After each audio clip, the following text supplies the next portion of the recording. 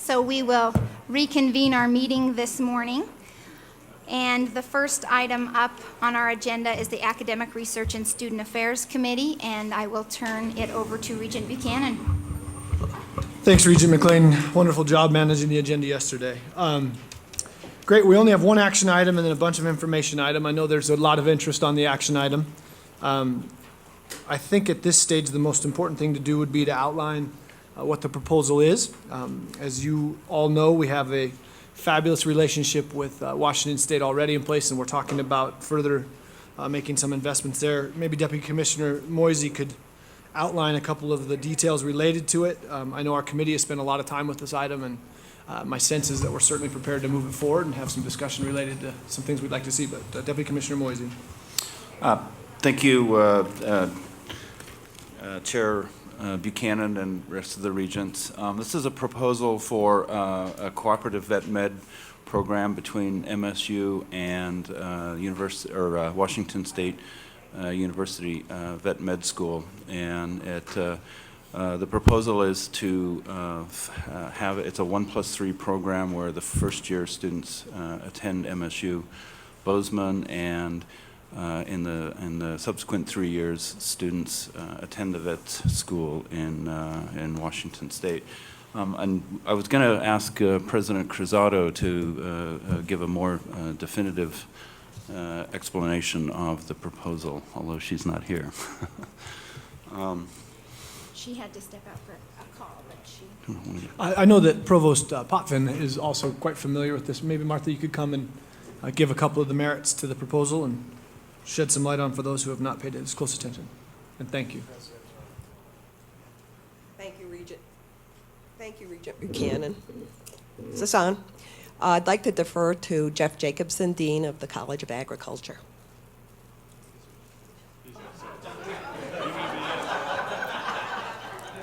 I guess you don't get that luxury, okay. Martha, jump on in. All right. Thank you very much. So, over the past year, we've been in conversations with Washington State University about the potential to offer the first year of veterinary medicine at Montana State University.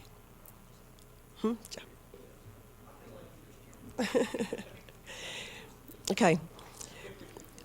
We've had some reciprocal visits and explored those opportunities and the capabilities that we have on our campus, and are proposing to move forward with the first year of veterinary medicine. As you know, there's a lack of veterinarians in the state, especially food-related veterinarians. We have increasing concern about infectious disease affecting animals across the state. We have a need, especially in underserved areas, for handling the multitude of cattle. I understand that we have 2.5 head of cattle per person in the state, and expanding our capabilities to train Montana students for veterinary science is something that we aspire to. One of the points that we would like to make is that the state now supports 10 students a year through the WICHE program, so that they have a choice of where they go to veterinary school. And we would like to have some input into the students who are selected to practice in the state and who would be interested in coming back to serve the workforce needs of the state through offering the first year of veterinary medicine at Montana State University. So. Appreciate it. Dr. Jacobson, we know that you're walking in back, but we think this committee spent considerable time with it, lots of good board discussion. So maybe at this stage, if we open it up for discussion with the board, we could flush out some of the details that are of importance to us. So thank you for the introduction, Martha. And again, we're in committee, so I think the formality request is not as important. Joe and Paul, as committee members, we've had some discussion about this, so let's open it up for discussion. Mr. Chairman, one of the questions that all of us had as we've been discussing this is how do we assure that those students in this program will be coming back to Montana to serve the communities of Montana that need this particular service? And there's been some conversation about clawback. We've had that conversation. There are others that say that there are other more effective ways to assure that tax dollars of Montana are being used wisely as we invest in these particular students. And I'm not quite sure what the question is, other than if somebody would have an answer to those issues or a perspective on those issues about what this board should do on that particular issue, if anything. Regent Teal, Joe, any comments or insight on? Yeah, thank you, Mr. Chair. I think that, as I've been learning about this program, it seems like we're trying to manage for a couple outcomes. We're trying to increase access to veterinary education in the state, and then we're also trying to provide for what we've quantified as a specific workforce need in large animal veterinarians. And I think that the concern that we've discussed at the board level is that when we are asking the legislature for additional resources to support those values that we want to ensure that we've done due diligence in having researched the options and the different ideas for how we can ensure that we maximize both those values and maximize the return on the legislature and the states and the taxpayers' investment. So I mean, I have had a lot of conversations with the provost's office, with the interim deputy commissioner about what those different options could look like. And I'm interested, I think, in ensuring that when we go to the legislature and ask those questions, we can show that we have some analysis behind our decision to include or not include a Mr. Pip style program or a payback requirement or nothing at all. I'm very, very supportive of the proposal. I think it's a great idea and something that I want to vote forward today. But I would like to have some mechanism so that between now and November we can research that issue, maybe come to the board with some recommendation as to how can we justify to the legislature that we're going to maximize the state's investment, that we're going to make sure that we have a good return in the investment we're making in veterinarians in the state. Both of you reflected my opinion of some of the issues related to this, and for you other board members, I think there's great consensus that this is a priority for us to move forward. We want to support it. And in light of a lot of the discussions that we've had about managing resources responsibly, we want to make sure that we've done all the due diligence associated with opportunities to further protect these investments that we're requesting. So what Joe and our Regent Teal and Regent Tuss and I are going to request is that we move this forward for approval with the consideration that at March, a task force that we have asked Regent Teal to chair, work with graduate students, faculty members, members of these bodies that will be a part of this, and do some of that more in-depth exploration into what opportunities, whether it be not specifically, but whether they might be a clawback or some sort of incentive like the rural physician incentive program that we've got, and that in November that we have an up or down vote as to whether or not we include it into our legislative request. So that would be how we feel about moving this forward, and I don't know if our committee has any other comments or other board members, any comments they'd like to weigh in on. Regent Buchanan, that's the question, and my office certainly will participate any way we can and help foster that conversation. That's a conversation, frankly, that states all over the country have with this and other forms of health care.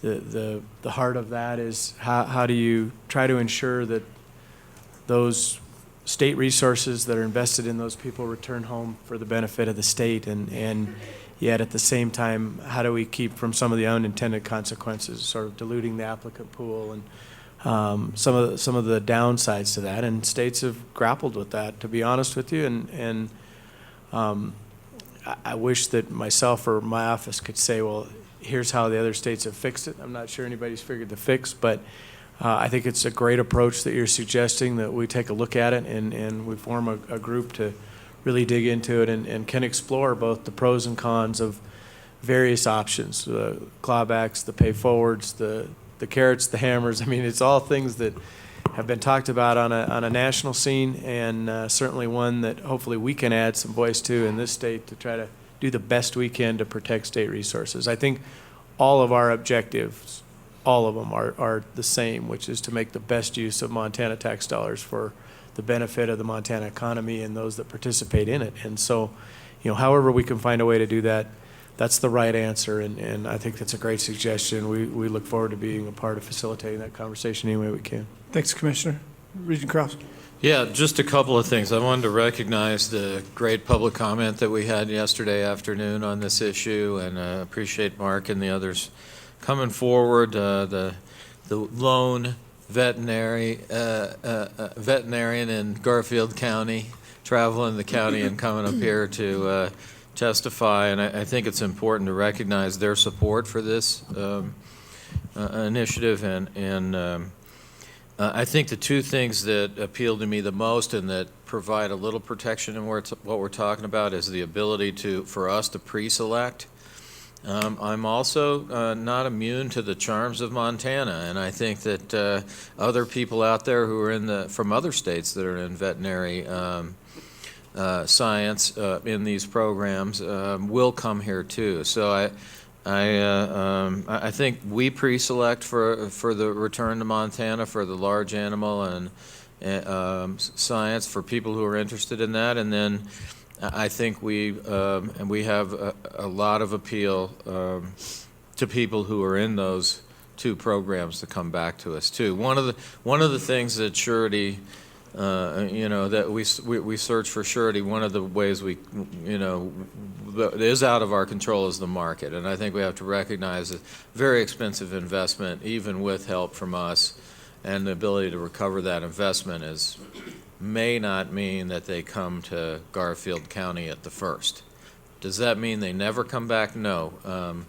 Towns in Montana are full of people who have gone away for 10 years and come back. So just want to recognize that the comeback option sometimes means that they've been somewhere else learning their craft, and putting their time in, having some other company or some other group making that investment in them, and they bring all that, not just the brand new graduate back to Montana, but the graduate with years of experience coming back to Montana. And so I hope as we go forward we recognize that the surety of market forces, and also understand that sometimes we capture them a little bit later than we think we're going to. Great comments. Regent Williams. I join the chairman in his support for moving this process along, and his encouragement to come to a successful conclusion for this effort. Having noted that, I want to say this. I hope one or two of the business people that were in the breakfast are here, although I know they have businesses to run, so they may not be. But they could remind themselves, if they are in attendance, or remind themselves and perhaps tell their colleagues who aren't here that the Board of Regents went directly from us telling them Montana Tech needed a doctorate, expenses be damned, in effect, to hearing that we also need this. The legislature doesn't print this money. They get it from you, and if the polls are right, you don't want to pay anymore. It's easy to ask for these programs. It's not easy to pony up the money to pay for them. And it would seem to me that one of the screens that the Board of Trustees needs to put in place as we make our decisions is, which of these demands do we prefer? Which set of these demands will we pass along to the governor and the legislature? Now, I used to be accused of being a big spender when I was in Congress, and I suppose I was and still remain one, because I'm for all of these proposals. I like education. The more the merrier. But you don't want to pay any more taxes. So eventually this falls on your plate to convince your neighbors. Thank you, Mr. Chairman. Great comments, Chairman McLean. Thank you, Regent Buchanan.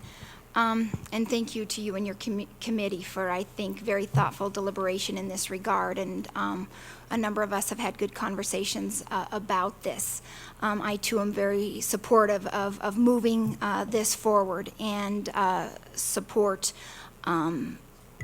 these 10 seats for a number of reasons, including some that have been mentioned by each of the regents around the table.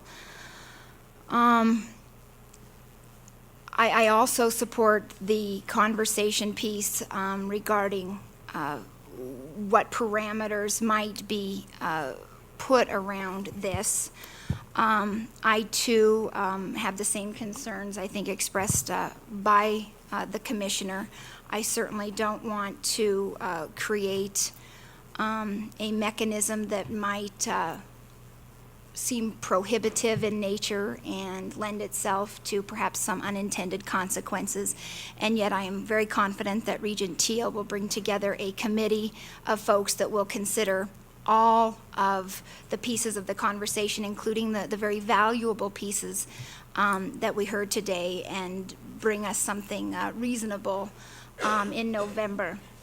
And I would ask that you consider, as bringing that committee together, that perhaps you consider bringing maybe Dr. Peretti or Dr. Maddox or Dr. Todd in on that committee, or maybe members of veterinary organizations across the state to be a real strong part of that conversation, so we can get it from the boots on the ground perspective.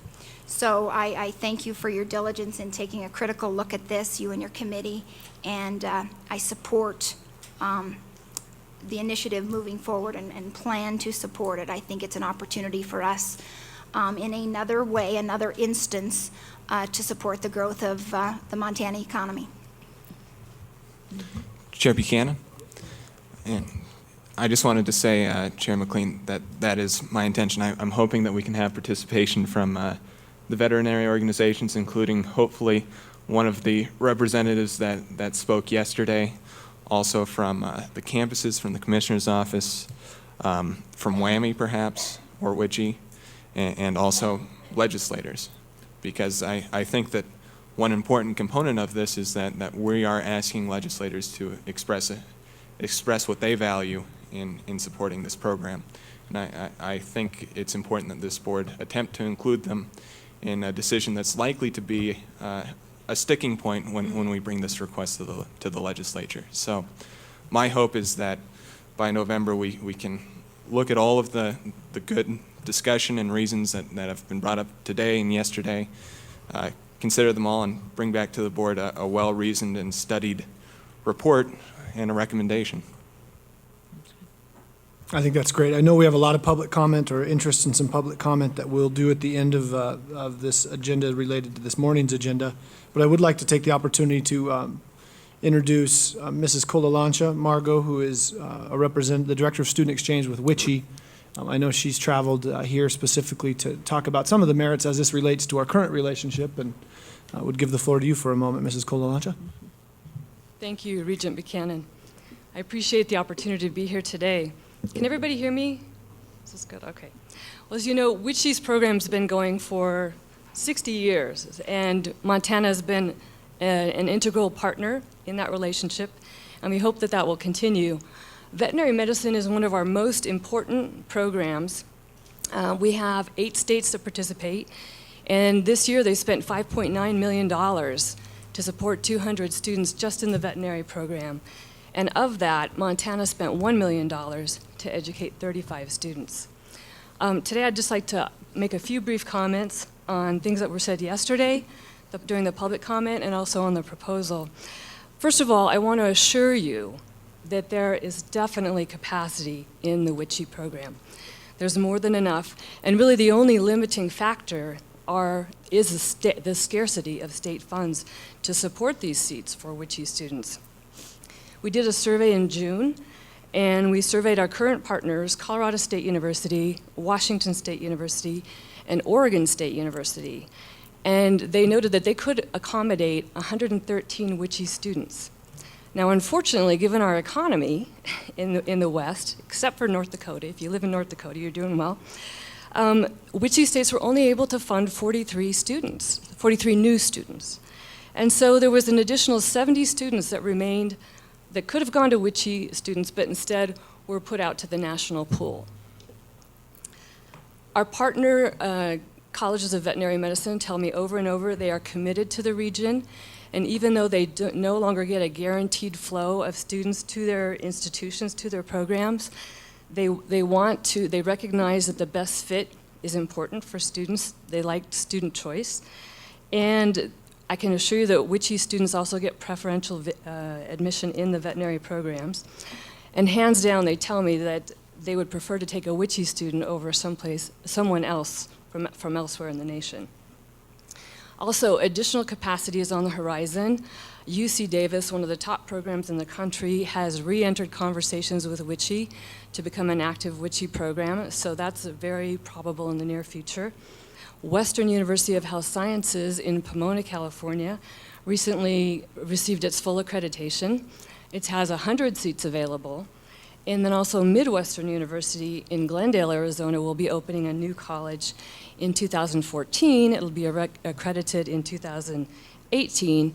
It's private and it will have 100 seats available to Wichita residents.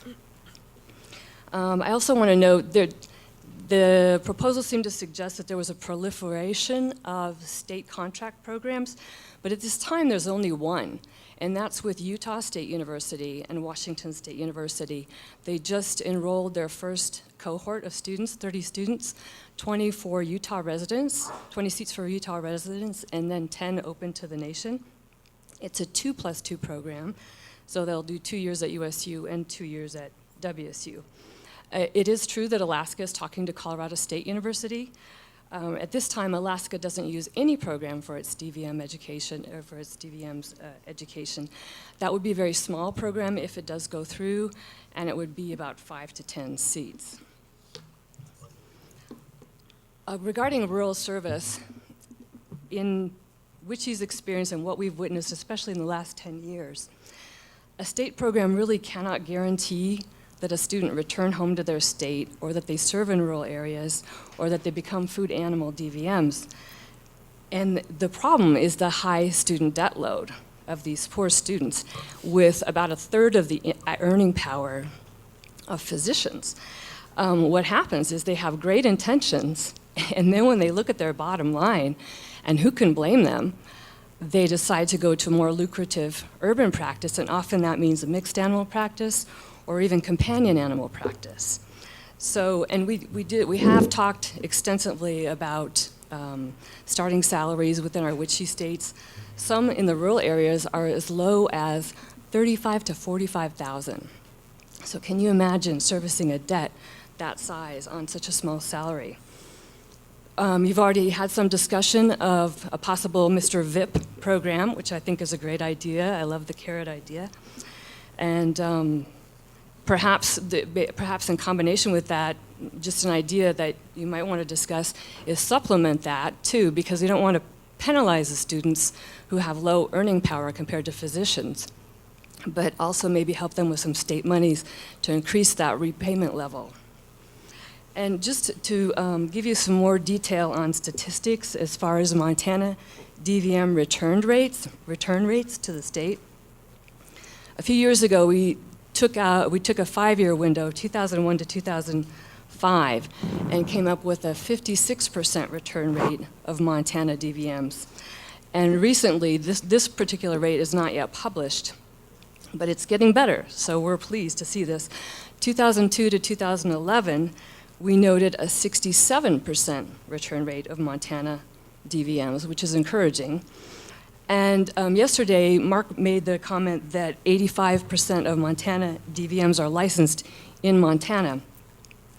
But I do want to note that that doesn't necessarily mean they're working within the state, because often professionals will get a license where they're working and also in their home state for whatever certain reasons. So I'm just wondering too if the Professional Licensing Board at this time is asking about FTE for its professionals. As you know, the vet med workforce is increasingly female. 80% of the students are now female in the colleges. So this is really going to change the face of veterinary practices. Regarding workforce needs in Montana, I looked at the Montana Vet Med Association website as well as the National Vet Med Association, and surprisingly, between those two, there was only one opening for DVM. However, there were many openings for vet techs.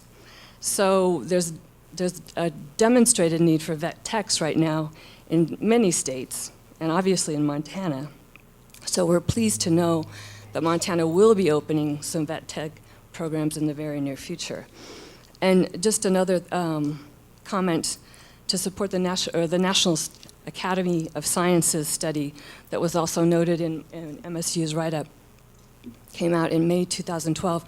But they did suggest the use of vet techs supervised by DVMs in rural areas as a more cost-effective approach, since not many DVMs can afford to actually go and practice rurally. Do I have time to make one final comment? Okay, I appreciate your time.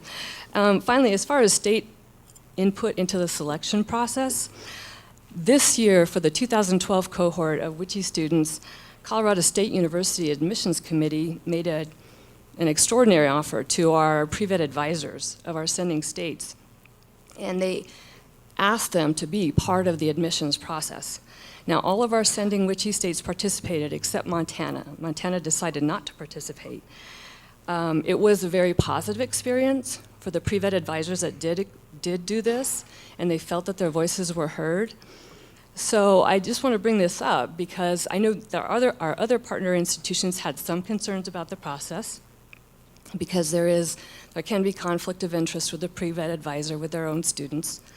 But it seems that the colleges may be able to work this out, and in the future, all three institutions may decide to go ahead and get input from their WICHE states that send them. But we must remember, though, that ultimately it's the admitting program's decision who to admit, because it's their accreditation that's at risk if these students aren't retained. So they do need to be careful about who they're admitting to their programs to make sure that the students will be able to graduate and succeed. So I'd like to thank you, which really appreciates the opportunity to comment today, and we hope that Montana will continue to educate its veterinary workforce with WICHE. Thank you very much. Thank you, Mrs. Colalancha. President Cruzado, you'd requested an opportunity to comment. Yes, absolutely. Good morning. Madam Chair and members of the board, I want to start by thanking each of you for your openness and your attitude of receptiveness for this very important proposal. As I like to say, in a state that has 2.5 head of cattle for every living person, this program makes sense, and in my opinion, is way long overdue. You have heard from our presenters yesterday, there's a long story behind this proposal.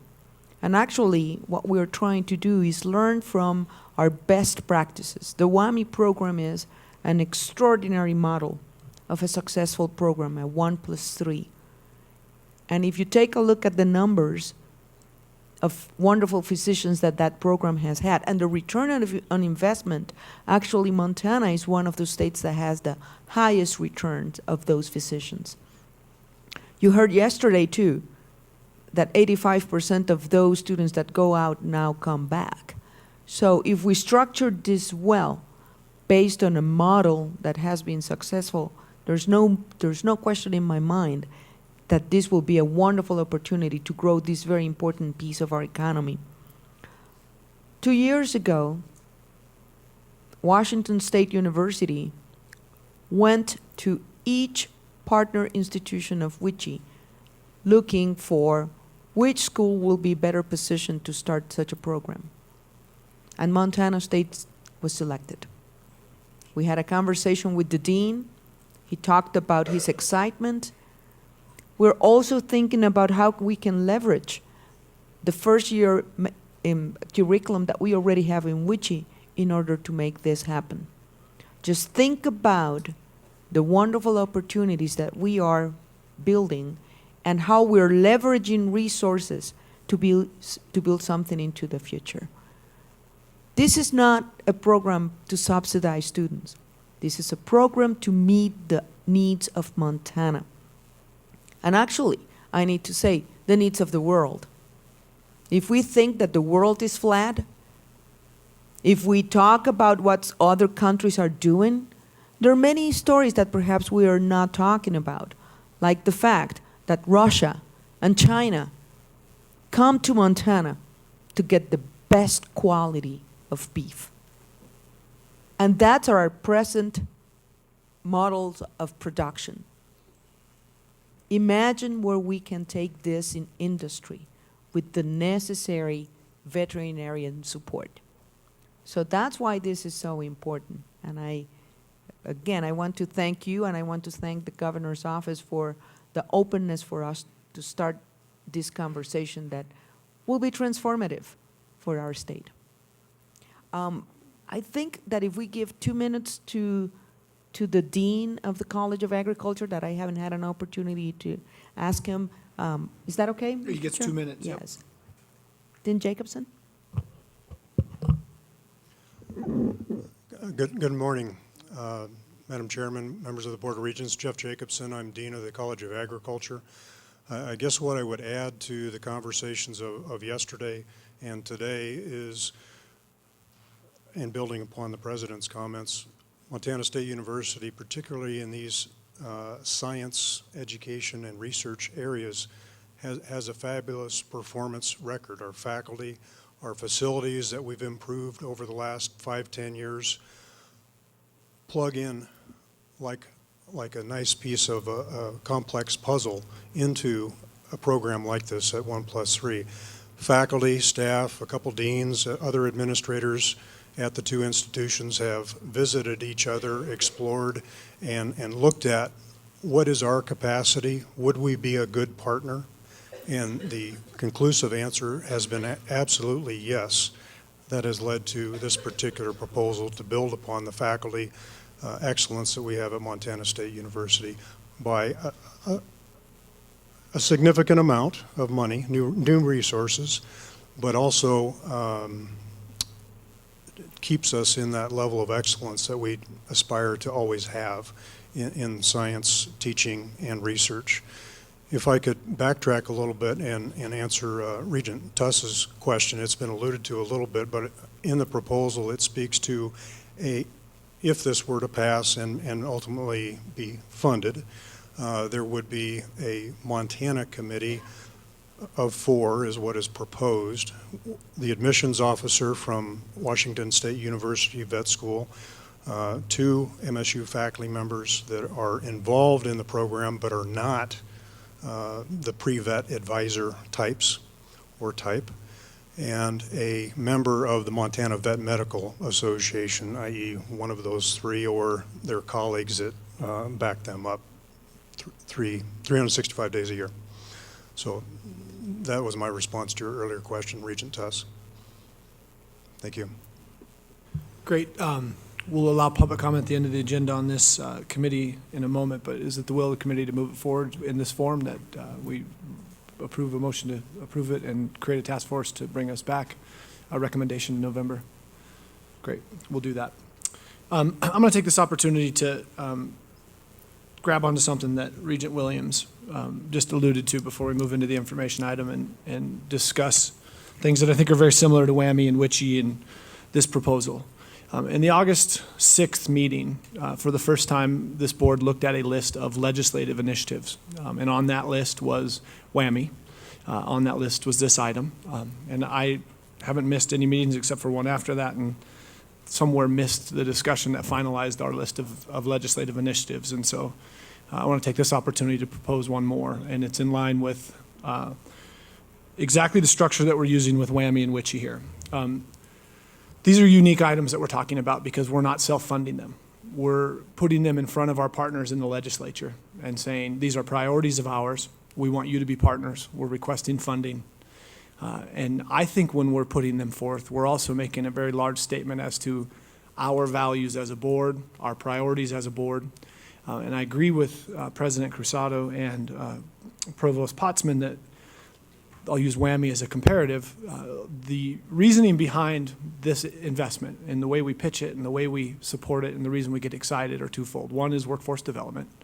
We articulate a need for docs and vets in this state. We propose this as an answer. And the second is access. We want to provide opportunities for Montanans, and I think it's wonderful. I'm supportive of both of these initiatives.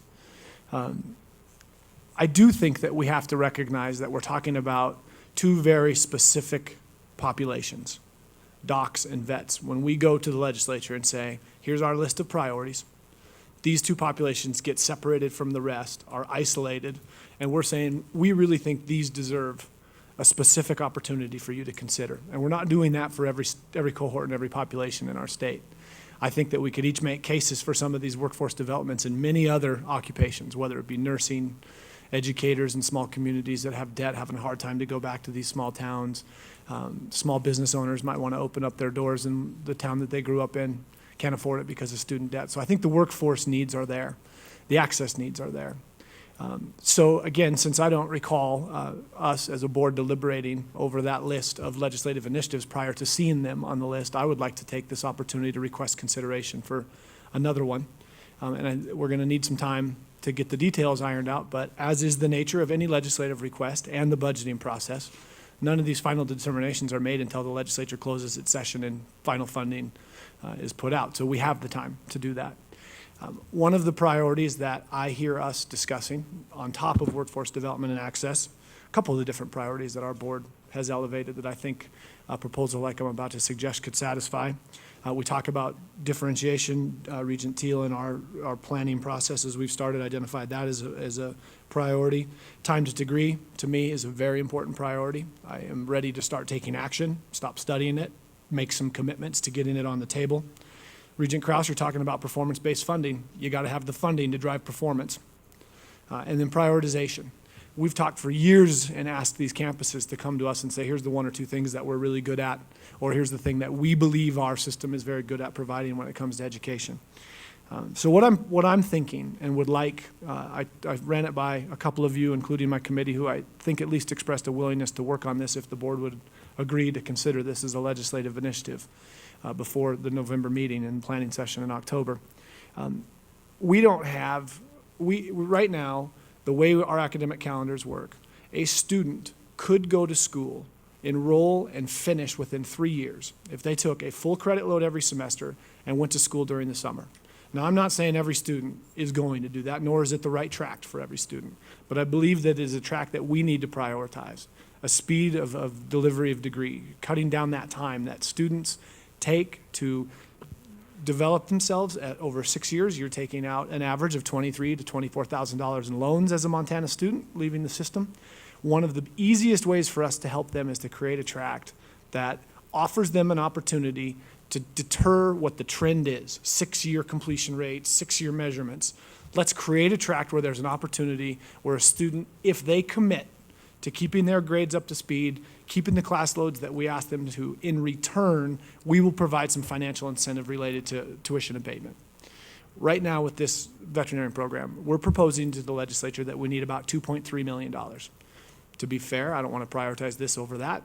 I'm suggesting that we put a legislative initiative on the docket for $2.3 million to support tuition abatement for these students that tell us the cost of education is driving them off of campus, making them go back and, as Regent Krause articulated yesterday, his perspective is the economic benefit of dropping out of the workforce, diving into your studies, getting done in 3 years is more powerful or more impactful than dragging it out over 6 years. We have no dedicated tracks that I know of that are doing this or offering this type of opportunity. Related to the prioritization and workforce development, I think that if we as a committee brought to the planning session in October a list of curriculum proposals, my sense is it probably would be education, nursing, some business, but I want the committee to have complete authority over it, not me, to bring it to the board for consideration. Working with our campuses, putting forth a list in which they believe they're most suited to, listing whatever criteria we want to address. Again, right now, a student can do this. The cost it would take to make our campuses adapt is absolutely zero. We have faculty contracts providing education in classroom space throughout the summer. We offer classes every semester. A lot of our students take 17 and 18 credits. If we're going to itemize one cohort of our population, vets, docs, whoever it is, we have to make reference, we have to recognize that the legislature and the governor's office and the state of Montana are seeing us make a value statement. These are priorities. I want to prioritize these items as well. And in light of the fact that I do not believe we have either as a group said that we've made a definitive list of legislative items, nor do I remember us even saying that we're headed there. We need to get there by the legislative session. I believe there's room to add and request from this board the opportunity to commit some time to this as a committee by our planning session and see if we can come up with the framework of a proposal so that by November we could formalize that list of legislative initiatives.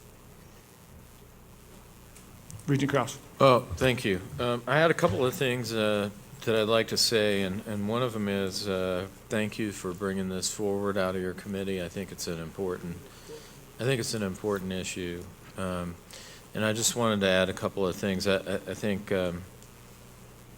in particular, the four-year schools that are not the flagship schools have a unique opportunity in this regard. I think that would be part of the case. In particular, to me. And I'm probably a quarter at this point, but Western has a unique advantage with its block, the way that it does credits, and also its focus on education. I think that's a big one. I think teachers come out of school if they have a lot of debt, they're in trouble right away, and because of the wage scale of teachers, and that's a natural thing that happens in Montana. I know when we moved from quarters to semesters, I think, I walked around this summer, the summer school at MSU, and it was empty all summer. I just didn't see the students that I used to see back in the day, and I think maybe we lost some of that over the summer initiative that we used to have. I'm not sure about the amount. I don't have an idea about the amount, but I do know that this fits in exactly with what we're trying to do, which is that we incentivize some amount per semester to students who are willing to commit. I talked to a student yesterday who's getting a double major and taking 23 hours this semester, and she's up here today, affecting policy that we make.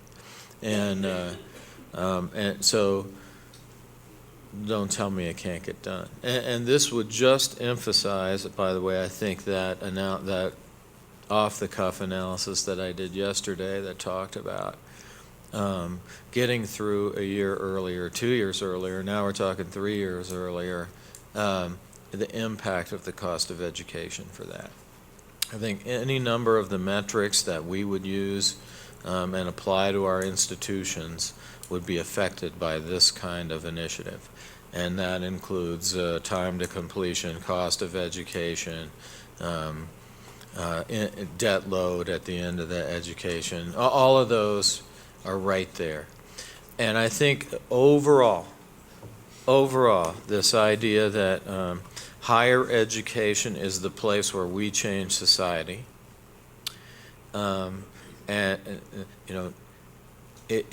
this is the idea right here. Overall, we set a goal and we say, in the future, we're going to educate and provide post-secondary education for X number of people, of adults in our state.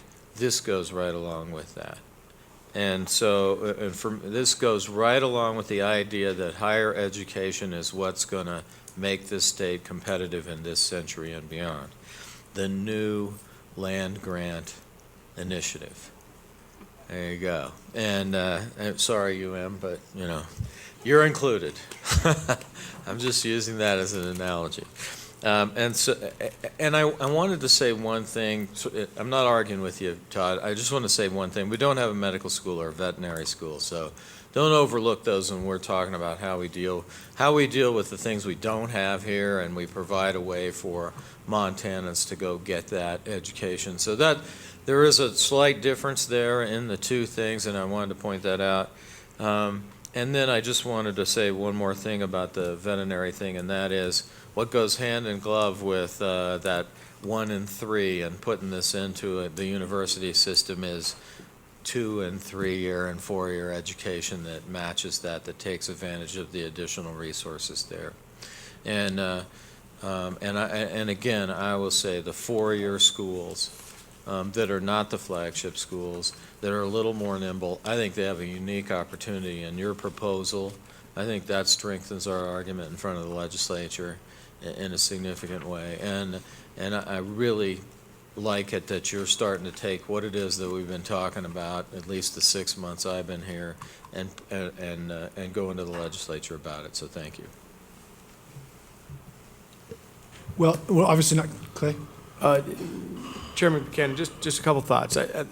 Fantastic idea. I think we can work hard to try to find a way, if it's the will of the committee and the will of the board to do this, to entertain how we can get this into the process.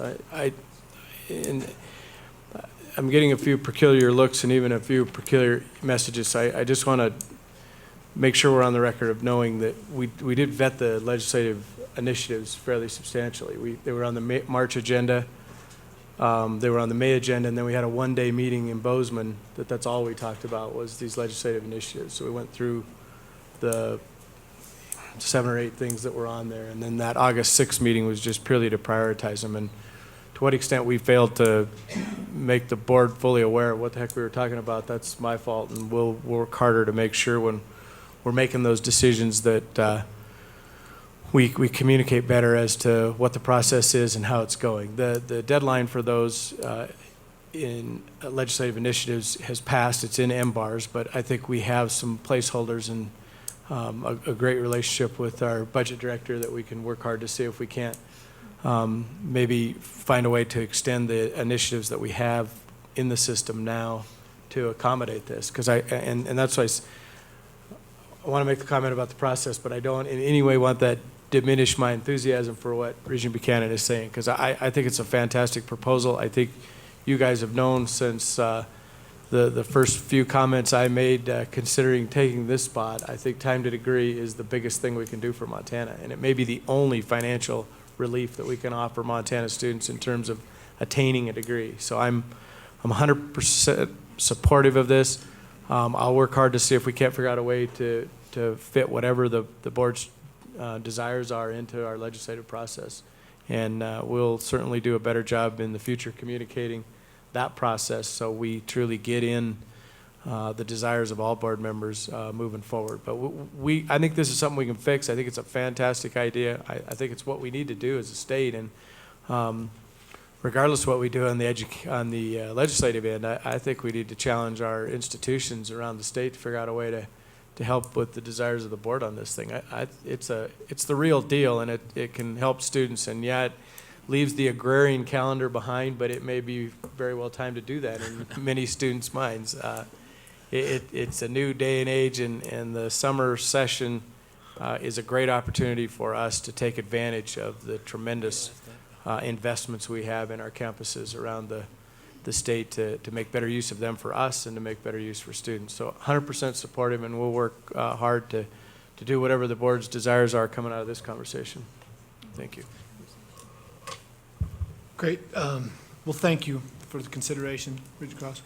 Just a short thing, and I know that I'm new on there, and I would say that I'm probably one of those that was confused about the way things worked during the leading up to the setting of the financial or of the legislative initiatives. The meeting we had and sort of the informal meeting we had in Bozeman, we didn't take any votes. I wasn't sure, and being used to a somewhat formal process, I'm always used to like, okay, we're going to take a vote and this is what we're going to do and this is how it's going to work. And I apologize if if I didn't insist on that earlier, back in March. And I don't insist on it now. I'm satisfied with how things are working now. I wasn't sure where we were back then. It was an early informal meeting, it seemed, and so I don't think you need to take it on your shoulders or Angela at all. I think we were getting used to working together, frankly. So Fair enough. We need to communicate, and that's one of the things we have to do. So. Well, what I recognize is I hear a couple voices of support to something like this, a commitment from Ochi to find a placeholder for it. And as we as the board, I'll tell you what, we've had this as a discussion item in the 5 years I've been on the board with not one proposal to address it. So it's time. It's time that if these are our priorities, we put something forward to address it. Regent Teal. Thank you. And I just wanted to make sure that my voice was here in support, because I think that this is directly in line with what has organically come out of the board as a whole, and also both in the ARSA committee and in the 2-year committee, support for finding ways to decrease our time to degree, increase our success rate at the start of school, find incentives for students to dedicate themselves from the beginning to finish. And so I'm really excited to see a specific idea on the board, something that we can direct to our campuses and ask, find a way to fit this in with your programs, work with OG, so that so we can come to the legislature not only with 2 programs that we can directly say meet the needs of the state, but also with an idea that gives the legislators a chance to express their values on where the board should be placing its priorities. These are all things I think that we want to do. We recognize that we may not get the resources to do all of them. And with that, I think that we should go with the best argument of we've considered all of the different options, and we're trying to find ways to move the dial in all of these different areas, both in how quickly students are completing their degrees and also in developing the workforce where we know there's an identified need in the state, whether it's in teachers or vets or in doctors. And so I think that this is something I'm very excited about and looking forward to see the process move forward. Thank you. Mr. Chairman. If the commissioner would yield to a question, Clayton, you spoke about perhaps your concern about the process. Help me out here. What does this proposal strain in the process? Mr. Chairman, Regent Williams, there is a deadline set by the executive planning process, EPP, that has passed. That requires us to have any legislative new proposals in there, but we do have some proposals in there, and I'll work with the budget office to see if we can't find a way to expand one of the 5 placeholders that we have there to incorporate it. But yeah, there's timelines on there.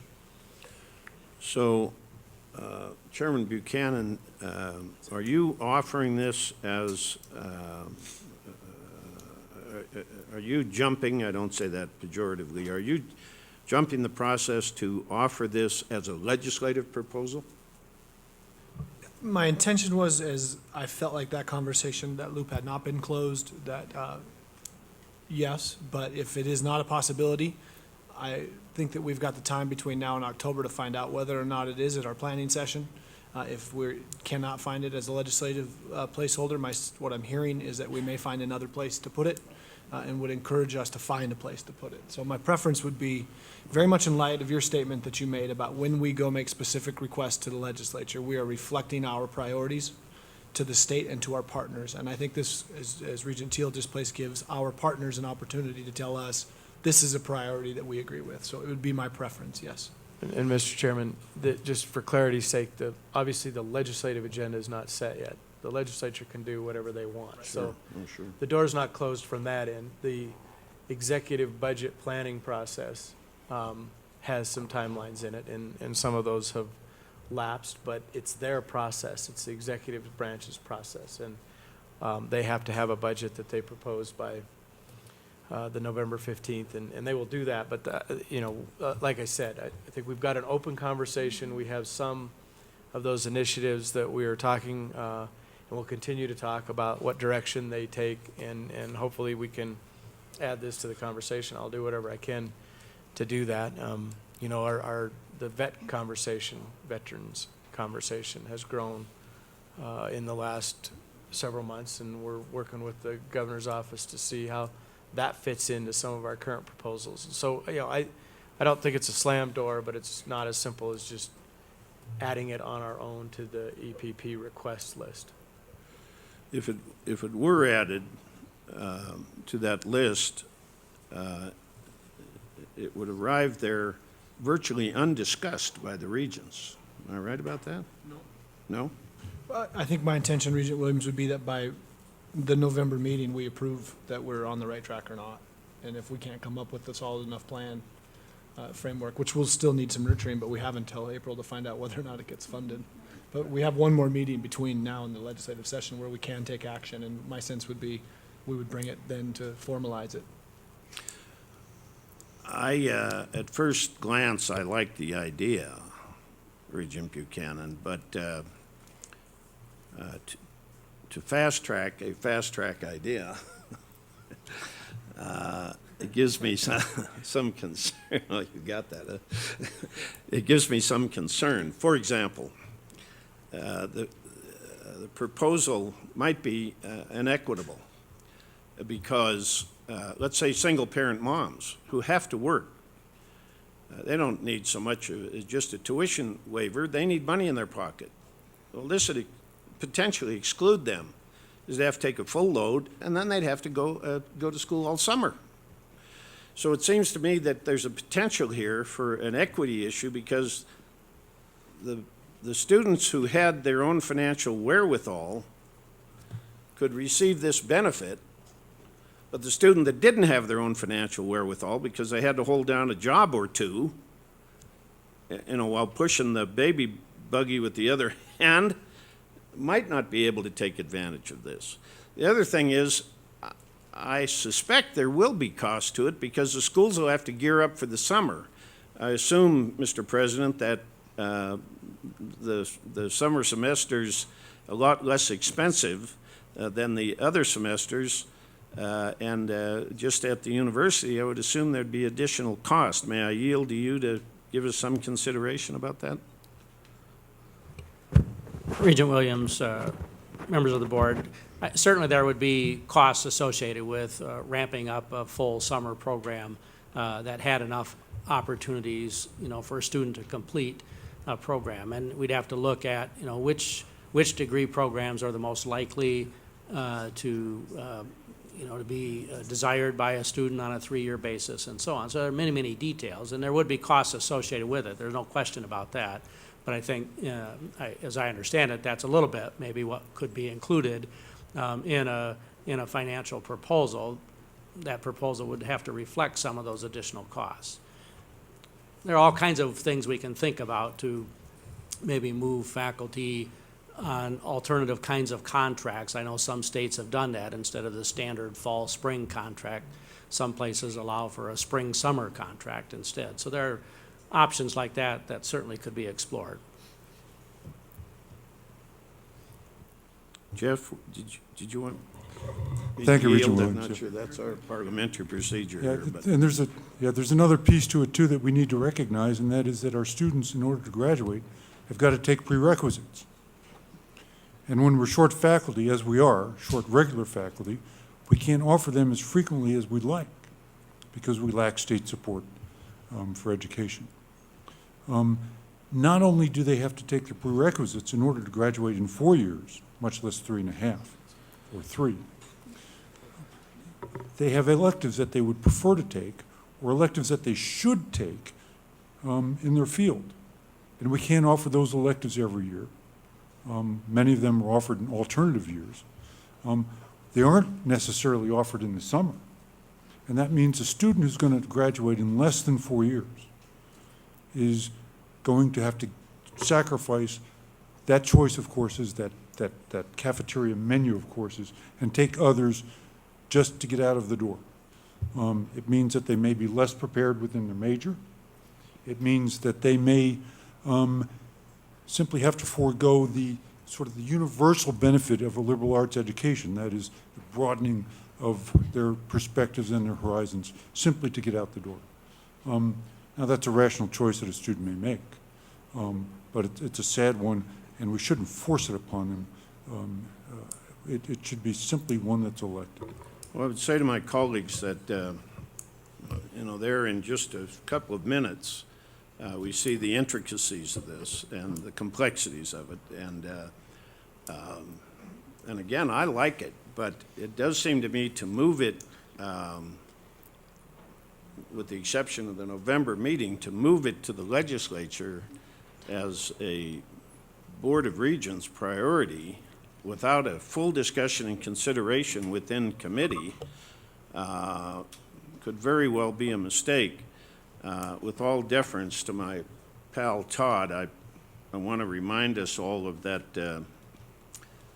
definition of a great idea, a great proposal, I should say. Great proposals have three things in common. They're quick, they're popular, and they're wrong. So we have to be careful about moving with haste on something that sounds really good up front. And this sure sounds good, and I think might work, Todd.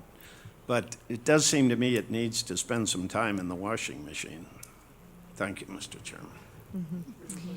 I appreciate all the conversation moving around the table, and I appreciate the innovative notion, I think, and the strength with which you just presented it, Regent Buchanan. And it would seem that between now and our October 23rd meeting that we would have ample time for you to pull a group together once, maybe twice, maybe even an additional time after that to really take a critical look at the ins and outs of this, and then bring to us perhaps a meaningful proposal with the specifics carved out, addressing some of the concerns that we've already heard. And it would seem reasonable that we could put it as an action item post the meeting for our meeting that we're to have October 23rd, and maybe just add an hour or two for conversation, for public comment on that component, and so that we could fully vet it and give Regent Buchanan and his committee time to examine just exactly what the proposal would look like and what it would mean. And in the meantime, Commissioner Christian could make the necessary arrangements for the placeholder to be in place should we as a board move forward on this. I think it's an innovative idea, one that you said we have been talking about for a long time, and maybe we have the opportunity here to get off the dime on it. Thank you, Regent McLean. Commissioner Christian, in preparation for that, I'd request staff commitments from Mr. Moisey and Mr. Trevor to help kind of spear this, and we'll get to work right away on it for a presentation in October. And I would tell my cohort and distraction and fun over here, my pal, Mr. Williams, that when you're ready to fast track plan to put together a proposal to help single mothers in college, I'm going to support at least consideration of it, my friend. Chairman Buchanan. President Cruzado. I think that we need to decouple several things here. The fact that we might be out of process, but there might be opportunities to return this to the process. The fact that there has to be sufficient vetting inside, and we're all about doing that, but also about coming to the table with a can-do attitude. When I think about it, and here just thinking about some of the comments, first we can help our students from day one to do a better mapping of the courses that they're about to take, so that they don't feel that they need to forgo some electives, or that they cannot participate in the richness of the curriculum cafeteria. But if we plan this well, they can do both. It also occurs to me there's a low-hanging fruit. You're right, Regent Krause. This summer, we had less students enrolled, and we have been, as I like to say, peeling the onion in Bozeman, finding what happened. Well, what happened was the federal regulations changed. That's all. So less students were able to attend, because those who were Pell recipients were not able to enroll in summer. So maybe that's immediately a wedge in which the state of Montana can say, we'll help you with summer, without having to sacrifice anything in the curriculum. So I think that there are many opportunities here that if we plan ahead, and as they say, failing to plan is planning to fail. But if we give those students the tools to start planning early, this can be accomplished and time to degree can be shortened. Thank you. Mr. Chairman, we absolutely will get to work on this, and we'll dedicate some staff to it. And just to be clear, the way I understand that, we're talking about identifying a few programs or a few tracks, existing tracks. And I don't want everybody to feel like we're talking about converting to a 3-semester year at this point in time. And we're not talking about forcing anybody to do anything. We're talking about an option for students that may help fast track some. And I think it's a great plan, and we'll get to work on it. Thank you, members of the board, for consideration on it. We've got a big agenda item, and we did start a half hour late, but we're now at the end of that time. So let's move on to the information item. Deputy. You need to take action on your. Yeah, exactly. Oh, we do take action at this stage? Well, then let's do it. Madam Chair, the committee moves forward action item A under the Academic Student Research and Student Affairs Committee. Thank you, Regent Buchanan. With consideration that the task force be created as we discussed to discuss the clawback provision. Oh, okay, yes. A motion has been made to approve the cooperative program in veterinary medical education contingent upon funding, with the caveat that the task force will move forward on the conversations regarding payback and what those might look like. So a motion has been made. I'll begin with public comment on the motion. Is there any public comment on the motion? Any public comment on the motion? Any further board comment? Regent Madam Krause. Chairman, just one thing. It could be payback, clawback, That's right. Mr. VIP, Right. any number of, just to A clear task the force legislative to record. examine. Any number of incentives or accountability. requirements I like to return to Montana. Thank you. Thank you, Regent Krause, and everyone who contributed to what would become student accountability. So that then is the official motion. All in favor, please signify by saying aye. Aye. Opposed, same sign. The motion carries. Thanks, Madam Chair, and thanks to all the great public comment from our partners in the veterinary community. And what you've done is now gotten yourselves on the map, and you're going to be asked to help with a lot of stuff. So thank you so much for participating. We appreciate it. Let's move on to the information item. We will try to condense quite a bit of this. I'm going to pass it to Deputy Commissioner Moisey. Thank you, Chair Buchanan. Regents, we have a fair number of information items. I'll go through them fairly quickly. The first one are the Level 1 memorandums. These are curricular changes that decisions are made on in the Commissioner's office. They tend to be adding a minor where there's a major, renaming a major, for example, or terminations. And as you can see on the screen, there's a listing of what those changes are. Questions or comments from members of the board related to that? Great, thank you. We did spend some time with that in committee and went through it. Item B, Mr. Trevor, Affordability Task Force. I know that you were prepared for a lot of time at the request of a couple of us on the board to discuss this. It feels like we just made a major commitment to continue to talk about affordability, so perhaps we have an opportunity to condense this conversation. Mr. Trevor. Mr. Chair, members of the committee, absolutely. I've got the flexibility here in this presentation to go either 2 minutes or 45 minutes, and I'll move towards the 2-minute side of it. And I can promise today there won't be any data or metrics. Sorry. Just a brief update on the Affordability Task Force, the Student Financial Services effort, our legislative initiative related to student financial services, what we're doing in the Commissioner's office. I can sum it up pretty quick. In May, the board adopted the Affordability Task Force recommendations. They're basically threefold: increase need-based aid, tuition assistance, make sure we have a coordinated and collaborative financial literacy approach across the university system, and ensure that we're able to provide centralized default prevention services.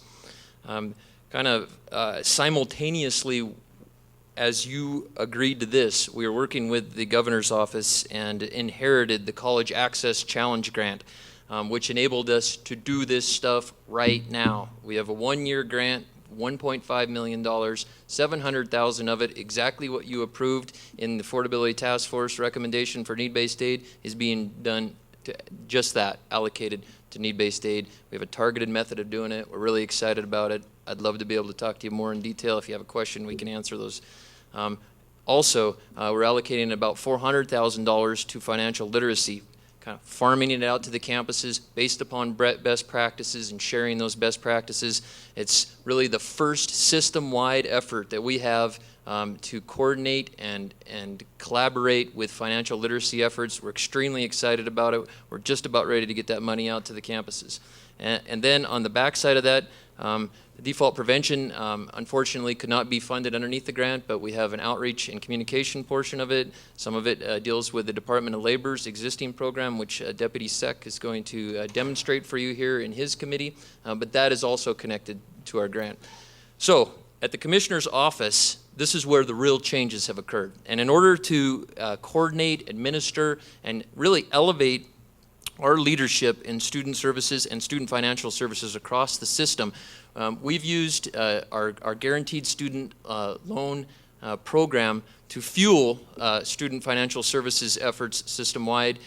We took their associate director, Ron Muffick, and elevated his position to the director of student financial services, literally moved his office pretty much right next to the commissioners. He's now in charge of not only this grant, but the centralized default prevention effort, and ensuring that our financial literacy efforts continue. You'll see him present here on a number of different topics that may even be outside of the realm of student financial services. We've been working hard across the system to coordinate a collaborative approach to veterans services. He's going to explain that to you here in about 2 minutes. And as well as work to give you a presentation on what we're doing with sexual violence education. So this is new for the Commissioner's office to have a point person related to student services. We're excited about it. He's been in the system for 20 years, working in guaranteed student loan. He's an expert in student financial services, and I think it's just a huge boon to our office to have him on board. We have a organizational structure I could walk you through, but Mr. Chair, in the name of time and efficiency, I just field any questions or sit down. Stay there for a second. I may have a couple of questions. I'd like to summarize a couple of the perspectives I've had. I've been as engaged as I can be with this group. You're pulling together financial aid officers from every campus who are sharing best practices, and what we're demonstrating is they're applying them now. This is a national conversation. The nation seems to be one step behind us with the ideas and the movement that we're doing to take this money that was matched through the governor's office, redirect it directly into the same intent it was given to us for, and apply it right now as a demonstration of some of the flexibility and leadership that I think OCHE needs to continue to strive to do more of. So I'm really encouraged about the conversation. Any questions or comments for Deputy Commissioner Trevor? Yeah, just that I think it is, I want to echo your sentiment about nimbleness and ability to adapt and you know, a can-do attitude. I appreciate that. You bet. Mr. Muffick, the MUS Veterans Initiative, and I do want to tip my hat to Regent Krause, who has, since the moment he's been on this board, although he's not on this committee, made this a priority of his, and in deference to those continued efforts, we're really excited about the progress here. Mr. Muffick. Thank you, Mr. Chairman, members of the board. Thanks, Tyler, for that nice introduction. You know, I'm sitting in the audience here today, kind of thinking about how intimidating this group is, and then when Tyler gives you this great introduction, it makes you even more nervous about what you're presenting here. But in the interest of saving time, I'm gonna cut to the chase here on this Veterans Work Group. You have 3 items on your agenda there that you can link to. One is a PowerPoint presentation, which provides the most detail. Another is a summary document, and another is an inventory of services that are currently being provided to veterans through the system. We formed this work group kind of in the model of the Affordability Task Force. We think the Affordability Task Force worked well for us. And so we looked at the issues that veterans are being faced with in the university system. And we looked at following the Affordability Task Force plan, and with a goal of ensuring that the MUS continues to excel as a veterans-friendly system by providing the services, financial aid, and instruction needed for today's veterans to access and complete college. So we put together a group of experts similar where we had financial aid and data for the Affordability Task Force. We went with veterans experts from throughout the system, and even in addition to the system, we have some representatives from OPI on there, as they are the veterans certifying officials, and we have Senator Tester's Veterans Liaison, Bruce Knutson, who is also on the group. Bruce is here today to, I'll have him stand up.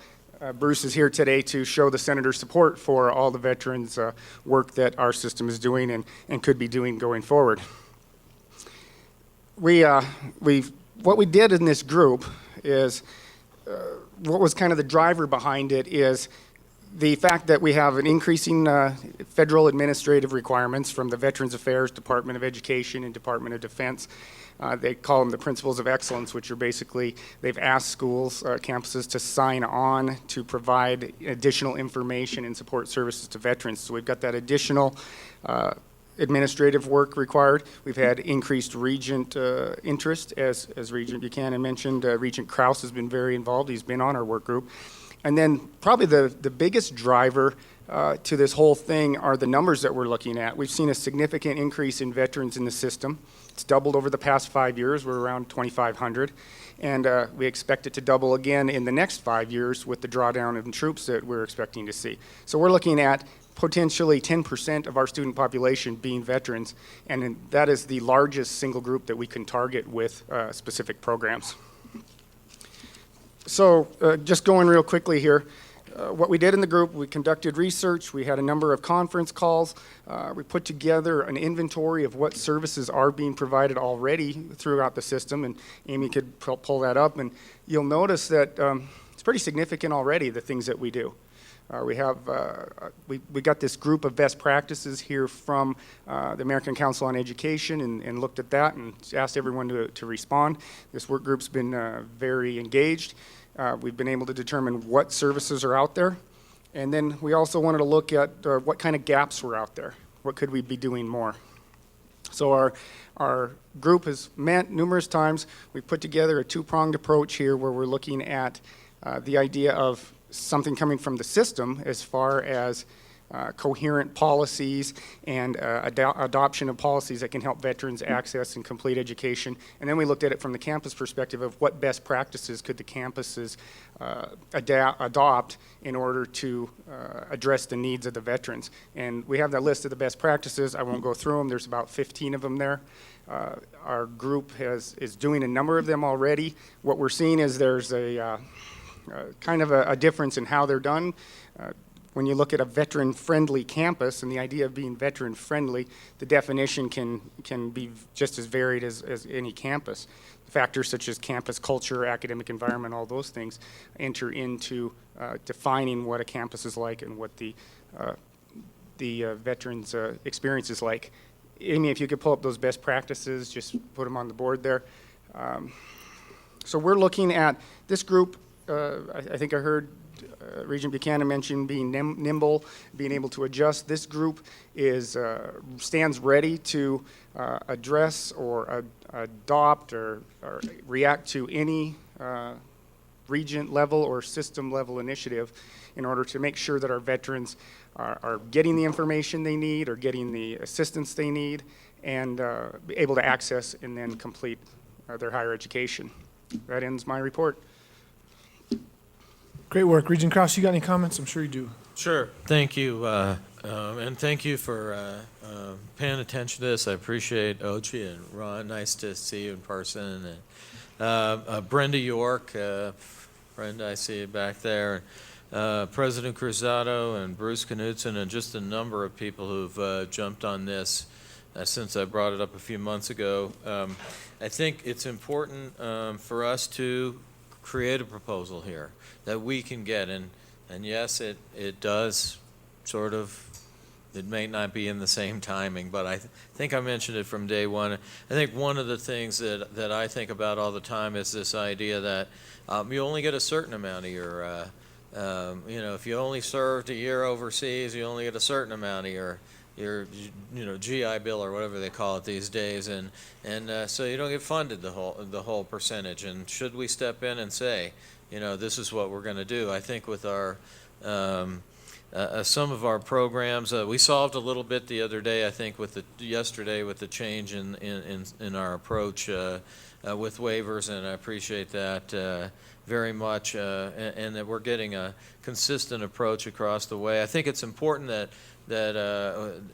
on our campuses, all of our campuses, that veterans are welcome, that they have a place to go, that there's a person for that can help guide them through the process. That's, to me, there's a cost to that, okay? There is a cost to that. But the higher cost really is getting them in and getting what they're doing paid for. And if they're only getting half, or if they're only getting 3/4, then maybe that's something we need to really consider making up. And so I look for a couple of proposals actually to come out of this group, because I have a hard time just creating them out of thin air. And I do have some people from the Veterans Providers Group that are sending me what Wisconsin's doing, what other states are doing, and most of the time, I think you and Brenda answer back, we're doing that here, we're doing that there. And so I appreciate,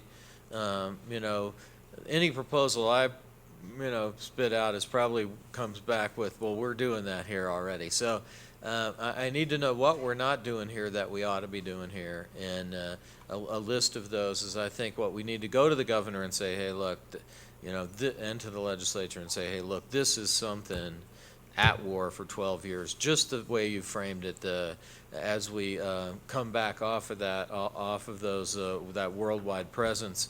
And have people coming back into the workforce, that we're there for them. And if you're a campus that's seeing static enrollment or declining enrollment, your programs for veterans, your outreach to veterans, your ability to attract veterans to the campus is going to be part of your success in the next 5 years. So that's another piece for me as well. I just appreciate you guys taking the time. Sorry I wasn't on every phone call, but thank you so much for grabbing this and moving forward with it.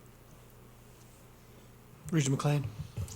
I would like to welcome you and congratulate you on your new post, your new title. Thank you. And thank and recognize Regent Krause and each of the campuses for contributing folks from their campus to this very, very valuable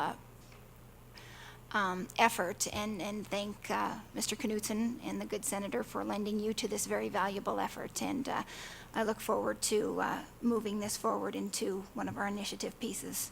Thank you. Great. I think this is another reflection of the fact that we are not a one-size-fits-all institution, and we need to try some things here and there to help populations that are deserving of it. So I appreciate it. Very much in line with some of the other ideas floated today. Thanks, Ron, very much. And I know you're a part of this next conversation, item D. I know that the intention, Matt and Teresa, was perhaps to share a video and do a lot of that. Maybe we could defer you guys choose, if we could condense the presentation a tad bit. Oh, perfect. It sounds like it's a small clip, but please run. Thank you, Mr. Chair. This is an update on sexual assault prevention education efforts at the flagship campuses. We've got the University of Montana here from Missoula. They're going to show you their video, give you a quick summary on what they have done for their efforts, and also their efforts to roll those efforts down to the affiliated campuses. Then we'll have Montana State University Bozeman up as well, to give a summary on what they're doing at their campus and rolling it down to their affiliated campuses. So Teresa Branch and her staff are here. Teresa's as you all know, the Vice President of Student Affairs at University of Montana, and I'll turn it over to her. I would encourage you, if you have questions after each campus does their presentation, to feel free to ask them then. Thank you. Madam Chair and members of the board, thank you for this opportunity. As you just heard, I'm Teresa Branch, Vice President for Student Affairs at the University of Montana, Missoula, but I'd also like to introduce my colleagues. To my left is Dr. Christine Fiore, who is the Leadership Fellow this year and faculty in psychology, and then to her left is Dr. Danielle Wozniak, person of record for the PETSA tutorial and faculty in the School of Social Work. I'm going to make just a few introductory comments. The University of Montana is working to increase awareness of how sexual violence occurs, to empower students, both male and female, to take action and to prevent it, and to create a campus culture where sexual violence is unacceptable. Students are exposed to information about sexual assault and available resources on campus, beginning with orientation and continuing throughout their collegiate experience. Today we will focus, however, on the online mandatory tutorial, which was recently rolled out with the start of fall semester 2012. Credit for the development of the online tutorial goes to our media arts program and Danielle Wozniak. We would like to show the trailer at this time before we continue on.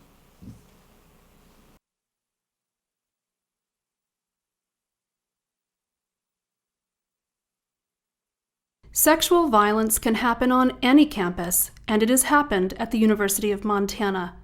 In order to address this issue head-on, the Office of the President has sponsored an effective online tutorial that will help raise awareness and provide valuable insight and resources for the entire campus community. PETSA, which stands for Personal Empowerment Through Self-Awareness, focuses on the topics what you should know, a rape-prone culture, risk reduction for everyone, and what to do. The tutorial itself consists of 7 short videos produced by the University of Montana and a final quiz. In order to successfully complete the tutorial, students will need to answer all of the quiz questions correctly. The course is mandatory for all students in the first 6 weeks of the fall semester. It will remain available after that. The University of Montana is strategically working towards a violence-free campus, and PETSA is an important part of our effort to provide a safe and healthy environment for everyone. PETSA, Personal Empowerment Through Self-Awareness.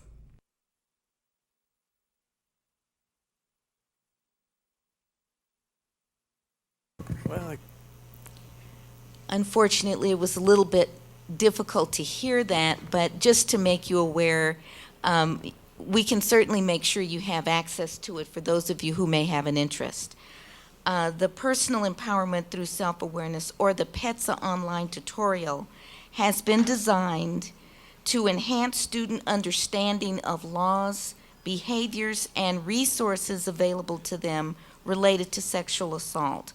All UM students will be required to complete the tutorial before registering for spring, and non-completion will result in a hold being placed on their spring registration. So without further ado, I'll turn it over to Christine. Thank you. Just to emphasize, right now we have over 8,000 students who've taken the tutorial. We have rapid response to feedback, and we have over 1,000 students who've commented primarily positively. We have 6 awards, 6 $500 awards that are given out 2 at a time to students who complete the video, and we've already offered 4 of those awards, and students are very excited about it. We have a protocol for exemptions, and we've only had 2 exemptions out of 8,000. So I think there's a lot of excitement and a lot of support for this video. Thank you. So the tutorial is designed to be evocative, and it does, in fact, evoke responses. We find that students are talking about PETSA. They're talking about it in their classes, they're talking about it in the student newspaper, they're talking about it in student clubs, and they're talking about it at their leisure. And that's part of the intervention, to get students to talk about it. As one student told me recently, it's very difficult to go to a classmate and say, I'd like to talk to you about rape on college campuses. But it's very easy to go to a classmate and say, have you seen PETSA lately? What did you think about those videos? We have several mechanisms for collecting data. We have over 1,100 students have given us anonymous feedback on the PETSA tutorial itself. We have a direct email link to a PETSA account that takes feedback. And as the instructor of record, students can call me as well as number other people on campus to offer feedback. Our feedback is largely very, very positive. We've given you a handout that has some comments that I picked off of the feedback Survey Monkey. We occasionally get a cynical comment, but mostly it's just very, very positive. We are getting a lot of national attention for PETSA, primarily because we're using a learning management system to offer students an interactive learning experience that they can take over and over again, and that is mandatory. I've been contacted by over 10 universities and colleges around the country and one in Australia to ask how are we doing it and how can other schools implement what we're doing. To my knowledge, all MUS affiliates have access to PETSA and can talk with any of our design team about how to implement it in their schools.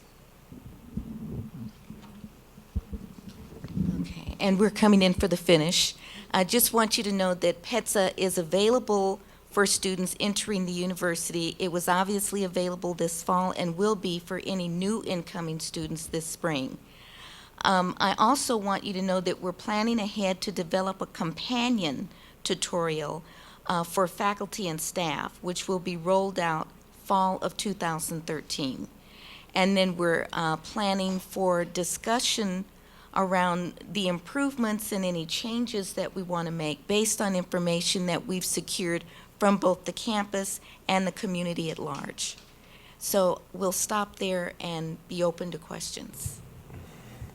Thank you, Mr. Chairman. Dr. Branch, I like this. I like this a lot. And I've told the president this, and I've told your staff, so kudos to you. I think we need to roll something like this out system-wide. I mean, I think there's absolutely no reason why we shouldn't be doing this, and I think we need to have that conversation. I do have a question, and it has to do with the front page article that was on the Missoulian yesterday. There was, and I didn't get into the whole argument, but there was an out-of-state advocacy group that had some concern about this particular program. Could you speak to that, please? I'm going to let Christine Thank you. address it. So there's also an article in today's Missoulian that speaks to the details about this group, and I think that'll tell you a lot more about them. We have received positive feedback and critical feedback about the PETSA training. We entertain all feedback, and we take it seriously. We vetted this very carefully. We're research scientists, social scientists. We look at the best evidence-based data on rape prevention, and that's what we use to guide the development of this video. And we're really confident that what we did was right and well done. Can I just add a little bit? Could I just add one thing? We also had national experts who've been working on violence reduction and prevention for the last 25 years actually review and critique our work. And our experts gave us 2 thumbs up and said, great job. So it's really based in the best research that we could base it in. And one more comment. If you really want to know, that Missoulian article today gives you a lot more information on that group. Regent Tuss, yeah, I just wanted to say how such a group gets the press that it gets is beyond me. That's all I can say about that. I would tend to agree with your assessment, but I wanted to get this on the record. And for the record, it's my understanding that we have all taken that test as well. We've gone online. Thank you for forwarding that to us. This is a good tool.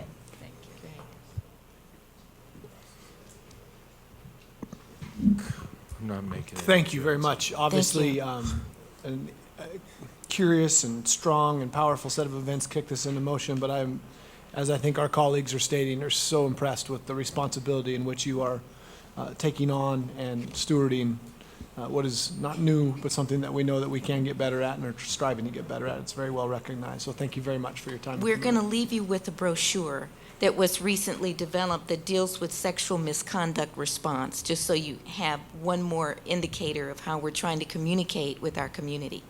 Thank you. Regent Buchanan. Mr. Chairman. Yeah, Regent Cross. Just a short comment, and that is, please don't.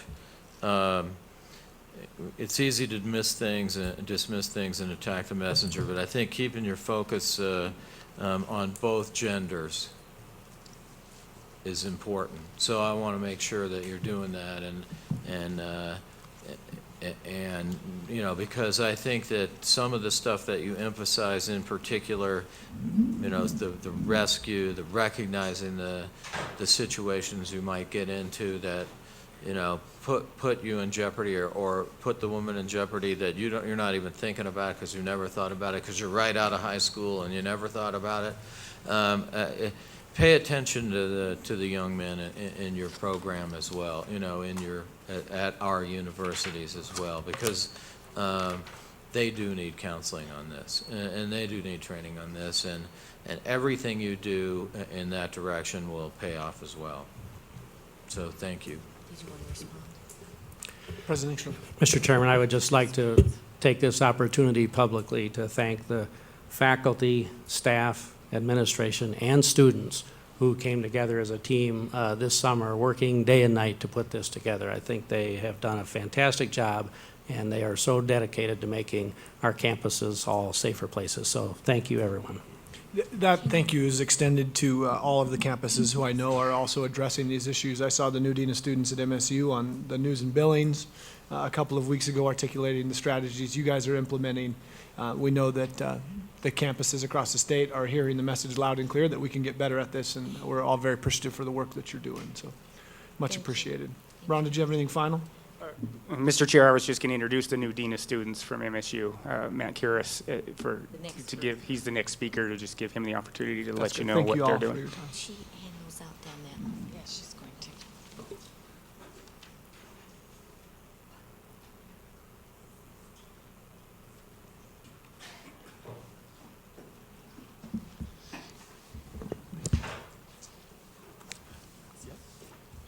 Thank you, Mr. Chairman, members of the board. Great to be here, and I want to take this opportunity to really congratulate President Engstrom and the bold move his campus has been responsible for in bringing forward this program and the work that they've been doing.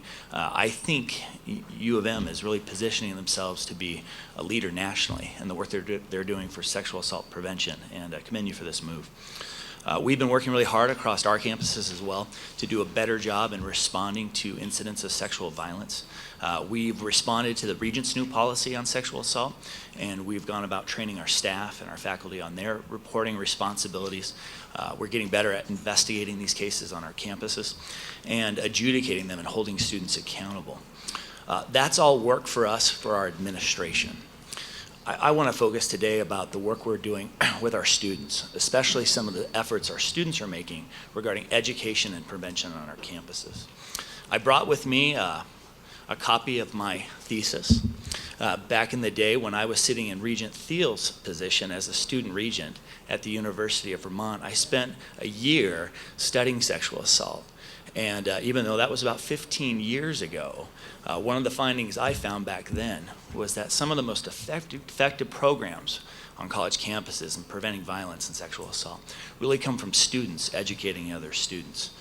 When Ron contacted me and said, I want to provide some information about some of those efforts from MSU to the Regents, I put a call out to the affiliate campuses to learn a little bit more about what they're doing, and I found a lot. And one of the responses from my colleague at the university in Billings said, just make sure the Regents know what we do is awesome. And I've been really impressed with what they do in Billings as well. They've got a great program called Heroes, where we have students who serve as health educators. They do a program called Got Consent for other students, as well as another program called These Hands Don't Hurt. We've had all of our RAs in Great Falls as well as up in Havre trained on their responsibilities to respond to sexual violence on their campus. There was a lecture up in Havre this year about sexual relationships, and the chancellor was responsible for bringing that lecture to campus to talk more about healthy relationships among students. We're fortunate in Bozeman. We've got this incredible resource called the Voice Center. I put some of their marketing materials in front of you today, but the Voice Center is responsible for every year to train about 40 student advocates. They also coordinate programs like our program called Men Stopping Rape, a brand new program called our Violence Prevention Institute, where one of the things we're requiring this year is that we have a fraternity and a sorority member go through this program and to become trained on how to educate and be a resource for their fraternity and sorority members. We've had our RAs go through this training. We've had our student athletes go through this training. And what's really exciting, I think what I found about our effort system-wide, is that we really have students educating students about how important this issue is. Finally, the Voice Center, I'm very proud, they brought forward their own Got Consent program this year and are doing seminars for students about no violence in our house, and I think all of that's very exciting. Finally, I just want to discuss one last point on sexual assault. I learned back then, 15 years ago, and I really believe today, schools that are serious about decreasing sexual violence are schools who are willing to have conversations and difficult conversations about the role that alcohol plays on their college campus. We know 90% of all sexual assaults involve some form of consuming alcohol, and we're concerned about that. We think that student culture around alcohol helps facilitate sexual violence. And I think the time has come to shift that culture. We know prohibition did not work in the 20s, and we know it won't work today, but we think we can shift the type and the high-risk drinking that occurs on our college campuses. I'm excited to announce, under the leadership of President Cruzado, we'll be announcing a new commission on the Bozeman campus this fall that's going to review our policies and our practices regarding substance abuse and plan to make some recommendations on changes that we bring forward to take a long-term view in shifting our harm reduction model to make sure our students are living and learning in safe environments. We hope that'll decrease the amount of sexual violence that occurs as well.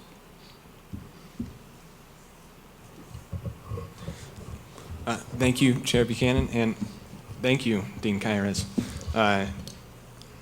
You know, when we had in this room the Sexual Assault Summit, I got up and gave a little speech sometime during it because what was exciting for me about that group gathering together was the fact that I think that really any sort of long-term solution, or if there can be a solution to the problem of sexual assault from campuses, has to come from peers.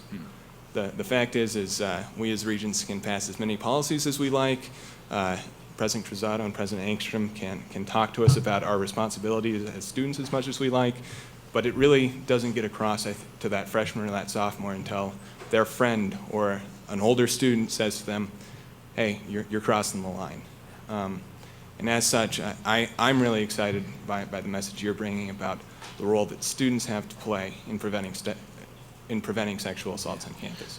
Because I think that's absolutely, in my opinion, one of the things that's likely to be most successful is convincing us of our responsibility to make campus a safe environment. So thank you very much for bringing that message. You bet. Yeah, I'm going to step outside of my Regents role for just a minute and put on my deputy mayor hat. And I know that you're all about, and this is a campus operation, and this is for UM too. I'll try to speak a little bit for the mayor up there, and that is that you're actually preventing assault, dealing with these problems, teaching kids how to deal with these situations, and most of those situations are not going to be on campus. So the towns in which the universities are in appreciate your efforts because I think it's there. It's outside the confines of the university where the temptations lie and the situations lie, and it's there that these situations escalate. So thank you very much for dealing with this problem. As institutions, the towns you're in benefit from that greatly. Could not agree more with that comment. And on our new commission, one of the seats we have allocated, we haven't determined who it'll be, but we'd like to invite a tavern owner from downtown Bozeman to be part of that discussion.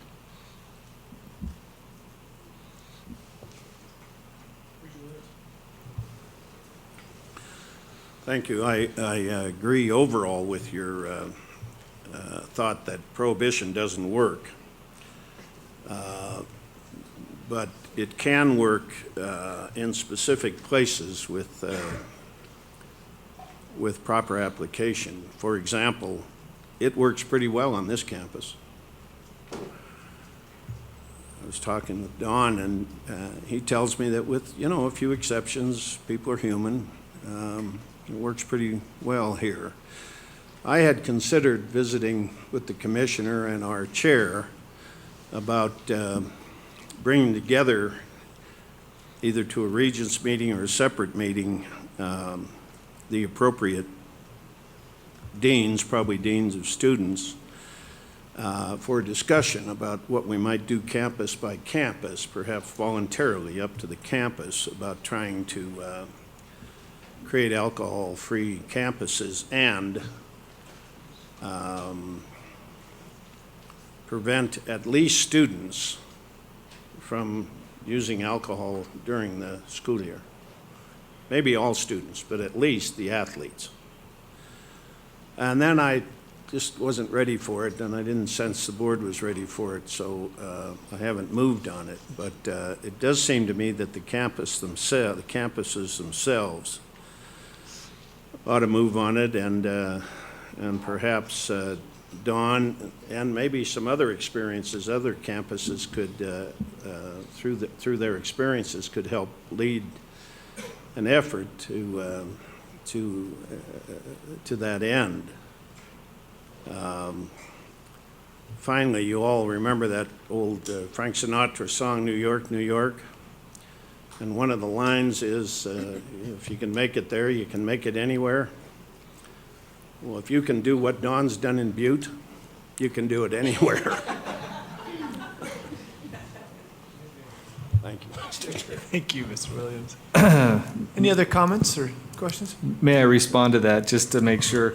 One of the things that I'm very proud of at our institution is for a number of years we've used alcohol EDU as a requirement of incoming freshmen. I think, we still have discussions going about if we require that. It does have a sexual assault. I agree with Regent Teal on the root cause of, I rarely have a student come into my office if we need to have a disciplinary discussion and say I was stone sober and I did something stupid, right? And I think that's probably true of adults as well. One of the things I'm very proud of on our campus, though, is the stance that our coaches have taken with the use of alcohol on teams, and they've been fairly, it's not without incident. Kids are kids, and I think when you have 18 to 22-year-olds as there are some, we have to be realistic about what happens, but I am very proud of the code of conduct that our coaches have established and our coaches use for their student athletes with regard to student athletes. And we've actually taken that code of conduct to a large extent from some of the revisions that the University of Montana Missoula has done on their student athlete code of conduct. So, I think there are directions that we're making. I think the alcohol EDU, although it's just 1 year, or actually our MIPs have been cut about in half on campus. Okay, now what happens off campus, we don't know about as much. I think there are some things that we can do to help our students, and I think that you put it, Matthew, I think you have it on track, right? That high-risk alcohol consumption kinds of ideas, and I think attacking those issues around drugs and alcohol will help us with their retention issues. Most of the kids who come to our campuses are not leaving if they leave because they can't handle the academics. So, it's a delicate subject, the whole, sort of parental involvement kind of attitude that you can have on a campus. I think will help us, and I think it will help our students. I do think we have to understand, and I say this very cautiously, that we are dealing with predominantly, at least on our campus, a group of students who are learning about life. And so to make sure that we have mechanisms in place that can educate students, to some extent give second chances to students so that they can learn.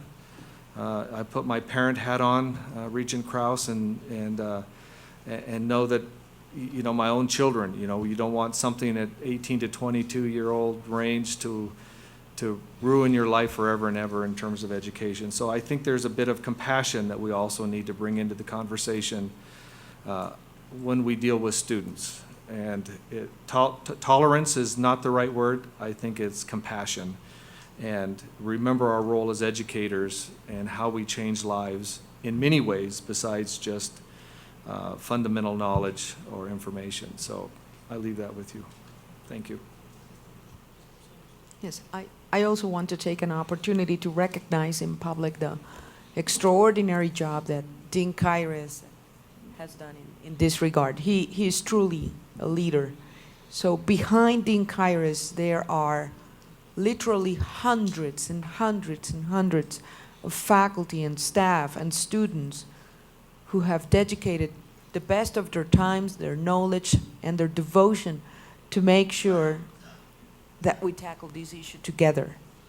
A special shout out again to the Voice Center. They are absolutely incredible. The director, Alana Scherstedt, is just absolutely amazing. She continues to amaze me with the wonderful materials that she prepares and produces, because this catches the eye of our students. And finally, the real protagonists and the ones who are doing the job are our students in each of our campuses. We are very blessed to have student leaders who are on the same page with what is it that they need to do, not in our house. And it starts with the voice of the students. So we're very blessed. I'm telling you, we are so blessed having the students that we have in each of our campuses. Thank you, Regent Buchanan. It seems that we have, as a system, moved this conversation forward considerably, and I congratulate and thank the presidents, the students, the deans, the ladies who gave the presentation prior to that. I really want to commend the presidents for team building in this regard.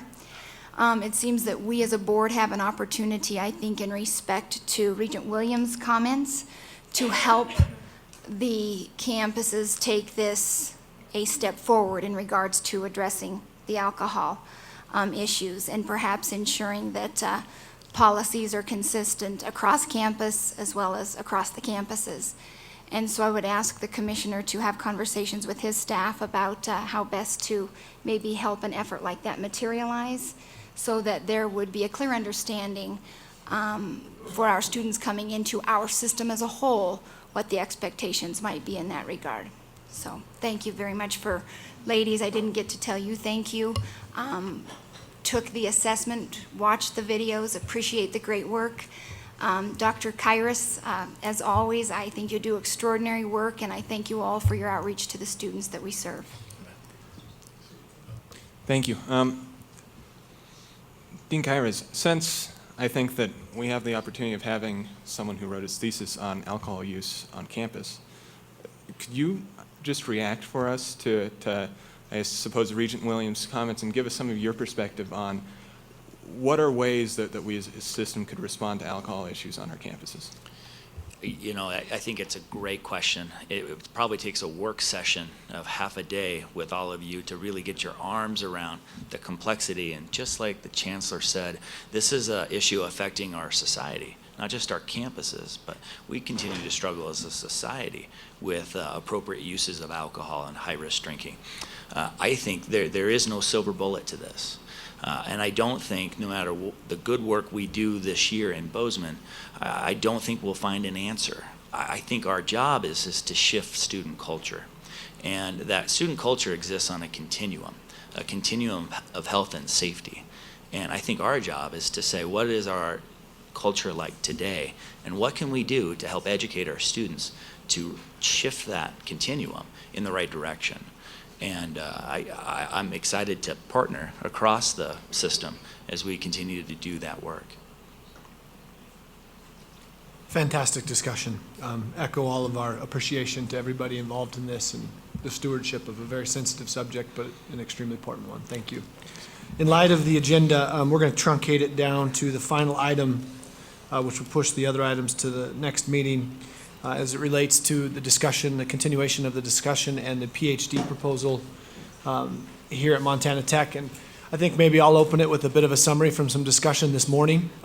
We as a board, and many of you in the room, met with a very impassioned community about the importance of this process, one, not only being stopped, but two, being accelerated. The quick timeline that I will refer, and I think was elevated in the conversation this morning, at the last time that we were together, the discussion and questions were probing as to give us some specifics related to the expenses. Since then, we've received a AAAS report. I don't know if everybody on the board has spent some time with that. It's a very telling document in a lot of ways. First and foremost, it recognizes the absolute excellence of work being done, not only at Montana Tech, but in our other PhD granting institutions around the state at U of M and MSU. And for that, we should take great pride, and most importantly, be reminded that our peers are saying this is something worth consideration. The other message that stuck out very clearly to me was the gravity of resources that are required. And we've done some of the work to recover those, or to get them. We've received some one-time only investments from the executive branch. We've made commitments of our own on our campuses. But as I look at that report, they very specifically highlight the importance of recognizing and procuring the investments that it takes to maintain this type of program. One anecdote that nobody who's in teaching knows, but for those of us that are not, when you're a faculty member, perhaps teaching 3 classes during a semester, there's absolutely no way you can give a quality PhD relationship. You need to trim your teaching load in order to spend that quality time with the candidate. And the question there is, how do you replace that teaching commitment that they were making in the classroom? Those are serious financial impacts for our institutions, and one that I know Dean Blackheader has pledged to quantify for us. I felt very encouraged, and I think I saw Mr. McIntyre in here still. He was there this morning, and other business leaders from around the community that were a part of the conversation who made strong commitments to being a partner in that financing or in creating the investment to get this done. And I took that opportunity to make an agreement with this group that as soon as we do quantify what those expenses look like for a couple of time periods moving forward, we're going to come back to that group who has pledged commitment to help and quantify that commitment, so that not with anticipation that the private sector needs to fund 100% of this, not at all. I think my expectation is a commitment that we recognize as a portion of what it's going to take to continue to operate a quality PhD program, and not letting go of those elements of quality in our undergraduate education that you might risk if you did this without ample resources.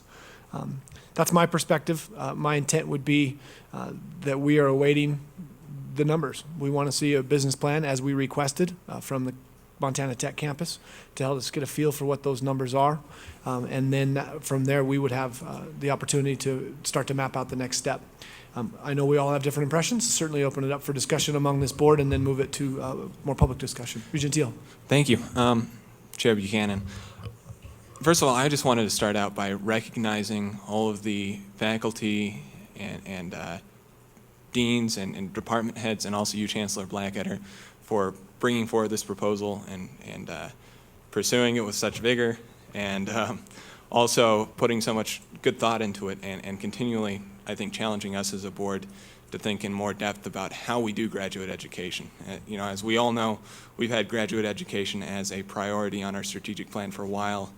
And although we have taken some action with the Institute on Ecosystems, I think that Chancellor Blackheader is making a very good argument about how we as a system can structure graduate education, share resources across our campuses to make it more affordable and a better experience for all of our students. I'm really excited about that, and I want to commend all of the people who have worked on this proposal. You've done a great job so far, and I think that my intent is hopefully to provide you the information about what the board wants so that we can move this forward, fulfill our fiduciary responsibility. And for me, that lies specifically in what are the costs associated at Montana Tech and at all of the campuses. I think it's important to recognize this as a collaboration and needs to have discussion across all 3 campuses, inclusive discussion. What are the resources that are required to make this a success on the front end in as good a detail as we can provide, and then some idea of, with our industry partners and with us as a board, how can we come up with those resources? I think that's what I'm most interested in. That's what I want to see. I want to see the collaboration, and I want to see some specifics as far as numbers as to what do we need in order to make this work, and how are we hoping to garner those funds with all the partnerships that we've created in support of this proposal. So I'm really looking forward in the future to supporting this and moving it forward once we have and can consider that information. Yeah, thank you. You know, I think it's 6 months or maybe 7 I've been on, and I've been hearing about this from the beginning and heard some things. I'm the last person that's ever going to sit on a local initiative. I'm pretty sure I beat and kicked in the door on 2-year education at Montana State University, and when I was mayor, the city of Bozeman wrote a check to the Montana State University to further 2-year education at that level. So I'm the last person to squash local initiatives, and so I have some questions. First of all, I want to say though that I think I need to commit that the one-time money that we're going to get to start this program up is for the one-time costs, and that we understand how we're going to fund it as a university system going forward. It's going to be part of our regular budget, so how do we make room in those budgets for that and this new program? I think that has to be done. We owe it to the budgets that we're looking at this afternoon to figure that out. That's one of them. You know, and just being new to the thing, I just want to see the PhDs that are going to be involved in this, that they're qualified, that they're published, that they've brought students along. That could be at either one of the 3 universities, how that works, since it's a combined effort. You know, I know that PhDs, a PhD program requires the sponsoring professors to stay up in their field at all times, to have a lot of published articles, to you know, in peer-reviewed institutions and peer-reviewed periodicals, and put the names of their students on those so that they you know, they get the kind of published work that they need as well. And so how that's going to work, I think we need to see how that's going to work. It's not as simple as adding some programs here. You know, why is it different? It's different because it's a different situation. It'll be the first time we've stepped out of this. Why is it not so difficult? Because I think we can commit to doing it, and then we figure out the details. But there are a number of things, and what I've committed to the chancellor is that I will come up here and talk to him about all the things. I'm also interested, we heard from a lot of leaders today that are the business people that are very interested in this. I look at a lot of economic development plans and economic development proposals, and I vet them very seriously. So, you know, you know, when somebody says I'm going to bring 10 people in and I need something from you, I actually look at those proposals very carefully and check their financial statements and see how they're going to, you know, cash flow. And so I mean, if we're going to do this, I'm going to provide the same kind of analysis that I do when I'm down there turning a hard eye on other feel-good proposals down in the Gallatin. And so I think this can work, but I think, you know, careful analysis. We started with the first analysis, and then I think a commitment to get it done, I think is where we are at this point.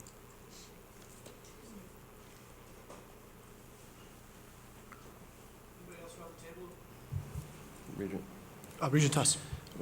I'm confident that we'll take this up as quickly as our process allows, but I think it's worth a shout out to the folks at Butte that talked to us today. There's a lot of passion in this community about this particular program. And as we all know, successful programs don't just happen. Without that passion, they don't happen. And so I think it's just worthy of thanking the folks in Butte for what we heard from them today. I think that's incredibly important. And I think the commitment from this board, as my colleagues have indicated, is that we will expedite this process as much as our process will allow. Thank you. Thank you. Mr. Williams. A number of business people spoke at our breakfast with Butte and Anaconda's business folks this morning. And one could hear the impatience, especially from those who have been at this for 10 years. And everyone on this board understands and appreciates that kind of impatience and where it comes from. Regent Krause and I came to this board together, so we've only been on it for 6 or 7 months, as he said. But the thing for Butte to know is that everyone on this board is new, is relatively new. Yeah. This isn't the Board of Regents that folks have been dealing with for 8 out of those 10 years. That's right. This is a new board. And I think Butte and Montana can be secure in the notion that this board intends to move ahead,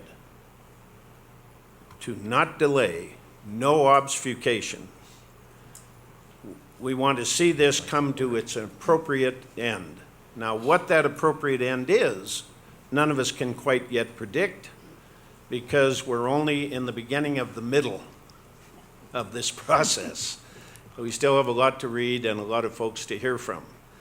But to those of you who have waited too long to see this doctorate awarded, I encourage you to remember that this board hasn't been at it very long, and we really are determined to see it through with all due consideration, moving it as quickly as we can. Thanks. Regent McLean. Thank you, Regent Williams, for your comments, and thank you, Regent Buchanan. And just a few remarks here. I guess I would like to note that, yes, it has been a long conversation, and I can tell you, to my knowledge, the very first written proposal that this board has seen came to us in August, and I put that to Regent Buchanan's credit. And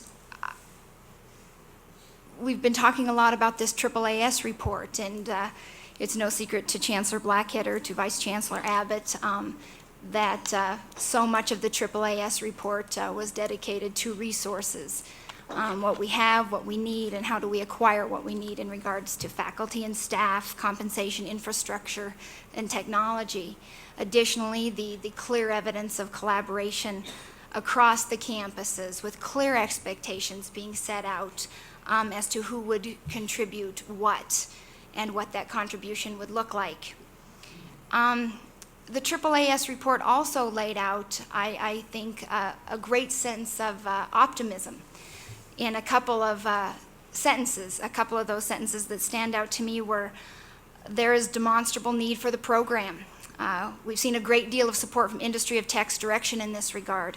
The material science PhD is feasible across the system, and each system can contribute in a meaningful way. And then finally, I think the one that stood out most to me is on page 6, and it's stated that we have untapped resources, and I think it's time to tap them. Thank you. Expand this conversation to other members around the table.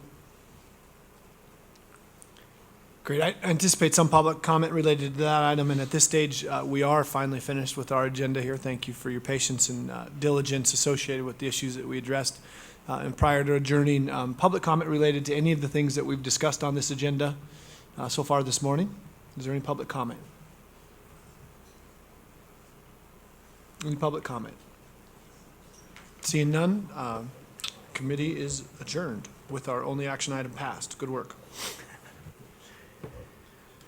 Madam Chair, if I could, before we take a break here, just make a quick announcement. I think it's exciting news for the board and for Montana, and certainly for Montana students, but received word a few minutes ago of an announcement that will have hopefully a dramatic impact on the Montana University system. As you all know, starting last November, we go to work on a budget for the next biennium, and That budget was approved in May, and we spend a fair amount of time, myself and my office, working with the governor's office and the governor's budget director, sort of coming to terms with our budget request and what those mean, and ultimately what goes into MBARS, which is part of our budget cycle process. And we've done that over the summer, and you know, I think we've got to a place with the budget director where we are meeting the absolute needs of our campuses to fully fund and help students in the manner that we've been helping students. That's not to suggest that we're at a place where we have lots of room for additional programs or all the directions that we would hope to go, but we've reconciled present law adjustments to a place where I think we can continue to provide the outstanding service that we have done in the past. And a few minutes ago, Governor Schweitzer had a press conference and has announced certainly a challenge and a proposal to us to do something very similar to what we did in this very room in 2006, which carried into the 2007 legislature, which in effect we refer to it as the College Affordability Plan, but in effect what it does was took our present law increases and rather than asking students to pay for those increases in a tuition increase, the governor proposed and ultimately the legislature funded a tuition buy down, in a sense, that got the institutions where they needed to be to serve students and kept students from paying those increases.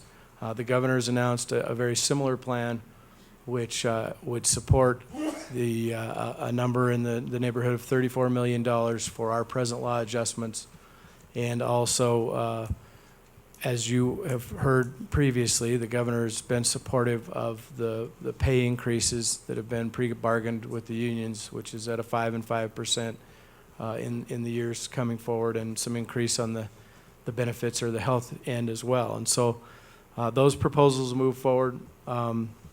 The governor's announced, as he did before, that he's laid that deal out at our foot and is asking us as a board to consider if we can find a way to, having reconciled our present law requests with the budget office, if we can find a way and ultimately make a commitment as we did before to seeing if that budget is moved forward by the governor and ultimately funded by the legislature, that we would commit to freezing tuition for all resident students in the 2014 and 15 budget cycles. And I'm extremely excited about that opportunity.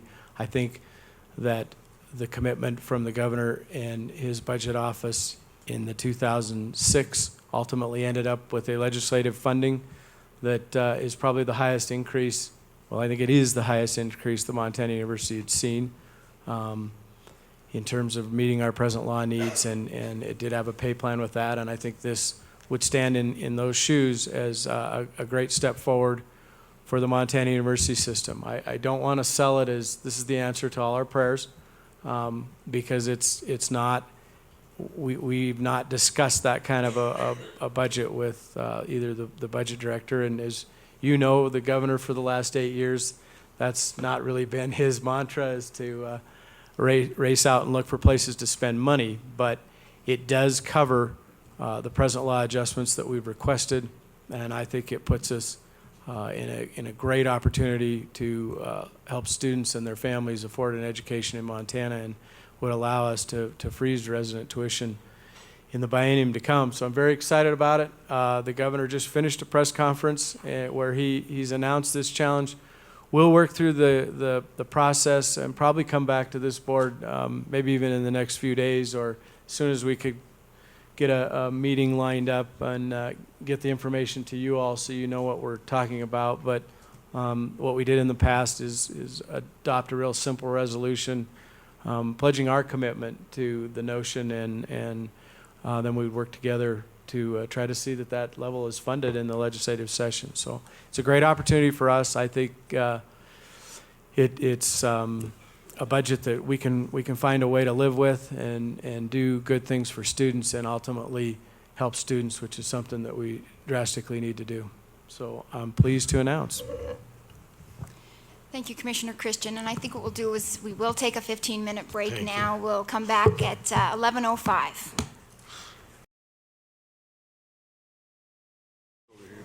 As always in our meetings, we have pieces of the conversation that take a little bit more time than others, and we appreciate your patience as we adjust the time schedule just a bit. Now we will turn to Regent Teal and the Two-Year Education and Community College Committee. Thank you, Regent McLean. So, as I think everyone knows, the past couple of years have been an exciting time for Montana's two-year campuses, and this summer that's definitely been true. We had, I want to recognize both Helena College and Highlands College, who completed their rebranding efforts. I had the chance to go to Highlands College for the unveiling of the new name. They even had it on a cake. So it was quite the event. We had a great time. They put on a great show, and I think that they have a great new name. So I want to thank Dean Garrick and Dean Bingham for all the work that they're doing, and all the other deans for the work that they're going to do in the next little while. So today I'm excited. We have some presentations on several continuing initiatives, including a report on the renaming, and then the committee is hoping to present to the board our draft plan for the committee's work, and we're hoping for some of the board's work over the next year. And with that, I'm going to turn the floor over to Deputy Commissioner Seck to give some remarks and introduce our presentations for the day. Thank you, Chairman Teal and members of the board. I have some exciting news to share with you this morning. Yesterday, we received a call and a press announcement from the U.S. Department of Labor announcing that Montana's two-year colleges, two in particular, will be receiving $5 million as a part of the Department of Labor tech grant that will go to Flathead Valley Community College for a solo grant, and also to a consortium members of Great Falls College and Flathead Valley Community College who are participating in a WICHE-led consortia proposal. The total is about $5 million, which is pretty cool. As a state, we made a full court press to secure as much of these funds as possible through individual grants, statewide consortium, and other consortia participation. Congratulations to Flathead Valley Community College, President Karras, and Dr. Wolf and Great Falls College, MSU, for their excellent work. I'd also like to recognize the incredible work done by Helena College, City College at MSU Billings, Montana Tech, Highlands College, as well as the other two-year colleges who worked on preparing proposals and efforts for this initiative. So this was a really good day for two-year education for the state of Montana. It's my pleasure this morning to introduce to you a panel who will provide you with a very important update on work that has been taking place over the past 2 years that has involved a partnership with the Office of Public Instruction and the Montana University System, and particularly the two-year colleges in the Montana University System. As we reported to you a year ago, over the past 2 years, we have worked very hard to create 350 individual pathways representing 155 school districts and 11 of our post-secondary institutions. This work has involved high school teachers working with college faculty, identifying coursework and pathways for students. And it has also involved a partnership with the Montana Department of Labor and Industry through the MCIS information system, and that's what you're going to see today. Shonda Hildebrand is with us today from the Montana Department of Labor and Industry, and she's going to provide you with a quick test drive of this electronic tool, MCIS, and how it's used to help students explore their career interests, employment opportunities, and chart their paths from 9th grade in high school through college. And then we'll have a reaction panel including Mr. TJ Iyer, who is the Division Administrator for Career and Technical Education for the Office of Public Instruction, and Mr. Wes Feiss, who works in the Commissioner's Office in charge of our career pathways. So we'll begin with Shonda, and I'll pass the mic over to you. Or Wes or TJ, are you going to introduce it? Good morning, everyone. My name is Wes Feist at the Commissioner's Office. TJ Iyer here from the Office of Public Instruction, and Shonda will start in just a moment.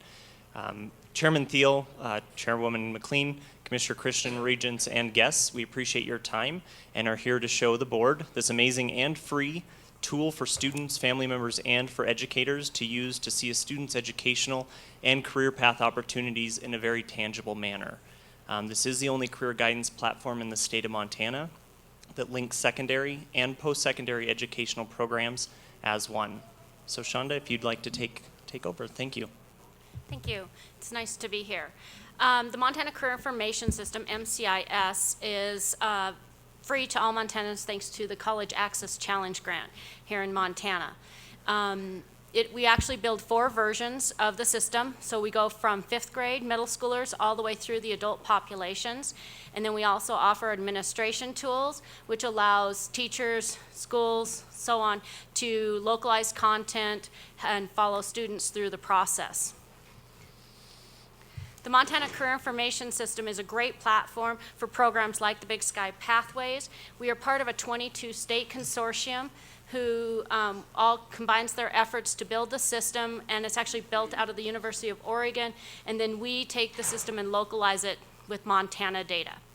The system is built on the career development process or career development theory processes, and this users can use My Career Plan. It's a curriculum that would walk a user through the system and the career development process. Teachers can also use the My Career Plan as the foundation for their career development curriculum. We are going to look at the system based on the career development process, which starts with who am I?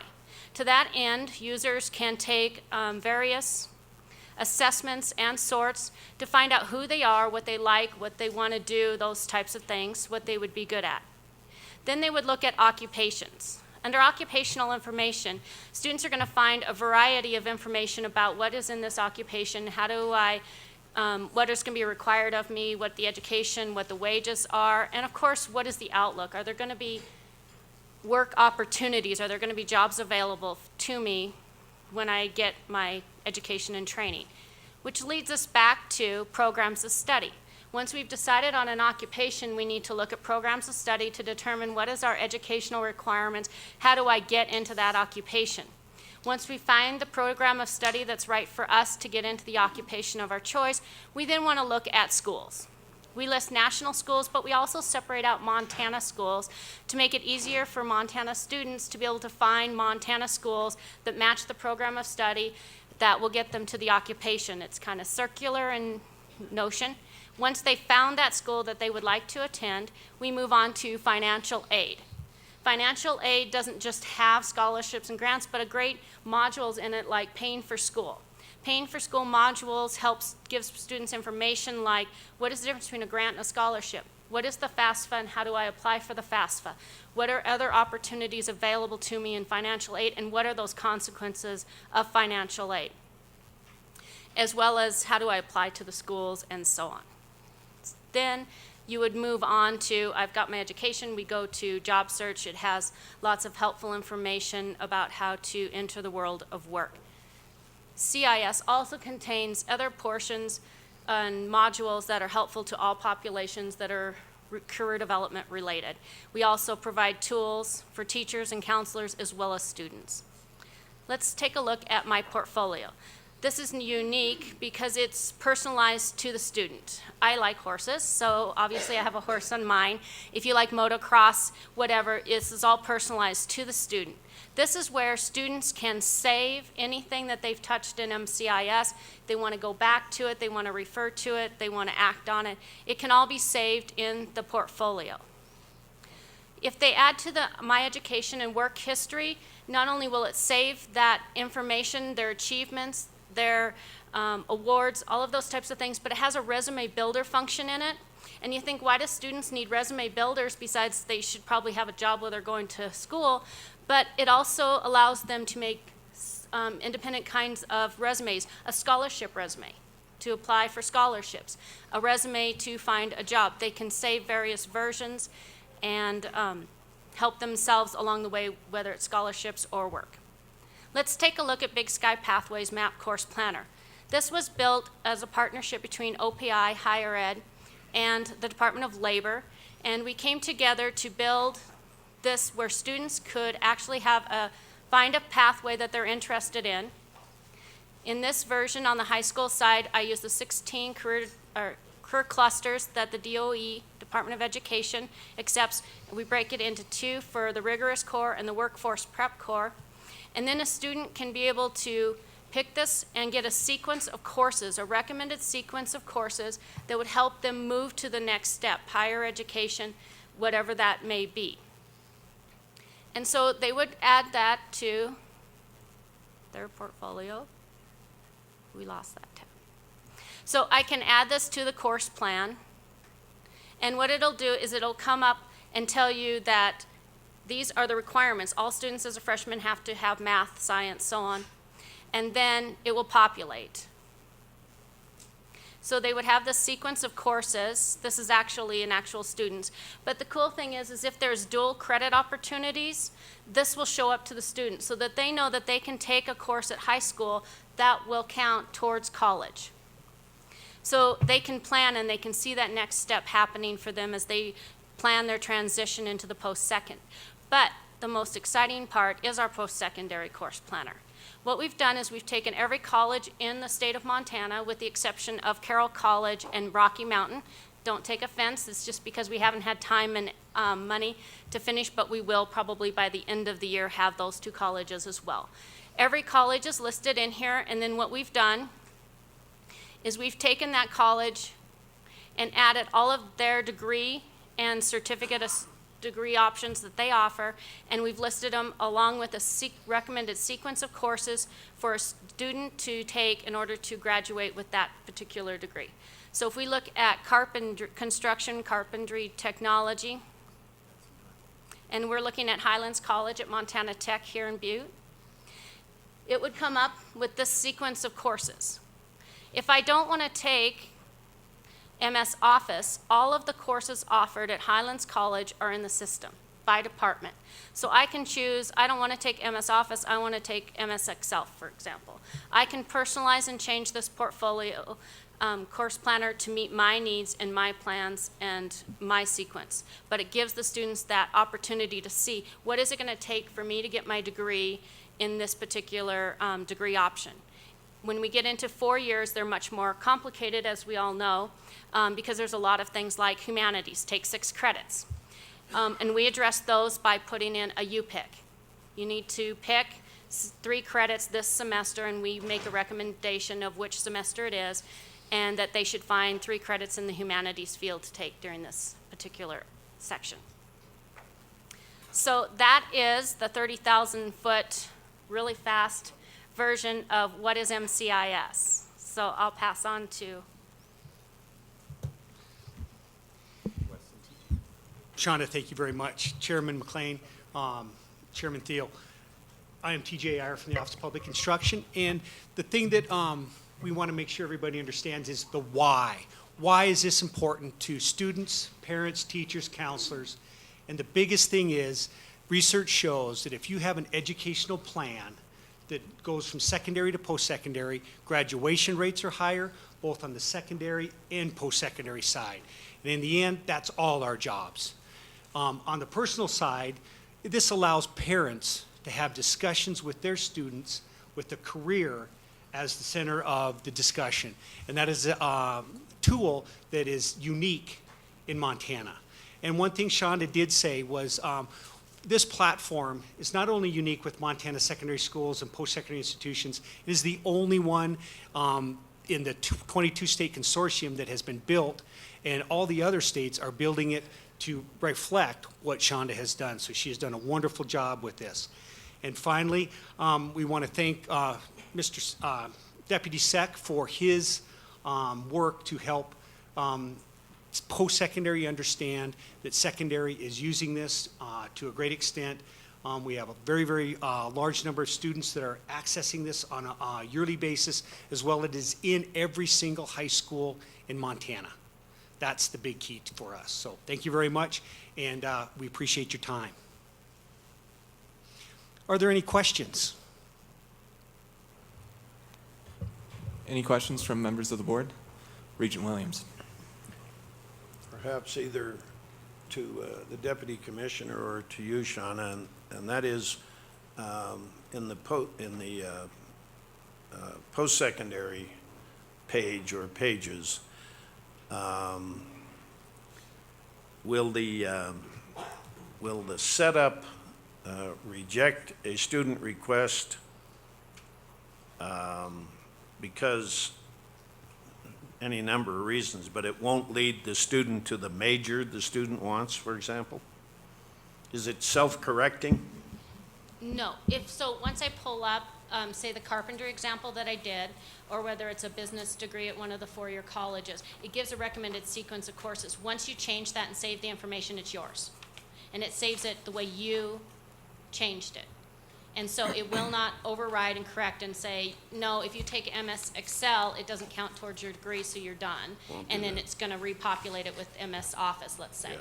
So no, the point is it gives you a recommended sequence of courses and allows you to personalize it to meet your own needs.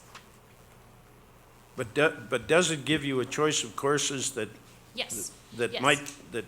might violate you on your way to a Yes. degree? It Yes, does. you can make that mistake. Yeah, thank you. Any other questions? Regent McLean.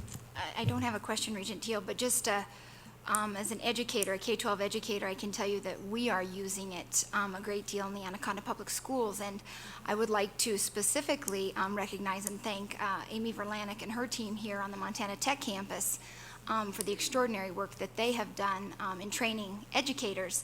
I know that last year alone she spent 47 days in classrooms across Montana. She trained about 1,300 students and then worked on considerable outreach operations to each of the high schools that you mentioned. And so it is very important, I think, to recognize the work that Montana Tech has supported in this regard. And I can tell you that this is an invaluable tool that our school and schools like ours across the state are using to support our Graduation Matters efforts, which is one that is driven by Superintendent Denise Juneau in a way with great passion and zeal that is prompting folks to really take a look at that issue of graduation in a way that we've never looked at before. And this is an invaluable tool to help us graduate more of our kids. So thank you for your work in reaching out to our schools and to our students through this program.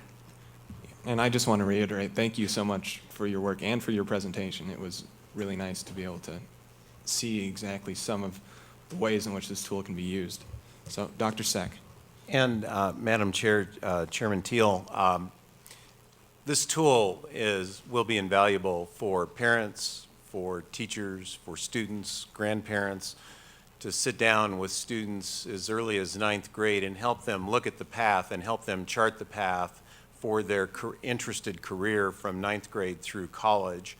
And it does give a sequence of courses that the students should take in college, which gives them a good starting point framework to begin with their advising once they enter college.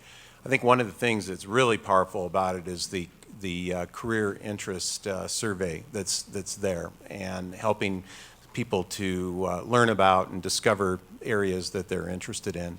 I just want to thank my colleagues who work on this day and night, Shonda from Montana Department of Labor, TJ Iyer from OPI, Wes Feist from the Commissioner's Office. This is hard work, but we're making progress, and our goal over the next several years is to have the entire state on board, not only with this, but with the Big Sky Pathways program. Great, thank you. Other comments or questions? Seeing none, thank you all for your presentation. Thank you. And I'll turn it back over to Dr. Seck to introduce the next. Following our May and June board meetings dealing with the rebranding, I'm very pleased to report to you that a lot of work has been done. In fact, Dean Bingham of Helena College, and Dean, you might want to move to the front, was the first to roll out the new name of Helena College which took place on July 26th, and he will have a presentation for you in just a moment, but also on September 10th, Dean Garrick, the students of Highlands College, Chancellor Blackketter, Chairman McLean, Chairman Thiel, and many other folks, representatives from the governor's office, Evan Barrett, were with us for the rollout of Highlands College of Montana Tech. And that was a very powerful day. Over 200 people attended, including large student participation, and it was student organized. And one of the things for me that was most powerful at the end of the Highlands College event was the student leader for Highlands College declared the existence of the new name of Highlands College of Montana Tech. That was very powerful.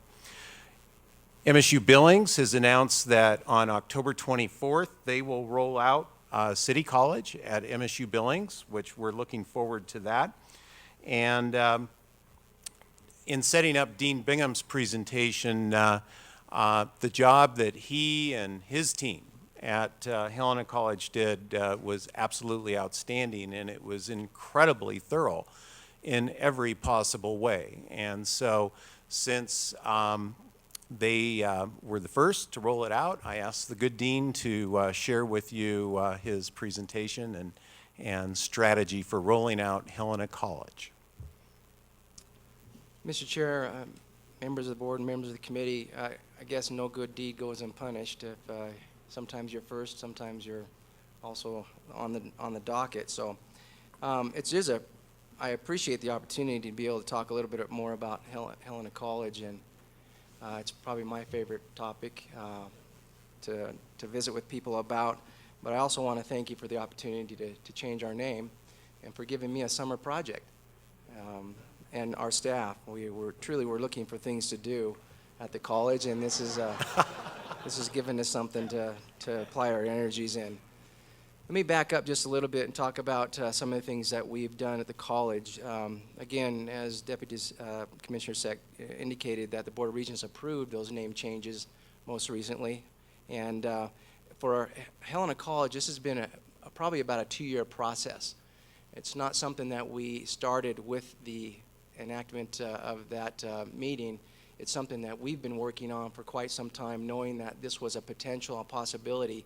And so we've been, so to speak, greasing the skids in the Helena region that the potential of a name change could happen. And so we started that conversation on campus very diligently. We got all the college employees involved, and students, community members were very involved in this. I can tell you that many times, in fact, I lost count now, times walking down the street, going to a meeting, and somebody would ask me a question about the name change, and I won't use their exact words, but they would ask things such as, "What are you doing?" And things like that, with a few other words in there. But what we decided to do was take the bull by the horns, take it as an opportunity, and then roll it out. Once it was decided, it was full speed ahead. There was no turning back, and we needed to do a good job. And so what I want to do first, before I get any further in the presentation, is introduce Barbara McAlmon, who is our Director for Marketing, who has been very, very pivotal in making this happen. She has slept, drank, thought, not slept, and all that kinds of stuff for the last about 6 months, in trying to make sure that all the T's were crossed and all the I's were dotted to make this happen. And so we engaged a larger community. Barbara made sure that we did engage a larger community, and that specifically the internal community of the college were heavily involved. As you know, what used to be Helena, as a comprehensive two-year college, this is no small feat in changing the name of something that you've been branding for 5-6 years.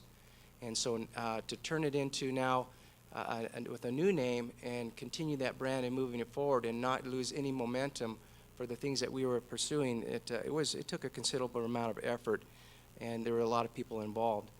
And as you will also notice, that's going to be true across the state. Every institution is spending a significant amount of time to make sure that they don't lose ground in where they've been, and that they get new ground ahead of them.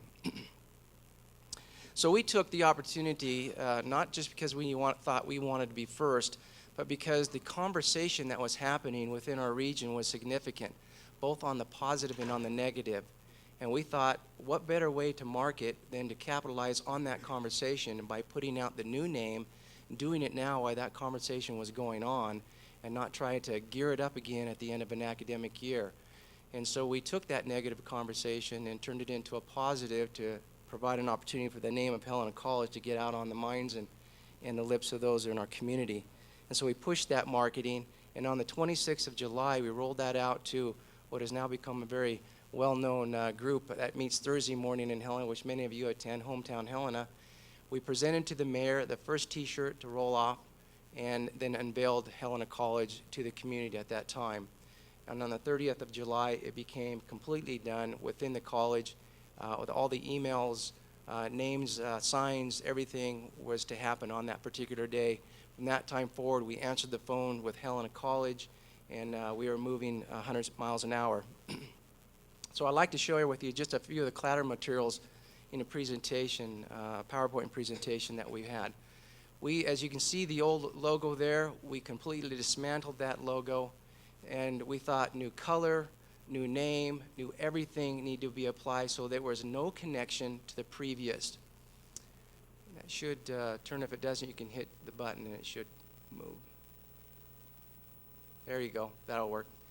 So completely different. The only thing that we're waiting on to completely embed this in the institution is the University of Montana is still working on a little bit on their logo, and there'll be a font change. And when that happens, there'll be some other things that will happen on our campus also. Next. So we engaged the media very heavily, and it wasn't just on a one-time campaign, a one-time rollout with a big bang and a cake or something like that. We thought what we needed to do is get this going throughout the community several times, and we needed the media to help us out. And they came forward with great gusto and did about everything they could to get it out in every paper, even the billboard. They made sure they got a picture of the gentleman putting that sign up on a billboard within the community. Next. Then we went and did some additional billboards within the community. In fact, if you get to the famous Malfunction Junction in Helena, and you're coming from going from west to east, you'll stop at a stop sign, and what's facing you is one of these billboards. And that's probably the most predominant, most famous billboard in all of Helena. So if you're going to know that there's a new name, that's where you're going to see that. And so we went internally again, and these are all our students here in internal marketing, and then pushed that out throughout the community to let them know that this is who we are. We have truly not changed our mission, but we have a new name, and it's exciting, and we want you to be a part of that. Okay. Then some small things you need to have. You know, you never really know how many times your name is on something until you go to start to change it. And wow, every time I turned around, the old name was popping up, and I said, how did we miss this? And so small things such as a logo on our tobacco-free campus, and then putting up a big sign right on the entrance to the campus. We had spent some significant financial consideration on marquees, and so that needed to be changed, but not until the font was changed at the University of Montana. So what we did is we go for the inexpensive process to get the old logo off and the new logo on. That's in there temporarily. Okay. Then our collateral material, and we've shared some of this with you right here. This is a view book right here that's gone out for marketing, that's gone around the state. There's a process that we engage in to make sure to be a part of the marketing of higher education, tier education in the state. And this was going to be printed with our old logo, and so instead of doing it in the old logo and have to reprint it again, we thought, okay, we're ready to go with this. One of the things that was extremely important to us is to figure out how to do this economically. And one of the mandates, or one of the requests that we received, and Mick was appreciatively, we appreciate him pushing this, was to capitalize on what we are going to be doing or what we're doing so that we didn't have to have a duplicate cost. This view book was going to be printed and was going to be would last us for probably several years.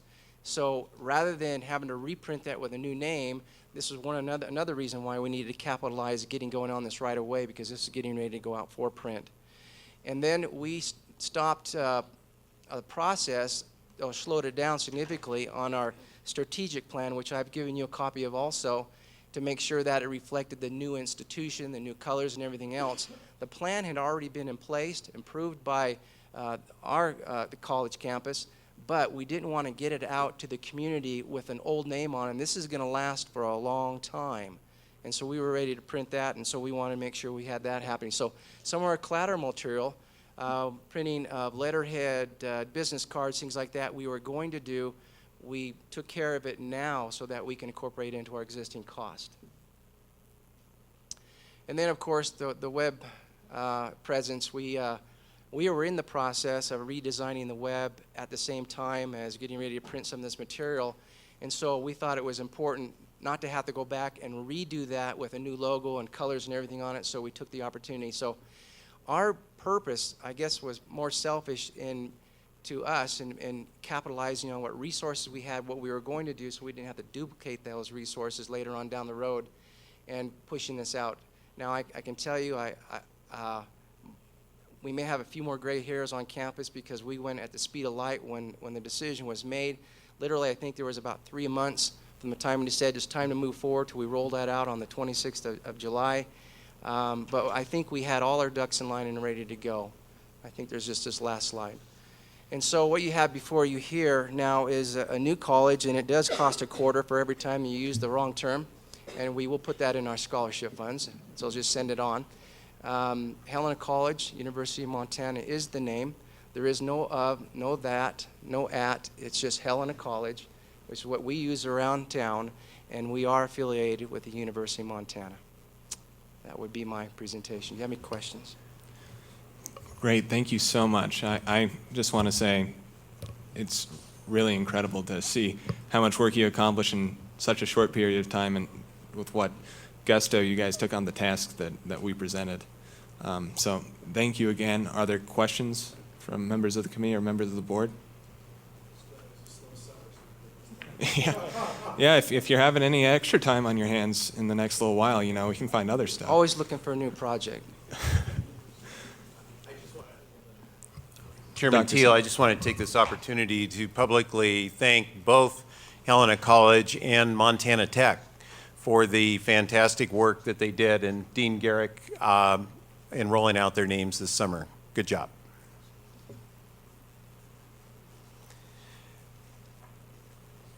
In an effort to expedite the agenda, we have on the agenda an update on our work with the College Brain Trust in more formalizing and adding some additional content as well as timelines to the strategic plans for the comprehensive mission expansion. We'll, with the chairman's approval, we'll defer that to the next meeting, but we do have Miss Annie Knoll with us from Strategies 360, who will just provide you with a brief update on the work that's taken place with the other colleges and rolling out their new brands and the work in creating a statewide brand for two-year education. Madam Chair, Regent Teal, members of the board, Commissioner, thank you. I'll give you a brief introduction on the progress. Strategic planning is now underway for the statewide two-year college brand and marketing campaign. The development of the statewide two-year education brand will happen parallel to the development of the local college brands. The statewide brand and local brands are scheduled to be fully implemented across the state by June 2013. A brand for the statewide two-year college brand, brand strategy guide was presented at the two-year mission integration retreat in August to the Dean CEOs. It identifies 4 high-level goals for the new brand: a brand positioning statement, brand drivers, desired brand characteristics, top advantages to be leveraged in marketing, and a communication style guide. The guide is based on recommendations made in the second comprehensive focus group report produced by Strategies 360 and distributed in August. The report highlights the importance of designing a community-forward brand campaign. The brand campaign concept development, Strategies 360, will be working with the Deputy Commissioner and campus leaders to develop the statewide two-year education brand and marketing concepts. The campaign will be designed to effectively engage new, non-traditional prospective student populations. We will be working collaboratively with OCHI, the universities, and colleges to develop strategies and roll out a statewide two-year education brand through multiple media formats in 2013. Website planning. An interactive branded two-year college website will be designed and integrated on the current MUS.edu platform and launched in the spring of 2013. It will act as a portal driving prospective students and their advisors to engage with Montana's two-year colleges, providing valuable information on the comprehensive mission, financial aid, academic programs, transfer opportunities, support services, and workforce partnerships. The website will act as a key platform for telling the brand story of community-focused two-year education in Montana. For the local college brands, all of the colleges have now established local brand task forces, and the local brand task forces have started meeting at all 7 renamed colleges. The task forces are composed of college and university administration, faculty, marketing directors, students, and community members. The brand task forces will advise on the development and engagement of the new brand on campus and across the community. The Deputy Commissioner SEC, his staff, Strategies 360, and the Dean CEOs are engaging in bi-weekly brand rollout status calls in order to track progress, share success stories, and address challenges that may be preventing collaborative, collective process. Status of the local progress. All colleges have initiated the process of rebranding and are in different phases of the process. University leadership and the Commissioner have approved City College, Helena College, and Highlands College logos. These colleges have also formally introduced their new brand identities to their communities. Strategies 360 is collaborating with College Brain Trust to integrate rebranding into the strategic plans that College Brain Trust is developing for each college. We look forward to the continued collaboration between the colleges, their parent universities, the Commissioner's Office, and the Regents as we work together with dedication, alignment, and vision to advance the public perception of these colleges, engage our communities, and change the face of higher education in the state. Thank you. Any questions? Thank you so much, Annie. And are there questions from members of the board? Well, thank you so much for all of your work. And I think it's also important to note, and I'm looking forward to the presentation in November, that this is and has always been one part of a much larger comprehensive goal, and which is including a lot of work on all of the campuses and by all of the deans on their comprehensive mission expansion plans that is continuing to move forward and is a very important part of all of this. So, thank you. Mr. Chair, just would like to express my sincere appreciation to Annie Knoll, the deans, their staff, and Susan Jones, who are working very hard on this comprehensive mission expansion. Thank you. Regent Tuss. Thank you, Chairman Teal. At the risk of poking a hornet's nest here, I have a question perhaps for, you know that this was coming, Dean Wolf. We spent a considerable amount of time talking about name changes, specifically in Great Falls. Could you tell us how that's going and any challenges that you're having with that?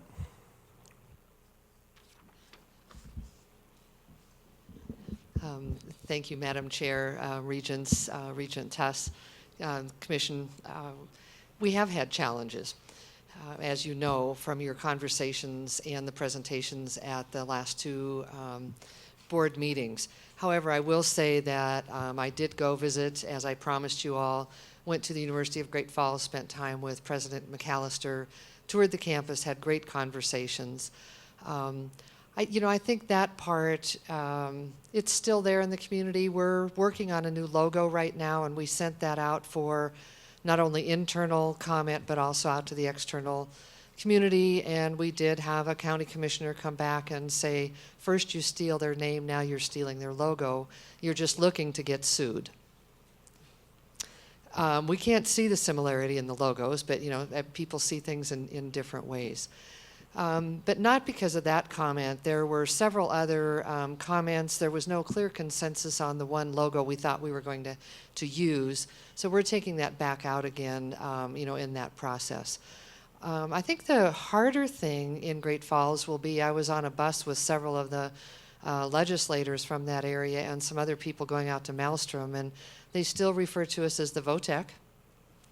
And then they corrected themselves and said, oh, we mean the COT. And then they go, oh, wait a minute, College of Great Falls. I mean, so there's still that confusion. I would say, as I was driving into Great Falls last Sunday, the first interstate sign you see says University of Great Falls. The next sign you're going to see is going to say Great Falls College MSU. I think there's going to be continued confusion because of that similarity in name. And we're just going to have to live with it. We're going to have to present to our community that we are two institutions of higher education. We have MSU, who has their nursing program there and other things. Northern is there. We're all partners in providing higher education, and we're just going to have to help educate the community that we're going to work together for the benefit of our region and our students. And that's all we can do. But it will take all of us, and we'll keep working on that in a very respectful way. And I appreciate, I see President McAllister in many community events, and we're very cordial. The community's watching, though. They have commented how nice it is to see the two of us communicating. Keep up the good work. Thank you. And Dean Wolf, you might want to stay put, because we have our next panel, which is an update on our Sustainable Energy Technician Multi-Campus program. So I would like to invite the other panel members to come to the head table. And while they're doing that, I would just like to say and add that Dean Wolf has been an absolutely magnificent addition to the leadership team of the two-year colleges across the state, and the expertise, connections that she brings are invaluable, and we're all learning from her. So Dean Wolf, welcome aboard. We're glad to have you here. Over the past several years, the state of Montana has received close to $10 million from the U.S. Department of Labor. We have a very, very good relationship with the U.S. Department of Labor. One of the most recent Department of Labor grants, it's actually about 4 years ago, was the Sustainable Energy Technician Program. And that program is now, the grant is coming to a close very quickly. And so we thought it would be a good idea to prepare a brief report for you and have the campuses who partnered on this program provide a brief update on the outcomes of what's been taking place on their campuses and the connection with workforce development. And so it's my pleasure to introduce the project director, Mr. Mel Lehman from Great Falls College. Thank you. Chairman Teal, distinguished members of the committee and the board, we thank you very much for the invitation to talk with you today. Hopefully my throat will clear up here a little bit.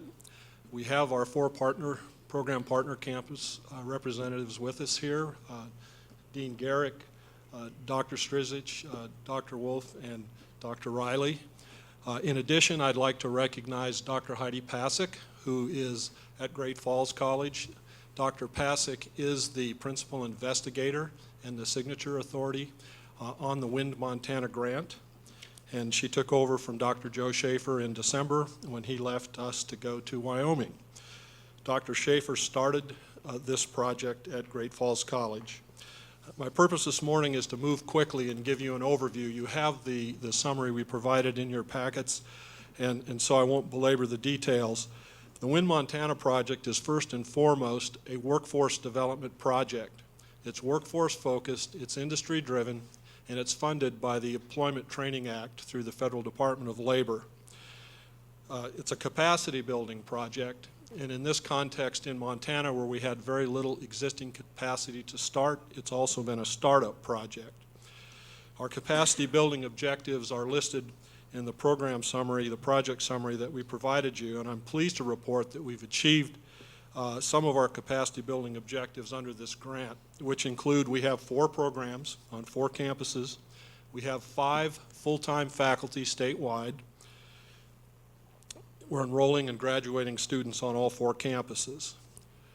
We are lagging on meeting enrollment objectives, and we're also lagging on adding equipment to increase capacity. Finding and keeping qualified instructors and adding equipment has proved to be one of our biggest challenges. Recognized and established programs around the country have spent up to $6 million per campus or $2 million per campus. We have about $1.97 million for all 4 campuses. So it's a challenge in terms of funding. We've established programs that have started to gain industry recognition. We've also been able to leverage about $600,000 of additional funds and donations from the institutions involved and some of our partners. And as of July 1st of this year, we've been able to institutionalize the faculty positions on the 4 campuses. So in the context of moving forward in somewhat of a shoestring budget, we have been able to achieve our principal objectives, and we're looking forward to getting the full distance by the end of the project. The grant funding was originally for 3 years, February 2009 to February 2012. Last fall, we initiated a 1-year, no-cost time extension. That was granted in January, and we were able to move the timeline for the end of this project through to February of 2013. So as Dr. Zeck indicated, we're nearing the end. We have 5 months to go. In terms of outcomes, we started with a wind energy focus. Through the discussion that came about through the curriculum development, we ended up with a much broader focus. That's that sustainable energy focus that's up there under our working definition, which is the conventional energy plus renewable energy plus wise use and conservation. Our board told us that as we got through this development of these students and their graduations as 1/3 safety, 1/3 electrical, 1/3 mechanical, that these students would be able to work across the industry, not just in renewable energy, but in conventional energy and in the conservation side.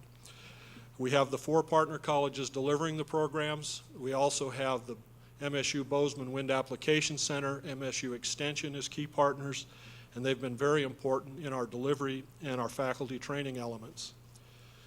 We have developed an early college industrial trades program with our secondary education partners, and this program is available to anyone throughout the country who's wishing to use it as a model for startup.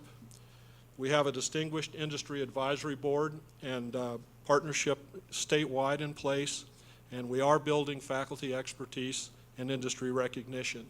In terms of training results, we've served 112 students on 4 campuses, and we have 39 SET graduates from the 4 programs. And we also have 4 programs have enrolled students this fall.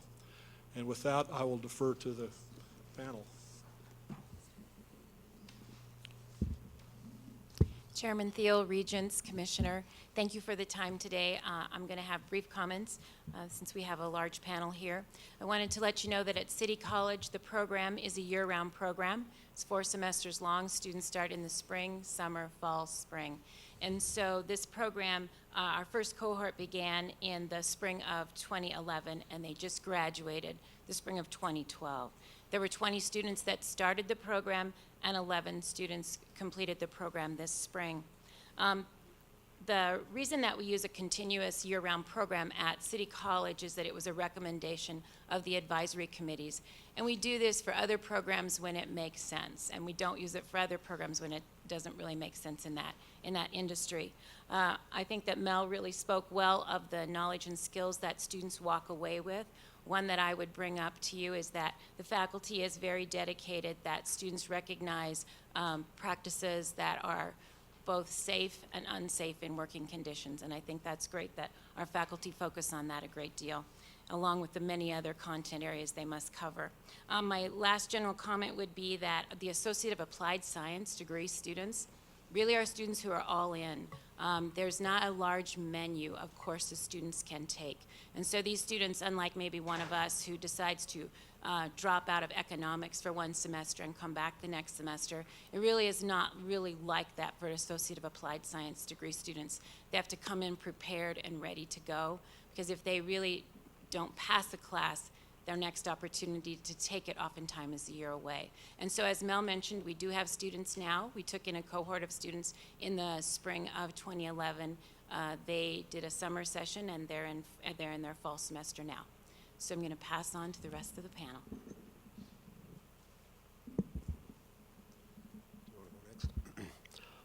Chairman Teal, Commissioner, members of the board, I'm Larry Strizich. I represent the MSU Northern program. I actually teach in the program rather than being an administrator, so I'm fully invested in sustainable energy instruction. Our current degree program was able to get off the ground a little quicker than the other schools because we had an existing infrastructure and resources in terms of faculty. We had an electrical program, an electronics program, and so we were able to get things going.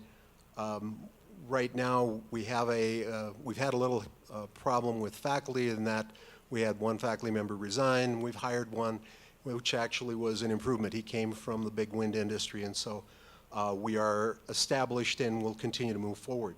I've got some proposed changes that I've shared with Mel and the other members of the consortium to modify the program, which was specifically targeted toward big wind, that is the commercial end of power generation, to incorporate a couple of courses that are offered by the Missoula College Energy Program, which I think is a little dangerous in that we're moving across to that other side of the university system. But I think that does allow us to expand our program to incorporate photovoltaic, microhydro, solar thermal, and the other areas of sustainable energy that we're not necessarily focusing on. I'm also working on the four-year articulation into some form of a Bachelor of Applied Science, which, of course, coming from an AAS will have to be a BAS. We do have that in a BAS in place, but I'm looking at a way to take advantage of the specific skills and coursework that those people would bring with them. And, of course, the idea of incorporating some kind of biofuel, bioenergy part into the mix, because we do have the Bioenergy Resource Center and the research going on up there, and that's still yet to come, but that's where we are right now. Mr. Chair, members of the board, John Garrick, Dean of Highlands College. My colleagues have spoken about some detail. I want to back up to the 30,000 foot level, since no one's done that. You know, Nelson Mandela said that when you celebrate a victory, leaders should stay in the back, let the workers take the accolades. But in times of a crisis, leaders need to be on the front line. The need and demand for energy resources across the world is increasing, and arguably that's creating a crisis, an energy crisis. Leaders need to step forward. Montana Tech, Highlands College have stepped forward. Taking Nelson Mandela's advice to heart, Montana Tech, Highlands College, and my colleagues want to continue to be on the front line of developing energy technology, helping to meet our energy needs. This program is part of the solution. It should be expanded to other energy technologies and should be maintained. Thank you. I believe my colleagues have really painted the almost complete picture of what we're talking about here with sustainable energy. Having come from developing a program at Columbia Gorge Community College, which was the third program in the country to address this issue back in 2006, and being seen as a leader across the country and in Congress, I have a lot of background in this area and a lot of passion as well. And what I want to say is that the students who come out of all of our programs are so very well prepared, as you heard me speak yesterday, to enter other fields of employment as well. Students can go into automated manufacturing, they can be an engineering technician, they can work in hydro plants, they can go to work for transmission companies. So this program, even though it had a fairly narrow focus when it started, is really kind of a seed for what it can become. And I think depending on what Congress does with the production tax credit, that will guide us as to where we need to go next. And if wind development right now needs to shrink, for the moment, we can take this curriculum and put it out in a variety of areas. So I'm very proud to be here working with my colleagues in this program.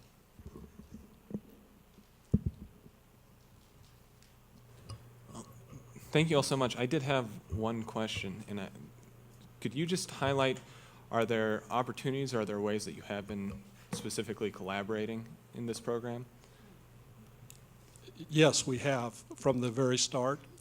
The academic implementation team was a part of this grant structure. That put out an invitation to all the colleges in the system, those that were interested in participating, and several have responded. Obviously, the program partners bought in terms of investment, but we've also had discussions with Dr. Good. We've had discussions of MSU Extension right now this week in Bozeman, Helena, in Great Falls. We're putting on small wind and solar PV training as a cooperative throughout the system. And of course, we've also engaged the Industry Advisory Board in that context. So the collaboration model that we used, we've also used in some other program initiation contexts in our discussions, such as the Vet Tech program, which you may have heard about. So there is a good working collaboration in place, specifically in energy, but that model has proven beneficial in some other areas. Great, thank you all so much. Are there questions from members of the board? Seeing none, thank you. Thank you, Mel, Marcia, Susan, Larry, and John. Great work. So with that, the committee, we're moving into the action section of our agenda, and the one item that we have today is the two-year and Community College Committee 2013 work plan. So I think that we all know over the past couple of years through College Now and through the support of the Lumina Foundation, we've been able to bring a focus to two-year education and to particular challenges in two-year education that has allowed us, I think, to facilitate a pretty organic process on all of the campuses and turn the dial on creating a comprehensive mission, doing transferability, putting in place new AA and AS degrees, and the rebranding that we heard about today. And my concern as a committee chair, that I think that I've shared with those of you on the committee at least, is how can we find ways to bring similar focus to new initiatives and maintain the momentum that we've gained. So Dr. Seck has been, of course, doing an awesome job, as he always does, and facilitated in August a two-year leaders retreat.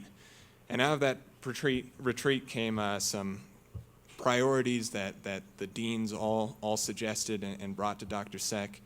He further refined those, and then over the past month, we've had phone calls, we've also had meetings and conversations, and we've pared those down to the three key priorities that we want to bring focus to, while also continuing the work that we have been doing and want to continue doing because it's already paying great benefits. And for me personally, the criteria, the focus that we're trying to bring is in areas that I think addresses issues that we're talking about as a board. It's talking about how can we work on time to degree and the success of students in the first couple of years. And it's talking about, obviously, the unique workforce challenges that we're seeing in the state right now. And then also how we as a system can use data and to make ourselves accountable, to identify areas for improvement, and also to tout areas where we have some pretty neat successes. So I just wanted to do a quick highlight of the three focuses, and then I might turn over to Dr. Seck quickly for maybe some more detail before we have a discussion and vote. The first focus area is remediation, and this is something that Commissioner Christian brought to my attention and I've been learning more about recently. But more than 50% of the students in our nation's two-year colleges enter needing remediation. And as we heard, even at our flagship universities in this system, almost 20% of students enter needing a remedial course. So this is something that is affecting a wide array of students, and we're not seeing the success that we would typically hope. Nearly 4 in 10 remedial students never complete their remedial courses. So we have 50% of students starting in these courses in our 2-year system, and 40% of those never make it past that level, never mind continuing on towards graduation.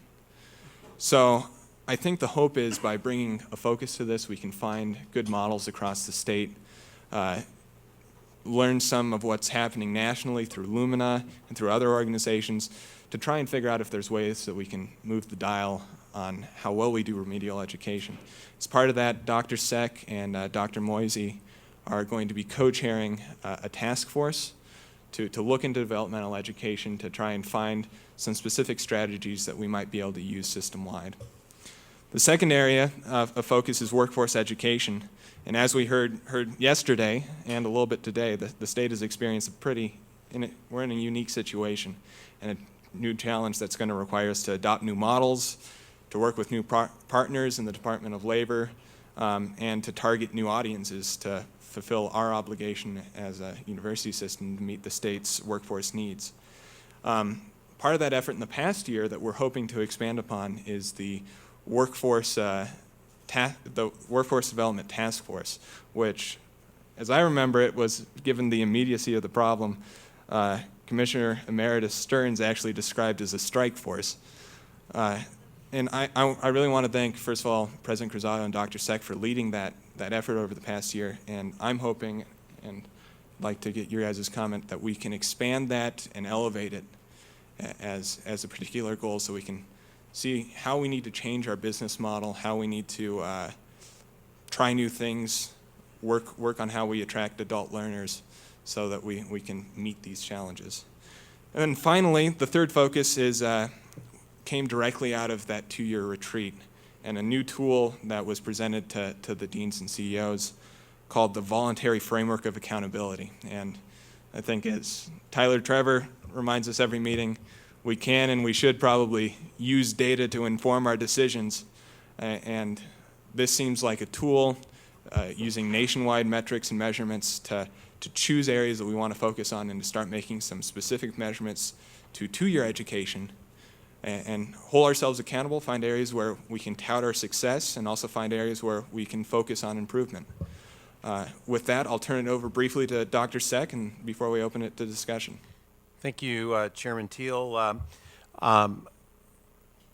According to some national research which has been completed across the country, and some coming from Lumina, some coming from Columbia University's Community College Research Center, graduation rates for students who start in remedial courses nationally is deplorable. Fewer than 1 in 10 graduate from a community college in 3 years or a university in 6 years. So I think that speaks to the urgency and the immediacy of the desire to create the statewide Developmental Education Research and Reform Task Force.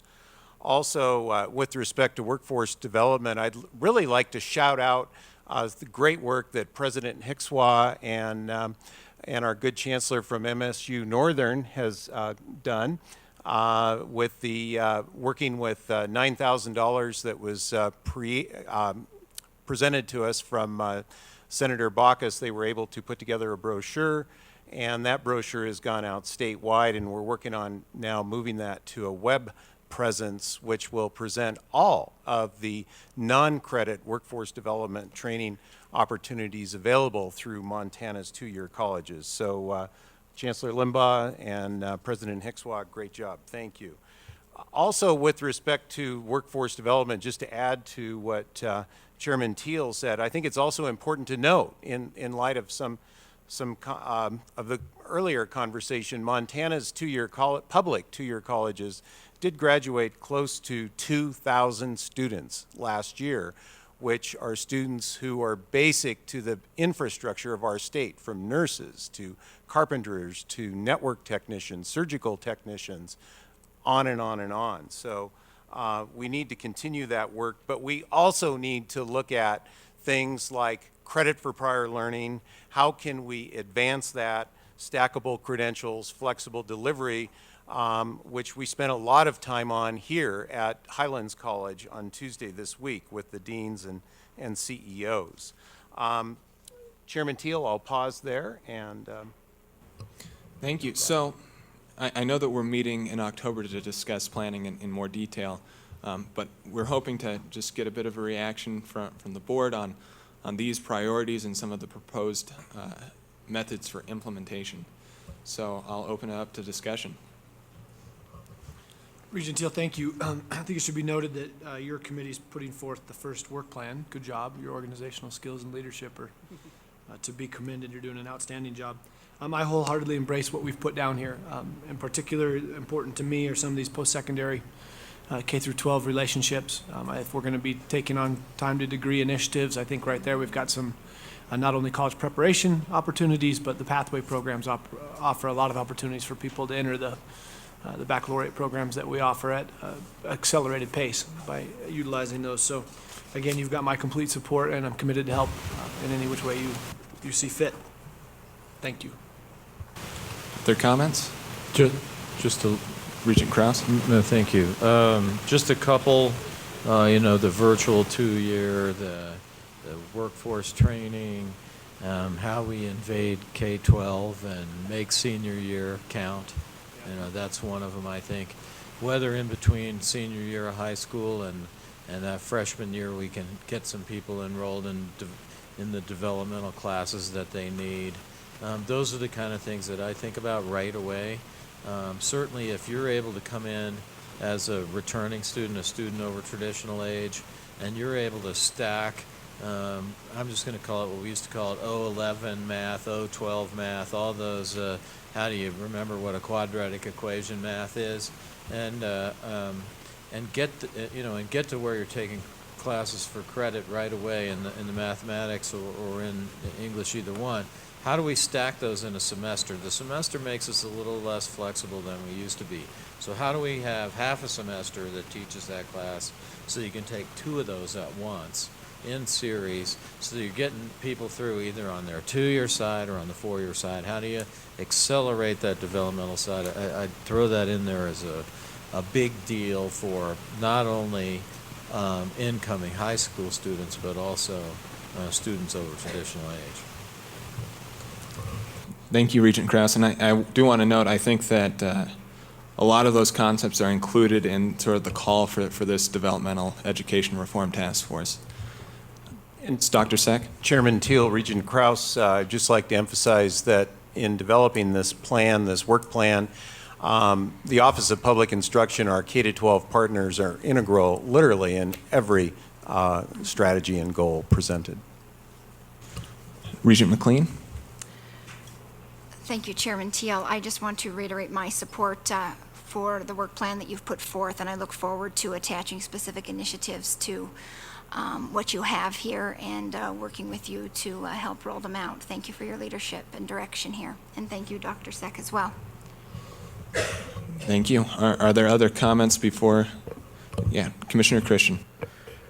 Chair Teal, I'm really glad to see this 2-year developmental ed piece come forward. I mean, that's the place to work on it, and I think it's just something we need to fix. Honestly, it's kind of one of those topics we've talked about forever, at least my entire time on the board, and we've spent a lot of time, decades, I think, pointing fingers back and forth between us and K through 12 and where'd it go wrong, and it just is something that needs to be solved, and I really appreciate you guys and Deputy Commissioner Seck taking this thing on. I believe we can make tremendous headway. We can find a way to get these students where they need to be in dual enrollment, and all of those things really can fall into this conversation. We got great partners in K through 12 that are interested in the same conversation. So my challenge is let's fix something here and stop thinking about why it won't work and what we can't do, and let's move on and figure out how we can get students where they need to be, and those few that we can't get them where they need to be, let's figure out how to remediate the situation quickly and get them into college courses where they're paying for what they need to be paying for and getting what they need. Thank you. Thank you, and I think you're exactly right. I think that this has 2 sides to the equation, and we need to be addressing both sides. and recognize that there are challenges and problems on both sides. It's both our students coming to college as prepared as they could be, and are we doing what we need to do to meet students where they're at, no matter where that is. And I think that traditionally there might have been a little buck passing between those two sides of the equation, and the fact is we need to solve both. Yep. Thank you. Other comments? Thank you, Regent Teal. With that, is it the sense of the committee, Todd and Jeff, that we want to move this forward? Great. Chair McLean, turn over to you. So at this point then, I would entertain a motion. So moved.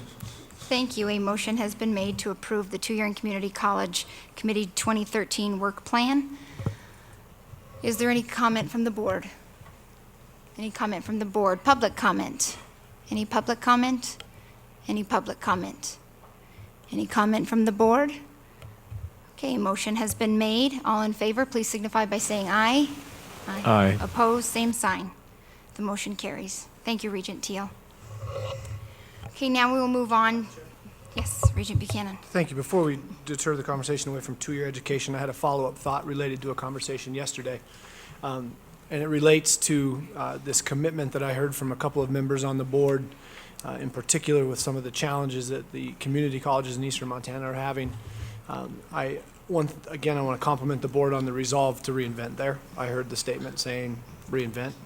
I understand that Commissioner Christian is planning a trip up to visit the campuses, and I think if we're going to make a statement of perhaps it's frustration or a statement strongly worded that we're anticipating change, I think we need to be proactive about it, and I would suggest that you carpool across the state with the other CEOs of our two-year campuses and of the other community colleges and spend some time brainstorming ideas so that when you're working with that body in that discussion, it's not a tell us, it's we've got some ideas too. So would strongly encourage you to do that. I'm impressed with the new people we're putting in place in some of our campuses and look forward to seeing some of the vision as it relates to two-year education. Appreciate it. Thank you. Thank you, Regent Buchanan. Now we will move to the system consent agenda, and what we will do is take up the consent agenda with items J through R on the staff and comp piece, plus the budget committee piece and the academic research and student affairs items. At this point, I would entertain a motion to approve the consent agenda. I move to approve the consent agenda, accepting the items in staff and compensation A through previously Y. noted. Yes, thank you. A motion has been made. Are there comments from the board? Quick question, just want to verify, we're going to consider A through I separately and discuss that, okay, perfect. Yes, A through I will be part of the next Thank you, sorry about that. agenda item. We will have a staff and comp conversation. Are there further questions or clarification from members of the board? Is there any public comment? Madam Chair, are the other items also part of the consent agenda under administration and academic Yes. at this moment? Yes. Okay, so I would like to call your attention. On level 2 item, there is a very important program for nursing in Montana. But before I tell you some of my comments about that, I want also to call the attention to the Regents that this morning in the information items, you also heard about several notices of intent to terminate programs.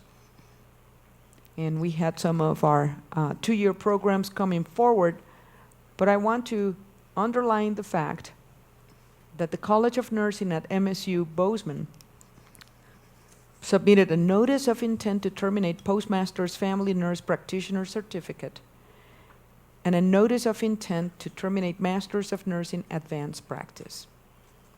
And I bring this to your attention because sometimes the Regents have advised us to also take a look at our existing portfolio and not only to come and add, but also to come back and review. And I want to say kudos to the College of Nursing for devoting the kind of analysis and time that it's necessary to say we need to update what we're currently offering. had Regent Steve Barrett been here this morning, he would have been a very happy camper. It's in memory of Steve. The second part that I wanted to mention to you, in the level 2 submission this morning, there is a Doctor of Nursing practice. That it's a historic moment for Montana State University and also for our program of nursing. All of us have felt the pain in Montana and across the nation about the lack of nurses, about the lack of quality nurses for our clinical needs, to take care of our elderly population, to take care of our rural needs, and also to help our students become nurses in the future. By your consideration of this program this morning, you will be helping us immensely in writing a new page in the history of Montana clinical practice, and that is something fantastic. In addition, I need to say, it happens at a very auspicious moment. Tomorrow, after a year of going around to each of our locations, the College of Nursing will be meeting in Bozeman, just in time for our homecoming celebrations. But this college has a very important celebration tomorrow. They're celebrating 75 years of nursing education in Montana. So we will be having a very big celebration. We will have a celebration regardless, but wouldn't it be nice if we have some good news to share with them? Thank you. Thank you, Madam President. It would be for sure. And Further- Madam Chair, the Dean of the College of Nursing is here in case you have any questions for her. Is there further public comment? Further public comment? Would the board like to ask any further questions of the Dean of the College of Nursing or of President Cruzado? Okay, so then at this point, we have a motion to approve the consent agenda with the items A through I on the staff and compensation part removed. All in favor, please signify by saying aye. Aye. Aye, opposed, same sign. The motion carries. Now, what we will do is we'll have a conversation regarding staff and compensation, and I will chair that in Major's absence. He, again, does send his regrets. Before we tackle items A through I here, just a few notions, I think, that came to me through Regent Robinson, who chairs this committee. As this committee met last week via conference call, we batted around a number of ideas, and I think it's important for the board to know that one of the things that Regent Robinson would like to do is bring a group together between now and November to discuss and examine perhaps trigger points for salary adjustments to come to the board so that we would have a clear picture of expectations that would be given to the campuses and to the commissioner's office. So I think he's looking at that as well as bringing his goals and his work plan in November. So at this point, we have items A through I before us, and before we move forward in the conversation, I would invite Kevin McCrae from the commissioner's office to speak to what we have in front of us. Thank you, Madam Chair. Members of the board, I'll give you a brief flyover of what you have before you in items A through I. You have roughly 150 names on the documents that constitute items A through I. Roughly half of them are what we would describe as fall roster. Last September, the Board of Regents authorized pay adjustments for university system employees.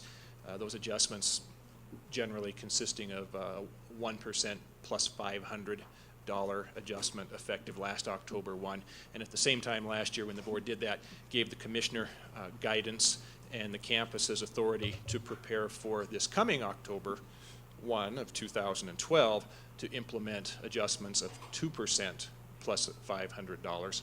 So for about half of the names on the items in front of you, A through I, they are the fall roster for certain administrative positions and coaching positions, essentially proposing the same adjustments for those 80 or so folks that are being implemented for the rest of the 7,000 or so employees in the system. And then the other half of the names on those items are essentially tenure recommendations, faculty tenure awards. So as you know, through your tenure process, tenure recommendations emanate from the department level, where faculty apply for tenure, and they are reviewed by their peers, and ultimately by the time a tenure recommendation comes before you as a regent, it has, the faculty member has passed a rigorous test and made a show through that tenure procedure that they are indeed demonstrative of and have shown promise of future productivity in teaching, scholarship, and service. So that's the culmination of the tenure process that is in front of you with about half of those names. So fall roster and tenure awards. Thank you. Thank you, Mr. McCray. Are there questions for Mr. McCray? Okay, at this point then I will ask the board if there are questions for any of the campuses regarding anything specific that you might see here before you. Regent Tuss?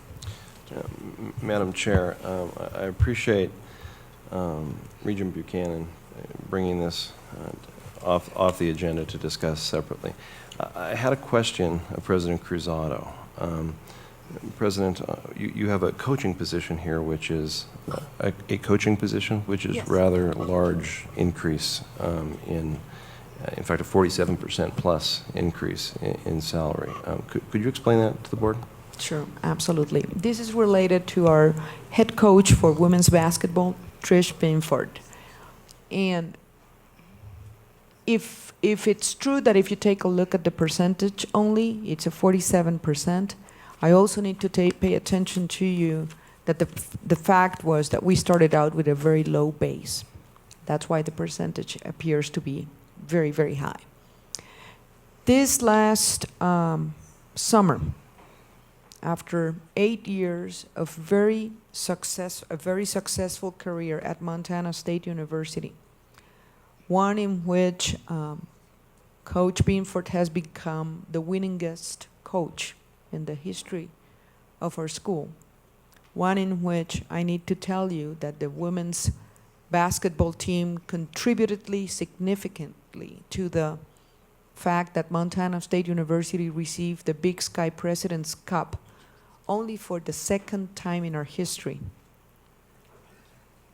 because she is one of those coaches that understands that our students need to win in the court, they need to win in the classroom, and they need to win in life. When you have a coach of that caliber, other schools will notice.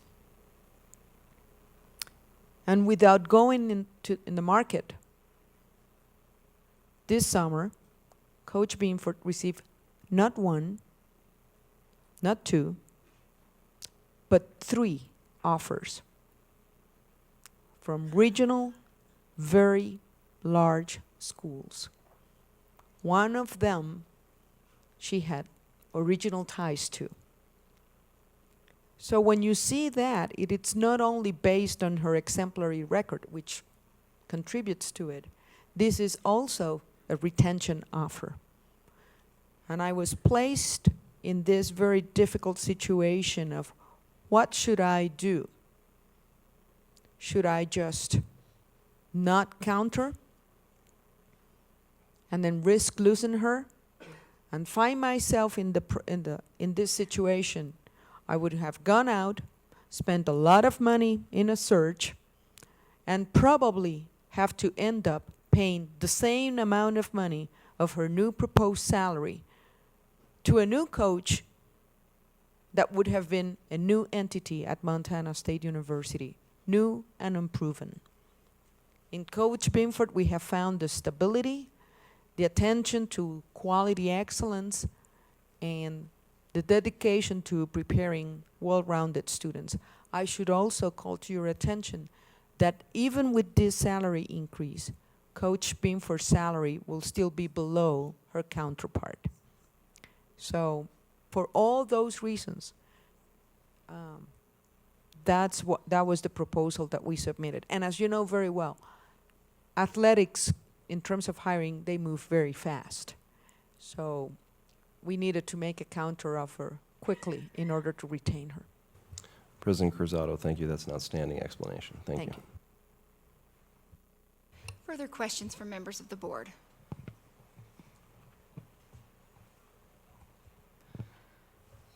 Okay, so at this time then, we have items A through I before us, and so I would entertain a motion in that regard.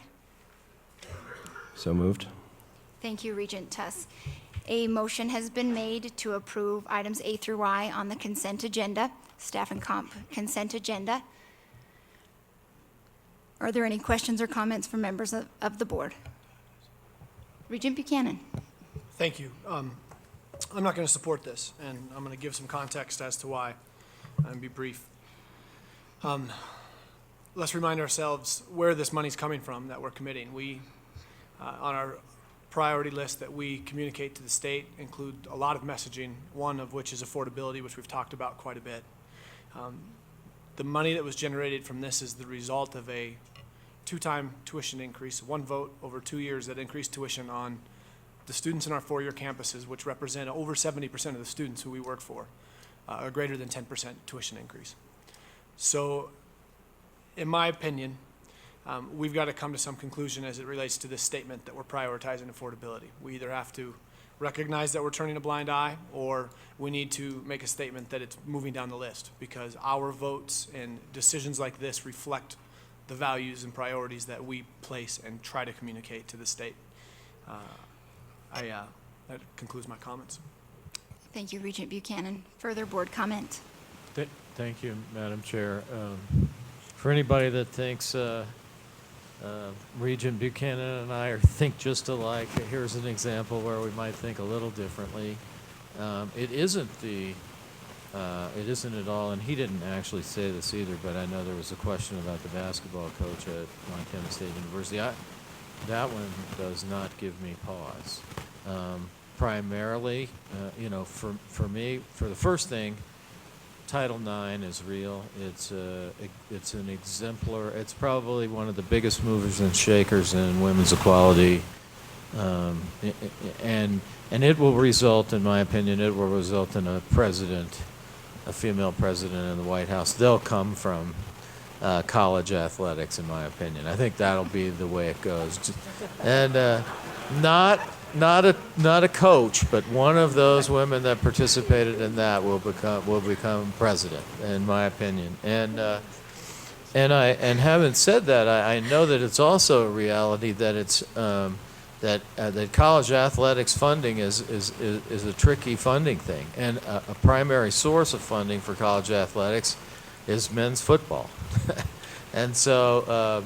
There is a bit of self-containment there, and it always bothers me to hear people who would otherwise support women's issues, who want strong women, who think it's a very important Title IX and all of the good that it does, to then go back and criticize football or college athletics or any of the things that go with that.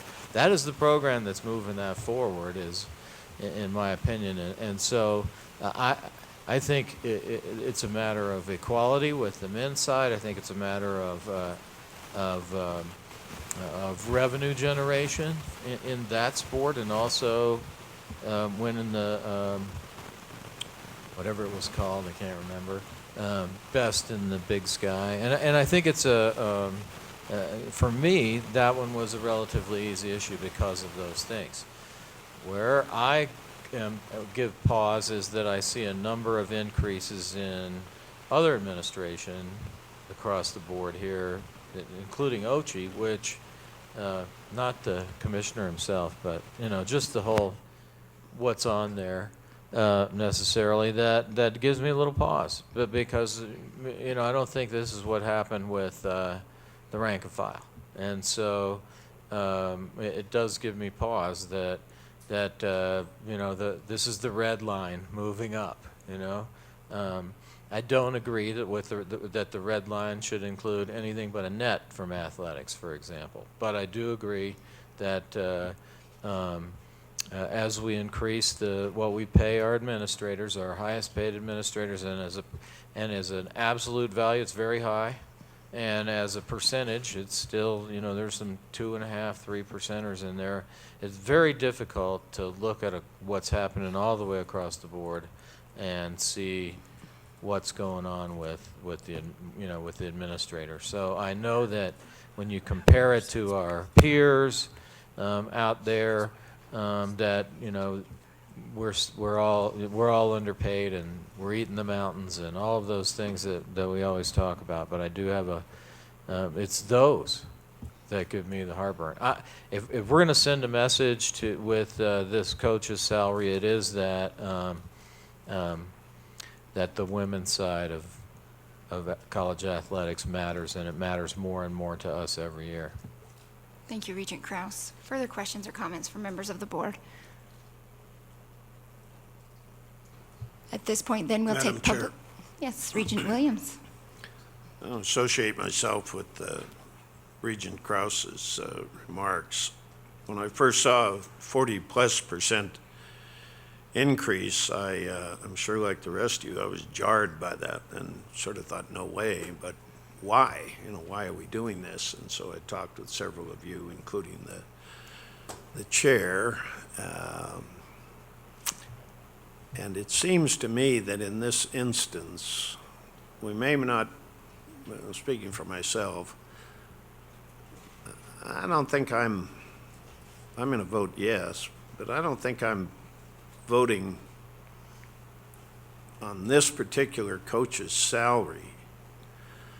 I'm thinking that while this is a steep increase, women, including women coaches, have had a very steep hill to climb. This is a catch-up.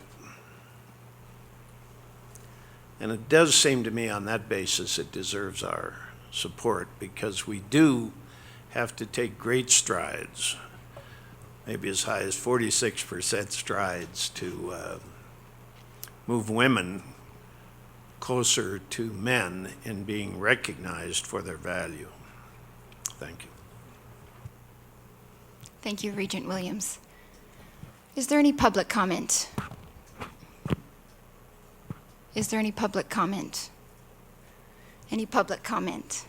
Thank you. Then we have a motion on the floor to approve the staff and compensation items A through I. All in favor, please signify by saying aye. Aye. Opposed, Aye. same sign. The motion carries. Thank you. Now at this point, we will move on to the Budget Committee items, the action items on the Budget Committee. And so we have the Montana University System operating budgets before us as item A.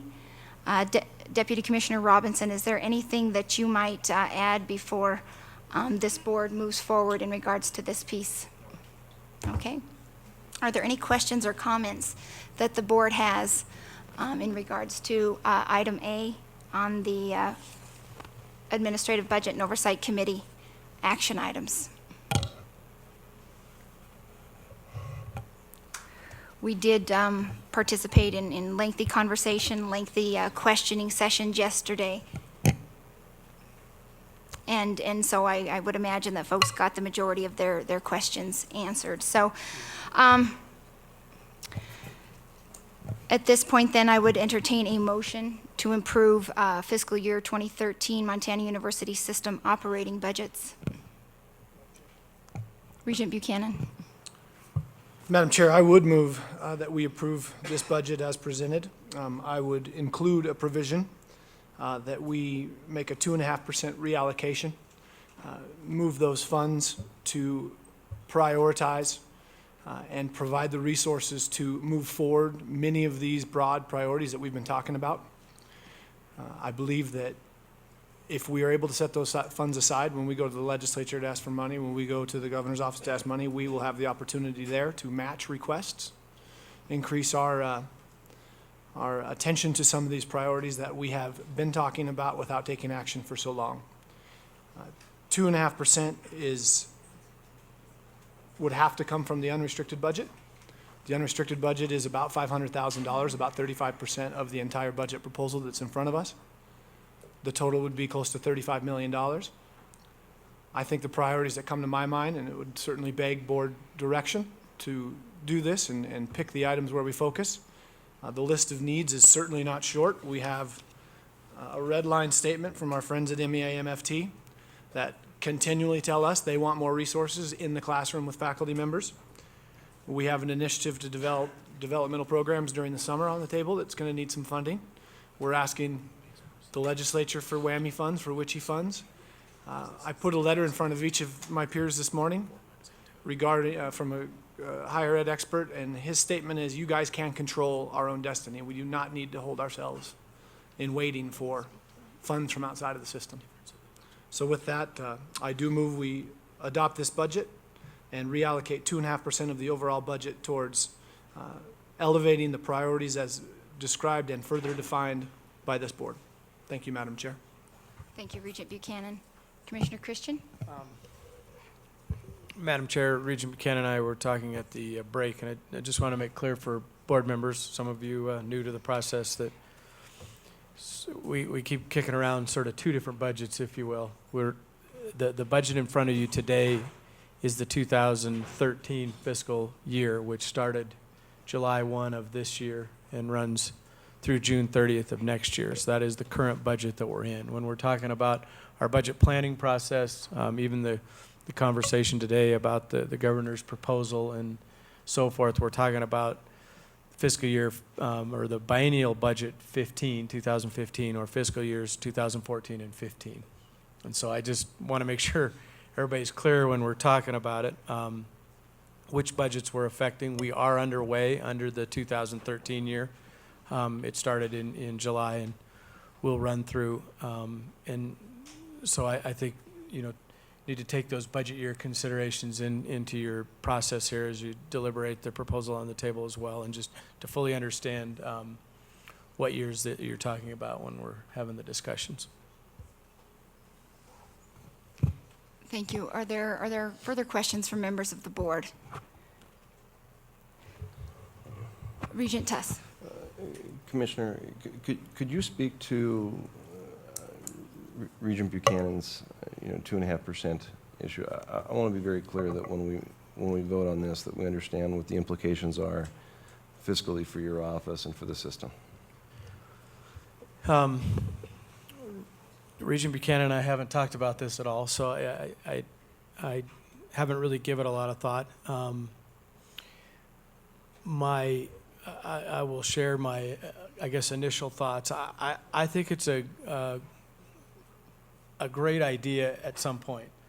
And as you all know, we have October 23rd retreat planned for having the discussion about where this board, this current board, as Regent Williams said earlier, in a lot of ways this is a brand new board, and I think we have to sort out what our priorities are. I think we have to sort out things that interest us in terms of the conversations that we're going to have, and then we need to make sure we have the right people at the table to have those conversations. And performance-based funding is something, it's a conversation that started, that we lost somewhere along the way, that I'm very interested in, as I've said before, and I'm certainly hearing the same from members here of having a conversation. That said, it's easy to say performance-based funding, but we have to sort out what it is we want to incentivize, what direction we want to go, what are the unintended consequences that other states have faced when they made those decisions, whether it's retention rates or graduation rates. There's good things to be accomplished. There's some pitfalls along the way that we certainly don't want to duplicate. I appreciate Regent Buchanan's forward thinking. He spent his entire time on the board always challenging us, and I think it's been extremely productive. He's been a tremendous asset to the Montana Board of Regents for those thoughts, and I don't want to say anything that makes it seem like I'm not supportive of that, because I actually think it's a good idea. I guess what comes to my mind initially is just the timing of it. And, this budget cycle is underway. It would be sort of along Regent Williams fast-tracking the fast-track conversations of earlier to try to implement that midstream of a budget year. But I'm extremely open to that conversation as we move forward into the 2015 biennium. I think, as Regent Buchanan stated, we need to find a way maybe to have some money on the table to talk to our legislative partners about, would we match ideas that they have? Do we have our own ideas that we want to put some money behind and ask them to match those? So I think that it's a great conversation. I think it's been my intention to start that conversation in earnest in October, to get some direction, as we spoke at our last retreat, from the board as to what conversations do we want to have. And it is performance-based funding. It's also prioritization. It's also our collaboration with K through 12 and all the things that we've really talked about in the last 2 days. I think it's been a tremendously productive meeting from that sense. And that's where we're headed. And from that, I have hoped that we would take direction as to what's on the board's mind, and that we would take that direction and find a way to send that sort of back to the campus levels and say, all right, the board has a tremendous interest in performance-based funding or prioritization or all the things we've talked about, time to degree, 3-year degrees, all those. I think campuses, as we did with Common Course numbering, I think we need to send it back to the appropriate place, and that's to the campuses to say, here's where the board wants to end up. How do you think we ought to get there? And I think that's the right mechanism for how to get there. And I think that's where we will have the most impact as a board, to demonstrate our vision and let members of the campus communities fill in those dots for us, and then come back with a plan to say, all right, we've heard the board, and we understand where you want to get, and we support that effort, and here's how we think you ought to get there. But so I think it's a great plan, and it's a great idea. To me, I guess, just sitting here thinking that it makes more sense that we have that conversation, and it could start today with carving that, a percentage like that out of the next biennium, and really put some teeth behind these conversations that we're having and that we're starting. I feel like we would be playing catch up with a budget that's already, I guess a plan now at this point that's already in process since July to start pulling those funds out and asking campuses that now are into the fall semester, which is the largest semester, to try to sort of retool quickly with decisions that have already sort of been made or have been made.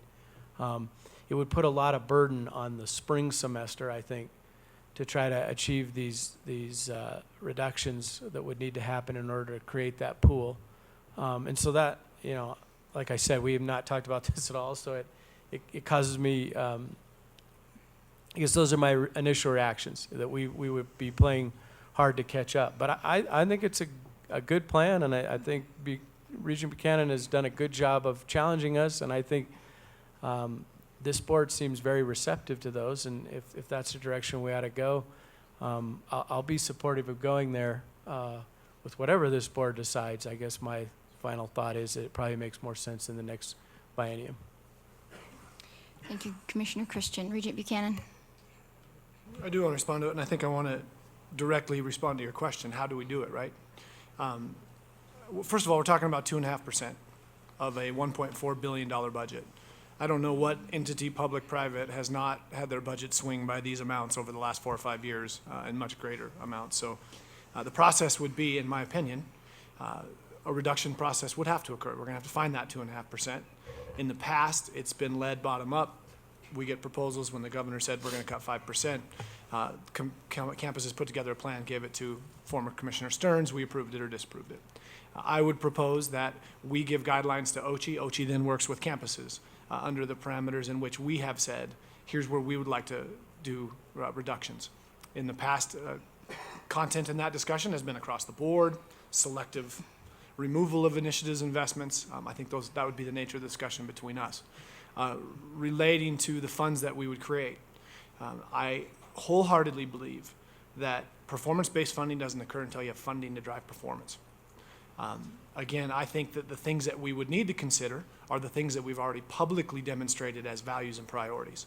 We just submitted a legislative initiative list. We've got a ton of great ideas floating around, not only from individuals in this room, but from the people that work with us on a day-to-day basis throughout the campuses as far as ways to use funds differently. I look at the process this way. I think it's very political. We're in a system where you have one side of the political spectrum says protect, protect, protect. The other says cut, cut, cut. I think we need to have some source of leadership in the middle that provides a different perspective in how to invest current resources. I think that's our responsibility. And I think that this type of thinking, and if we were to move this way, which I would strongly encourage, gives us that opportunity. I think Commissioner Christian's right. There's going to be some work to be done to get this done. There's going to be some things that we're going to have to de-invest in. We're putting forth some requests. We have time to make these adjustments. These aren't things that we're late on. We are not moving 15% of the budget. I'm suggesting a 2.5% shift in resources. Thank you. Thank you, Regent Buchanan. Regent Kraus. Yeah, I have to speak to a few things. The first one I'd say is certainly we're not talking about Regent Buchanan's contributions in the past tense. That's in the current tense. He continues to make valuable contributions to our discussion. So thank you, Regent. The second thing I try to figure out is you were the one using the past tense there, Commissioner. Yeah, Sorry. yeah. We'll bury you later. Yeah. That's what it's all about. The second one, the second observation I would make is, why am I voting? Why would I even be asked to vote? If this is a slam dunk. If this already started on July 1st, you know, couldn't I have just mailed that in because it's already set in stone. It's already slam dunk. There's no change in it. I think, you know, being asked to vote matters. You know, so we're being asked to vote. So I'm being asked to make a decision. So I'm going to consider alternatives.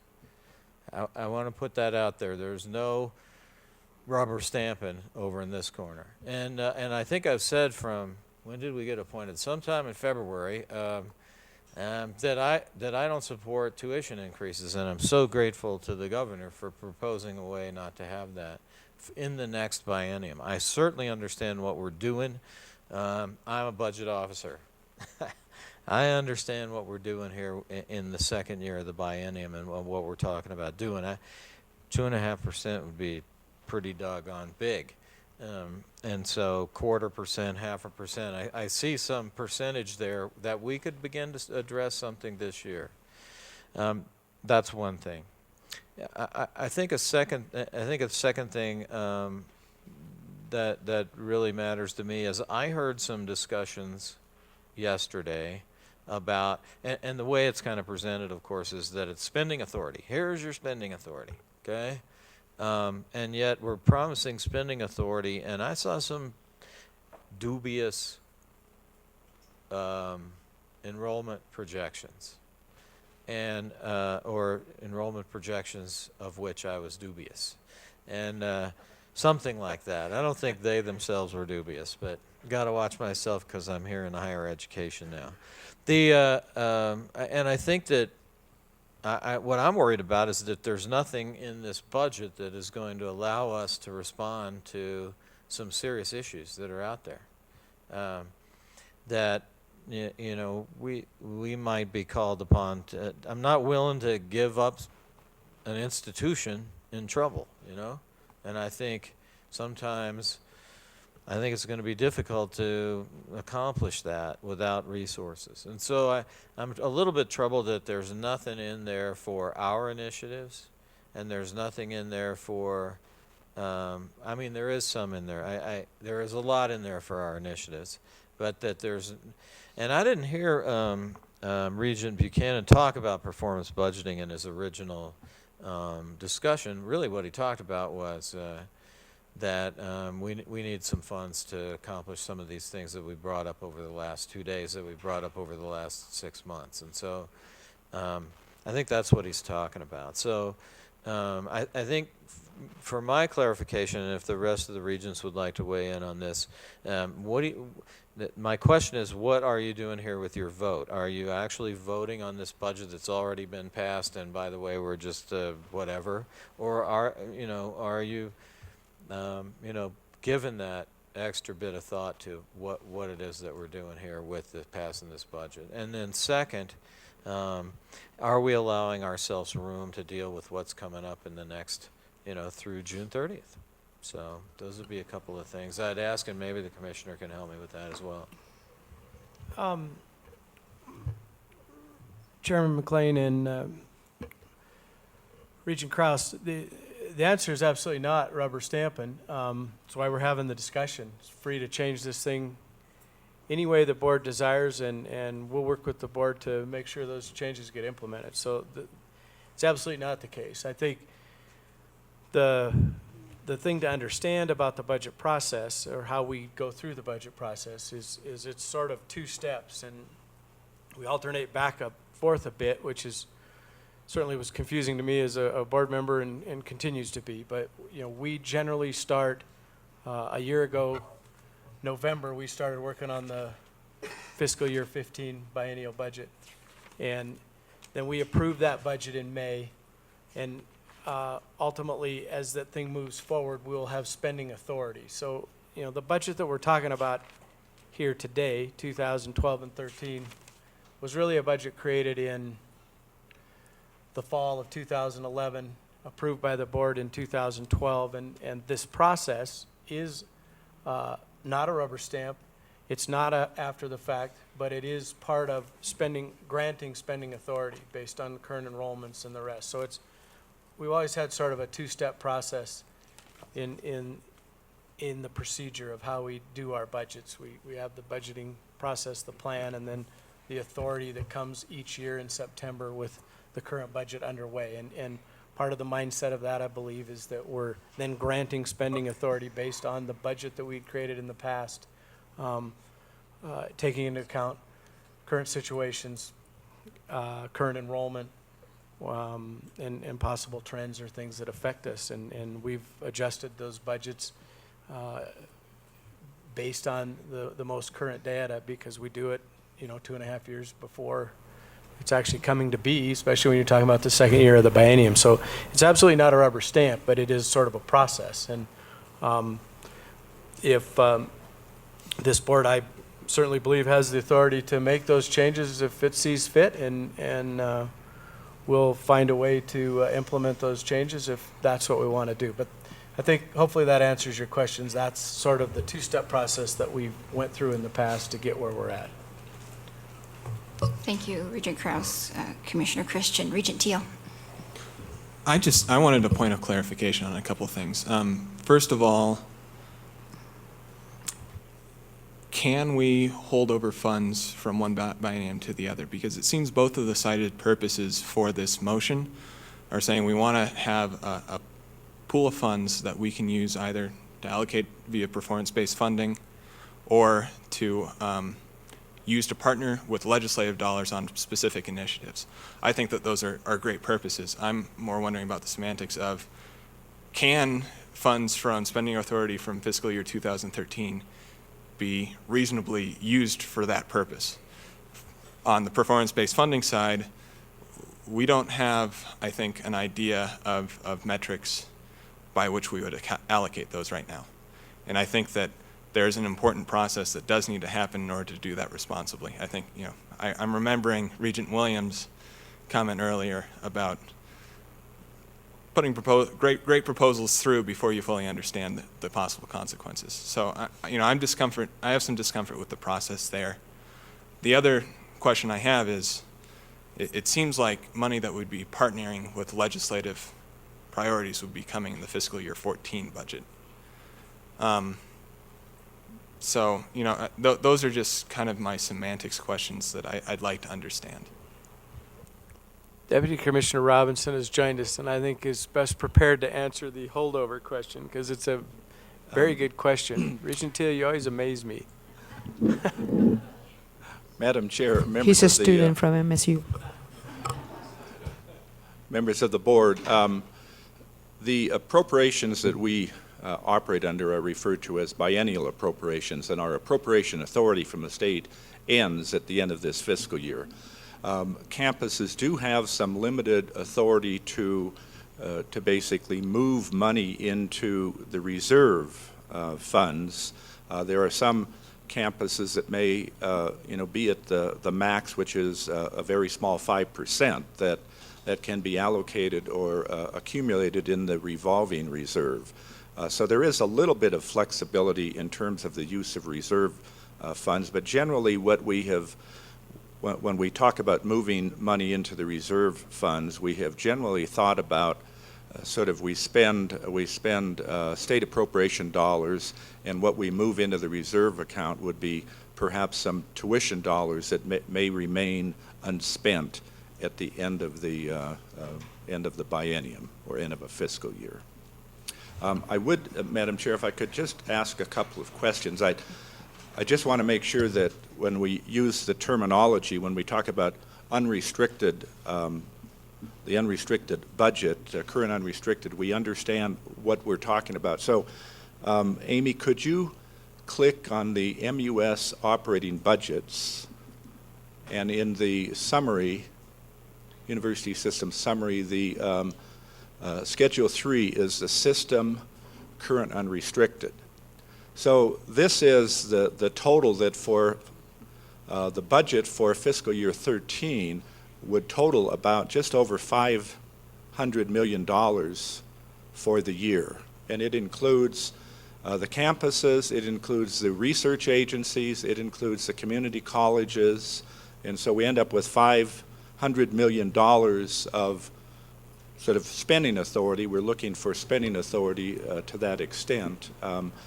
The other side of the coin that we talked about yesterday was the revenue side, and keep in mind that we are estimating, we do know that we have a hard and fast number in terms of the state appropriation, but all of the campuses are estimating the tuition revenue. So when we talk about current unrestricted, in the past when we've talked about pooling, coming up with a pool of money for initiatives, we've talked about taking a pool of money from the state appropriation.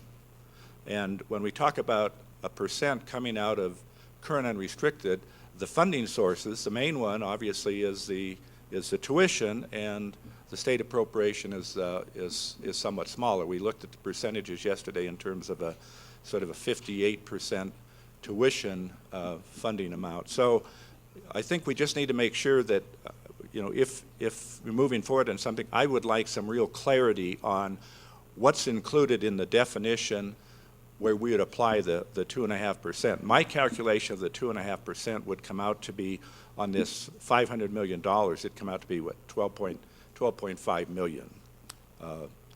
Since you're asking for clarity, I will provide what I'm perspective. My motion included the entire budget. And as I look at the budget, we cannot tap into restricted funds. So the only source of funds is unrestricted funds. Restricted funds are, I'm not proposing we invade scholarship donations. I'm not proposing we invade any of the restricted dollars that we have.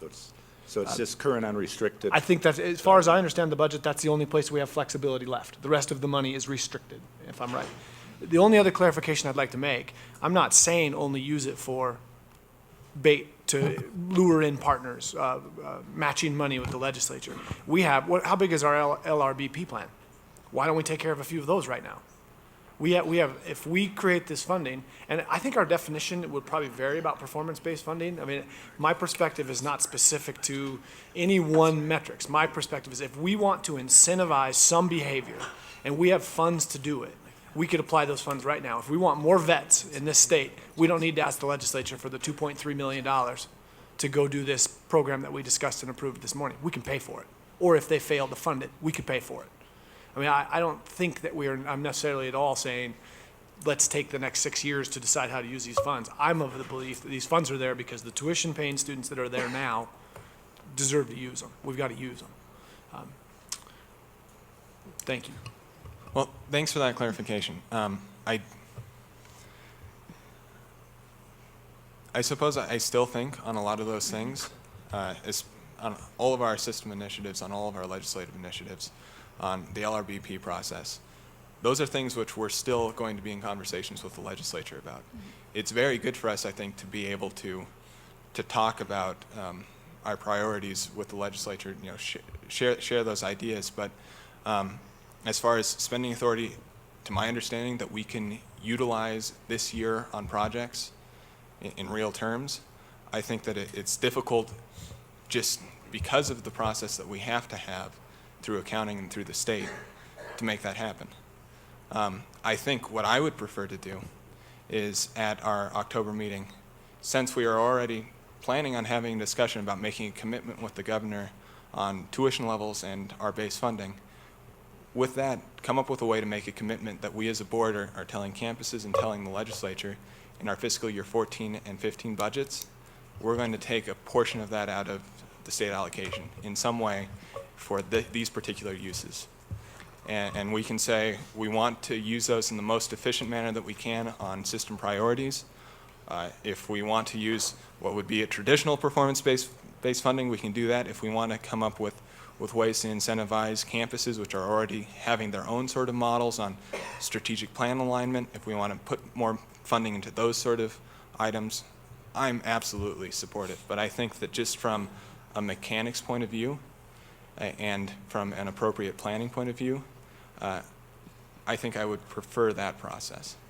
And I think that I completely share your sense of urgency and want to do something on this, and I think that it's really great that we had this conversation because it immediately elevates it to that level that we need to have some commitment and say what we want to do in this area. I'm hoping we can talk about that in October and come out with a definitive statement of next time that we're passing a biennial budget, this is going to be part of it. Thank you. Regent Tess. Regent Buchanan, I agree with your notion about, I'm not sure what the definition of performance-based budgeting is. We really haven't had that conversation. When I think about performance-based budgeting based on some informal conversations that we've had, I think about butterflies and rainbows. It's all good, right? I don't know the other side of that coin. And I'd sure like to have a more robust conversation than the one we're having now, and the one that we've had to date, which is fairly minimal, about what it means, what it is, how it works in other states, what other public university systems have done in other states with performance-based budgeting, what it really means to the campuses. I like the idea, but in my mind at this point it's just an idea. There's nothing concrete about this 3 words of performance-based budgeting. So I'd like to know a little bit more about what it is and what it really means. I'm not sure how I'm going to vote on this. Thank you, Regent Tess. Regent Williams. Question for Regent Buchanan. In the statement you just made concerning if we had X need, for example, veterans, we could pay for it. Do you mean we could budget for it and then hope the legislature would order it to be paid for, or do you intend to hold some kind of hold out 2.5% that we could actually spend directly? Thank you for the question, Regent Williams. First of all, I don't pretend to have the answers. I think it would be this board's responsibility as quick as this October meeting to elevate these priorities and decide. So in context of your question, I think anything is possible with the use of these funds. I think if, like I said, I floated an idea earlier today for a 3-year tract. It's going to need some money to get done. I'd love it if we had the money out of our own budget, which this would be, to fund something like that. We do have priorities that we keep indicating along the campus. This veterans program, I brought up the legislative initiatives. The WWAMI program is on there. Again, there's nothing that requires legislative funding for that. We could remove it, use our legislative opportunity for requests for other things, and pay for that. I think the process, which we're alluding to, which is great, by no means restricted to performance-based funding. I'm saying from a very top level, a very small part of the budget, use some funding to drive a couple of initiatives. And that's how, you're saying performance-based budgeting. I'm saying performance-based funding. Again, I think we have a different perspective. I think that if we have complete freedom as a board to do what we'd like. I consider this to be a very modest reduction in expenditures. And as a board, we have meetings on the agenda throughout the rest of this calendar year. We have a very high-functioning budget committee. I believe that it would be their responsibility to determine how we would use such a thing. The intent of my motion is to challenge the way that we've continued to do it, because if we want something different, and we've gone as far as we have to articulate all of these great ideas and great priorities, I'm trying to find a way to not rely on the political winds to blow in our favor to get it done. I feel like we have the responsibility and the control and the authority to take action at every one of these expenditure decisions that we make, and I'm proposing an option. Let me reclaim my time. I think if we began to spend, the legislature would move to sue us. I don't think the Board of Regents has plenary power to appropriate. I think only the legislature holds that power.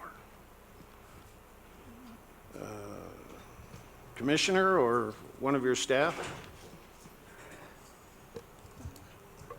We appropriate the state money. Madam Chair, Regent Williams, Kathy, I don't know if you want to weigh in on that. We are lump funded. So the legislature does appropriate based on the budgets that we propose. And we've actually, I mean, even candidly, to change our 14-15 budget, we'd have to go back and amend it. We approved that budget in May to do this in the following biennium. But they do appropriate based on the budget proposals that we have put into the system. But there is, I mean, that's sort of the murky line, and there's a fairly famous document about that. Once they appropriate to us, they what we've always termed as a lump fund, some states call it a grant fund, they transfer that money to our authority, and then the Board of Regents does have complete control over those funds to do with it what they may. That said, you know, it's just so new. I've been thinking about this for 15 minutes now. I don't know what the effect would be with our legislative partners. I mean, if we start talking about funding a piece that is outside of the requests that we've made, how that's going to be viewed and some of those things. I just have to think through it a bit more. But I think that's probably an accurate answer, Kathy. She's shaking her head yes. Yes, well, under the authority of the legislature, a fund created, and the legislature provides legal authority for us to use it at our discretion. Correct. Then apparently it's possible, huh? Correct. Once it's in our account, I believe. It's already been approved, right? Yes, the appropriation is been approved for the 12-13 budget, which we're currently in. For the budget we're voting on. Yeah. Ms. Swift?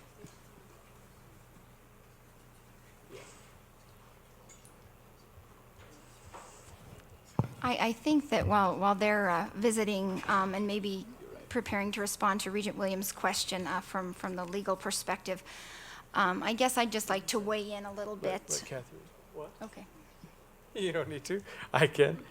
Kathy was just saying that it is the Constitution that gives us the authority to spend. It's what created the Board of Regents and gives us that spending authority. The legislature is the only body that has the ability to appropriate, but once they appropriate and give that money to us, the authority to govern the system and spend the appropriated funds rests with the Board of Regents. Kathy, does the legislature, does the language of the appropriation bill have to delineate that? No. The Montana Supreme Court has ruled on this. Thank you. The Montana Constitution gives the Board of Regents the direct authority to spend monies, and some of those monies the Montana legislature doesn't have authority over. But the Montana legislature has authority over state funds, and those they have the authority to allocate to the state agencies as they see fit. Once the money comes to the Board of Regents sets the priorities for those expenditures. And that has been addressed by the Montana Supreme Court. In Board of Regents versus Judge, right? 1975, Board of Regents versus Judge. Tom Judge. Yeah. Tom Judge, the governor. Good clarification. Thank you.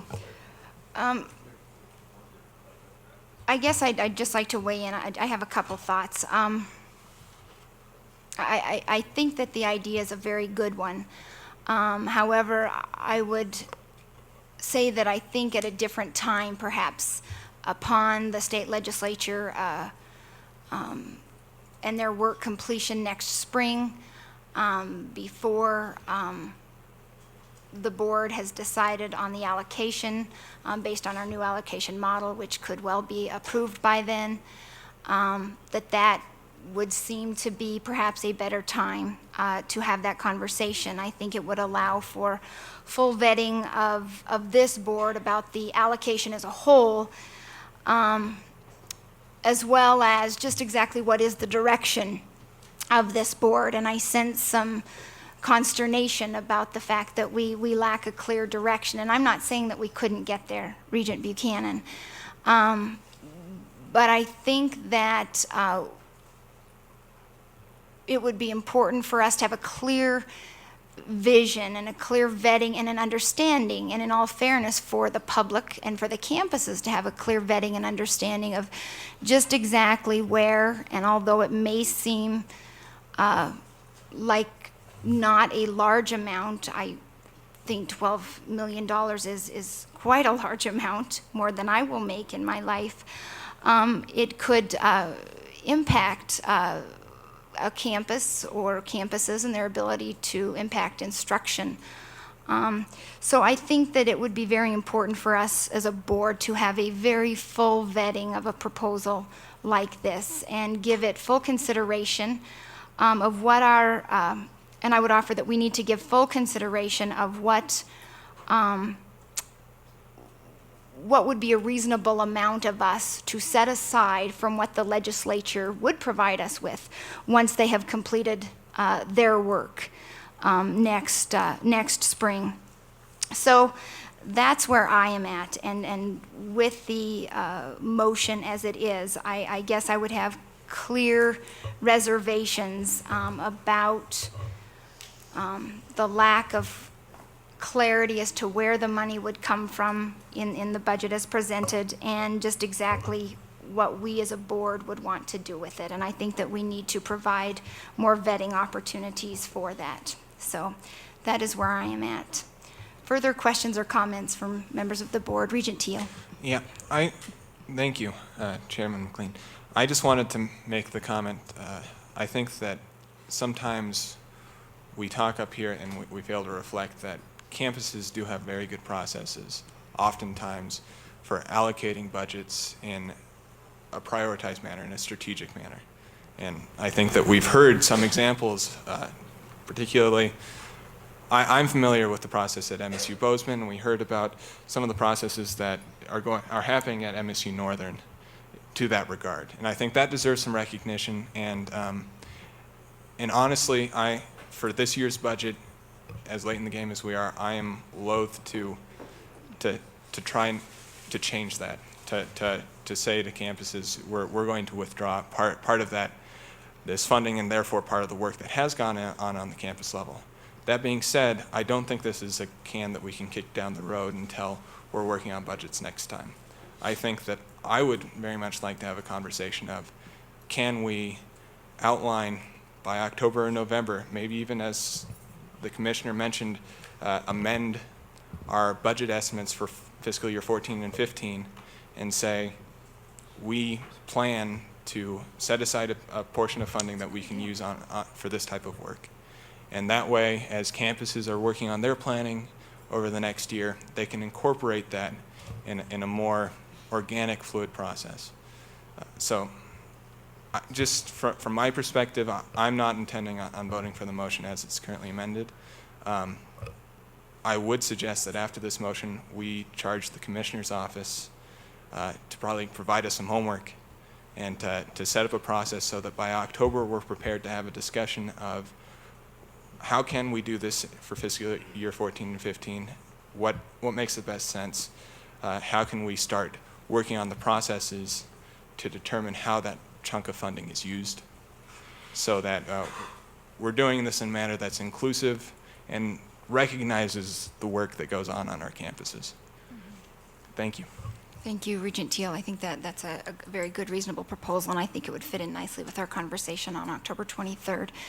Further questions or comments from members of the board? Madam Chair, Regent Williams. I'm thinking as a former legislator, both state and federal, that, and this doesn't sway me much, but I think this is something legislators won't like. They don't want to, I don't think they want to provide us with, I'll call it a pool of money to use at our discretion. And now that we know they can't sue us, I think they'll simply withhold that amount of money from our budget. I think they'll just say, okay, do with 12 million less then. I think we're creating a fight with the legislature, and in the end, guess who wins? Not our students. Thank you, Regent Williams. Further questions or comments? Then at this point, I'll turn to public comment. Any public comment? Any public comment? Thank you. A motion has been made to approve fiscal year 2013 MUS operating budgets, to approve as presented with a 2.5% allocation for reallocation for Board of Regents initiatives. Is there any further comment from members of the board? Madam Chair, may I request a roll call at the proper moment? Sure. So now the motion has been made and Regent Williams has requested a roll call vote.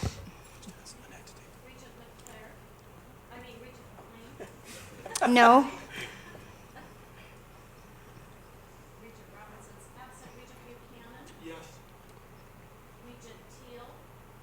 No? No. Yes.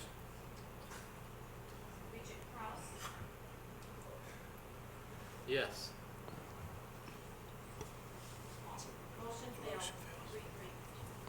Thank you. Madam Chair. Regent Williams. I counted correctly and thought the motion would fail even if I voted with Regent Buchanan, but I voted with him because this is a good idea. Despite a couple of negative things I've said about it, this is the nugget of a really good idea. We could be very flexible with our funding. We could be fleet of foot with it, if the legislature will let us do it and not punish it in that latter remark I made about just withholding that amount. But I think you've really come up with an innovative idea here, and being as I knew you were going to lose, I voted with you. You're a good friend, Regent Williams.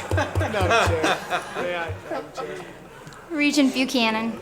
As I calculated the thought process around this, I thought at the very best a fantastic discussion about capitalizing on the opportunities and responsibilities that we have as the constitutionally independent Board of Regents in this state. Higher education is demanding change.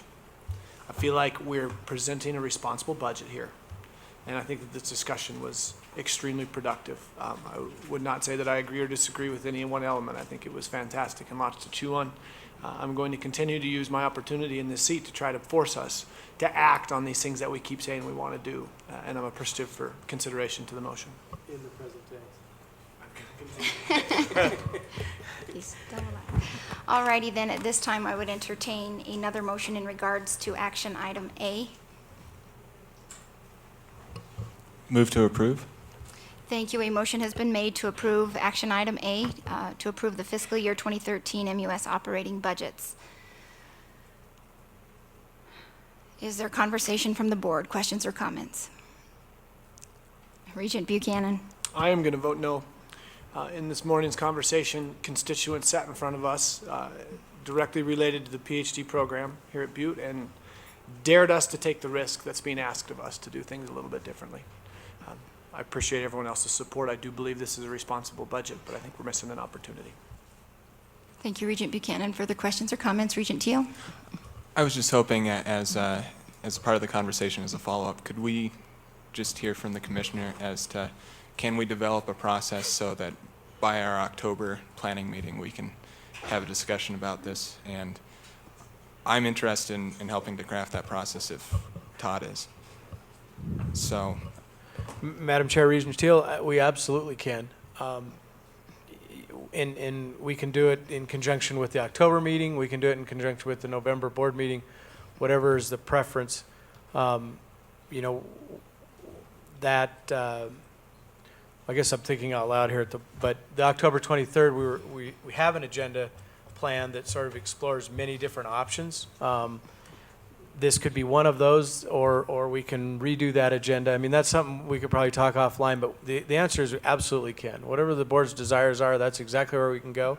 And yes, we absolutely can go back and amend the May budget, which is for fiscal year 15, the biennial 15, and make whatever changes we want to. We can do that at November or whatever meeting, and we can put a group together beforehand to try to have those recommendations ready to come back for the November budget if we want to, or we can do it in the January meeting, or whatever we think is the best strategy for this board, taking into account all the conversations. I agree with Regent Buchanan in his present tense. Absolutely fantastic idea. Worth the conversation today, and worth one that moves forward robustly. I think there's some very good points that we need to figure into the equation. The timing, I think Regent Williams made some good comments, how it will play out. I made a comment in my earlier remarks to that. We have to kind of do the math on it, if you will, and see. And I think a work group would be the way to do that. So we'll come up with a discussion. We can either do it in October, or we can create a work group that brings suggestions to October or to our November meeting on how to deal with it, if that's the desire of this board moving forward. Thank you, Commissioner. Regent Kraus. Thank you very much, Madam Chairman, members of the board. First of all, I'm going to ask you not to talk with precision when you talk about performance budgeting, so we don't get this sort of associated with any kind of, that means we're going to cut $12 million or anything else in this room or in this state or anywhere else. It has nothing to do with that. It has to do with making this state better through higher education. And if we can start there, then I think we can avoid all of the negative connotations that might have come through us loosely using that today as a in this context. Having said that, I think about the appropriation, which I think for this biennium is roughly $250 million, or I'm just going to use that figure. And it's something like that, and 1% of that would get us some money towards achieving our goals this year. I think that would have been a reasonable request. You went with much more than that. I understand, make the motion. It's 3-3 already. I think the sentiment of the board is that it's too late. Okay, I'm going to reject that idea, and I'm going to vote no on this budget. I don't think it's too late. It's the first time I voted on this budget, so I'm going to vote on it. I'm not a big, I came on this board saying no tuition increases. This budget is the product of 10% tuition increases. And so for those two reasons, I'm going to have to vote no. Thank you, Regent Kraus. And I guess in speaking to the last motion, I may have used the word cuts, but that $12 million would have to come from some place that it exists now. And I'm concerned about what that would mean to our campuses and to our students. Additionally, I just want to speak, I think, to the importance of the communication piece and the vetting piece. I think that that's at the crux of things here. So I would hope that over the course of the next month, the next couple of months, that we can communicate and vet the direction fully that we as a board wish to go, so that we can move forward with a collective will and a collective sense of where we want to be when we get there. Madam President. Madam Chair, I really appreciate those comments, and you know very well about my can-do attitude. But the system of higher education and any one of our campuses is a big ship that you have to move 5 degrees at a time. So it has to be done in a very judicious manner. A 2.5% cut off the top, when 80% of our budgets are already tied up in salaries, would have had a nefarious effect. It's almost a 10% cut in operations. Add to that, and I'm going to speak here for my side, I have 3 very important agencies, 2 of whom are constitutionally tied to the land grant mission. And I have my agricultural experiment station already suffering almost a 14% cut. The fire training schools, a 7% cut, and a 4% cut to extension. These are entities that if on top of that we hammer them down, they don't have tuition to compensate for those losses. So I encourage the board to communicate their goals. We're standing ready to help. But first, let's do no harm.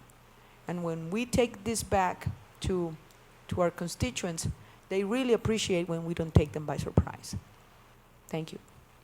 Thank you, Madam President. Further questions or comments? Dr. Brown. Well, let me just echo some of the, Regent McLean. Let me echo some of the comments of President Cruzado. At this particular time, given that I think we actually saw a figure of about 86% of our budget is in salaries or something like that, and I think one of you mentioned a little earlier that really the only option becomes spring semester because fall semester is already underway, then it even gets more difficult to make this kind of a change at this moment. But it is a discussion, and I agree with Regent Buchanan. It's a discussion that has to go forward and is a very serious discussion for us to look at the options for creating money, pockets of money that can be used to do some of the things that are really important for the state of Montana. And so I think that if that discussion is postponed only to the point that it is focused on the next biennium, so that discussion starts now, I think that we will work with you, just as President Cruzado has said, we will work with you to figure out how to make this happen. But to make it happen in a short period of time would be extremely difficult and probably really detrimental to the students that are on our campuses today. Thank you, Dr. Brown. Commissioner Christian. Chair McLean, I hope my comments throughout this have echoed that same thought. I'm not at all saying I don't think it's a good idea. I think it's a fantastic idea. My only concerns expressed was timing, and I think we can go to work on this immediately to try to implement the plan. And I think we're ready to move forward. Thank you, Commissioner Christian. We do have a motion on the floor to approve fiscal year 2013 MUS operating budgets. Is there any public comment? Is there any public comment? Is there any public comment? Then at this time, I'll turn it back to the board to see if there's any further comments or questions. Okay, then we do have a motion on the floor to approve fiscal year 2013 MUS operating budgets. All in favor, please signify by saying aye. Aye. Aye. Opposed, same sign. Aye. Okay. 4-2. The motion carries. Thank you all for that great dialogue. We now have before us item B on the University of Montana campus. At this time, I would entertain a motion in this regard. I move to approve item B. Okay, there's been a motion to provide authorization to execute an energy performance contract for the University Center at the University of Montana. Are there questions or comments from members of the board? Is there any public comment? Is there any public comment? Is there any public comment? Thank you. Are there any questions or comments from members of the board? Seeing none, then a motion has been made. All in favor, please signify by saying aye. Aye. Opposed, same sign. The motion carries. We now have item C on the agenda. I would entertain a motion. So moved. Thank you. A motion has been made to authorize the renovation of the dining hall facilities at MSU Bozeman. Are there questions or comments from members of the board? Is there any public comment? Any public comment? Any public comment? I'll turn it back to the board, or are there any questions or comments from members of the board? We now have a motion to authorize the renovation of the dining hall facilities at MSU Bozeman. All in favor, please signify by saying aye. Aye. Opposed, same sign. The motion carries. Item D, at this point, I would entertain a motion. So moved. Thank you, Regent Teal. A motion has been made to authorize the renovation of Atkinson Quadrangle at MSU Bozeman. Are there any questions or comments from members of the board? Is there any public comment? Any public comment? Any public comment? Any further questions or comments from members of the board? A motion has been made. All in favor, please signify by saying aye. Aye. Opposed, same sign. The motion carries. We now have item E, the revision to the tuition waivers policy. At this point, I would entertain a motion. Madam Chairman. Move to approve BOR Policy 940.13 revision tuition waivers. Thank you, Regent Kraus. A motion has been made to approve the revision of Board of Regents Policy 940.13 regarding tuition waivers. Are there any questions or comments from members of the board? Regent Buchanan.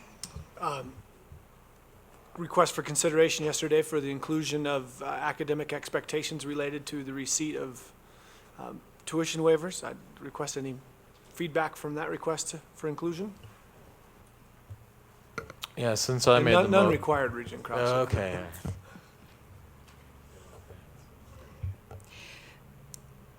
Regent Buchanan, you're just requesting some feedback to that conversation. I think it's an interesting idea, and it's one of those things that I'm wondering if we could add to our list of things to converse about and fully vet and examine and perhaps bring that back if we can construct some language in that regard and amend the policy, adopt what we have before us, and then perhaps amend the policy once we have an opportunity to add some, write some language.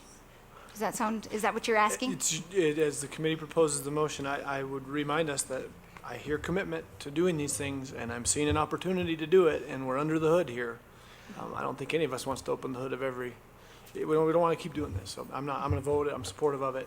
Appreciate that you're giving attention to it. I think that the time to make these changes that we are all talking about is now.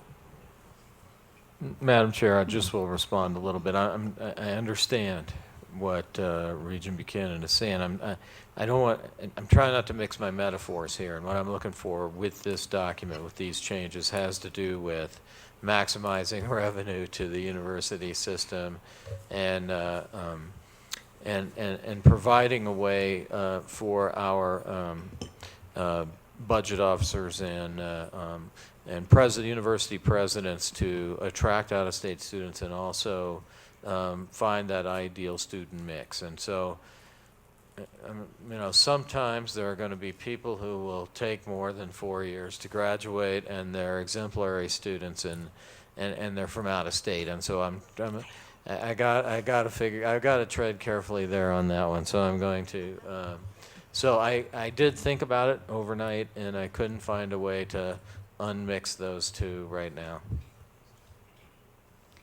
So the motion stands to approve the BOR Policy 940.13, the revision regarding the tuition waivers. Is there any public comment? Any public comment? Any public comment? Further question or comments from members of the board? We now have a motion before us. All in favor, please signify by saying aye. Aye. Opposed, same sign. The motion carries. Thank you all for getting through that very good and positive and productive conversation. What's that? Yes. Now we'll move to the point in our agenda where we are almost done, but we also have some student appeals before us, and because of the nature of student privacy, et cetera, I will read from a script just to protect the students and their privacy. Next on the agenda are 3 student appeals. Each of the board members have received the commissioner's decision and the written appeal with the supporting documents submitted by the student. We will address each appeal separately. The issue before the board in each of these is solely to determine whether to hear the appeals at a later meeting. Board of Regents policy does not require the board to entertain these appeals if we are satisfied with the commissioner's review and decision.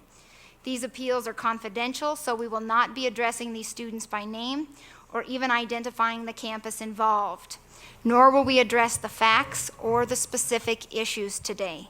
The sole issue today is whether any regent believes the issues addressed in the commissioner's decision need further review at the board level. If you do not wish to hear a specific appeal at the board level, it is not necessary to make a motion. A lack of action on our part will signify our decision not to hear the case. Are there any questions about the procedure before we go forward?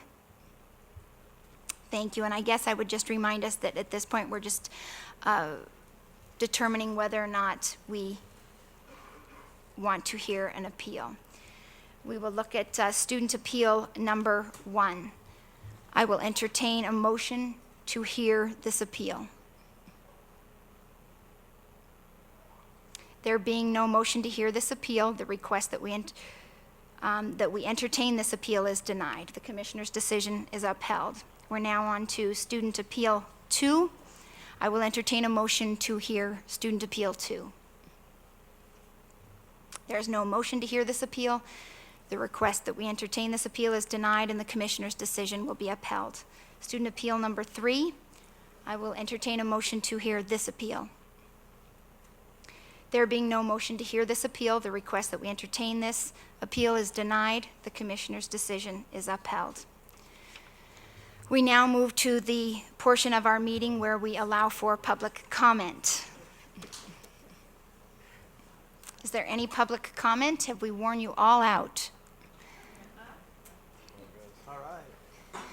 Got some. Hello, my name is Hannah Dysinger, and I am a senior here at Montana Tech, majoring in biochemistry, and I am also the ASMT Vice President this year.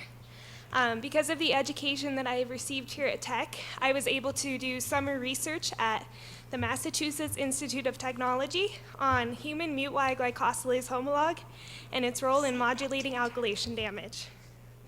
I would like to thank you all for coming to Montana Tech. We look forward to hosting this event every 2 years.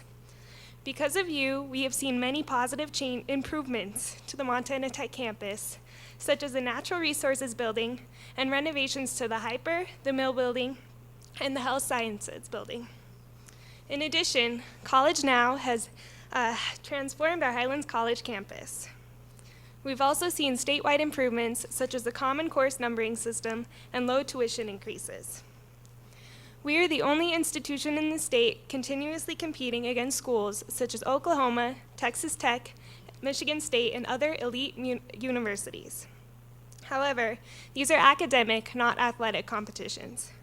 Some of these teams include the Society of Petroleum Engineers in the Petro Bowl, the American Society of Civil Engineers in the Concrete Canoe Competition, and other multidisciplinary teams such as robotics and Engineers Without Borders. Our strong academic drive has helped Tech's placement rate for graduates average 93% over the past 10 years. Our athletic teams are looking great this year as well. The Montana Tech women's volleyball team, although young, has an impressive 11-3 record. And the football team is looking strong too. In fact, they have beaten Carroll College and the University of Montana Western, which, as you know, are both rivals of Montana Tech. At the November Board of Regents meeting, there's always a lot of excitement before the Cat Grizz game. Although we are united at the meeting, we are separated on who we want to win. Since we no longer compete against the two rival flagship schools, we take on the role as peacemakers. There was a time, however, when we did compete against them, and we were also peacemakers then. As a proud Montana Tech student, I wanted to mention that the last time we played both Missoula and Bozeman in football, we beat them.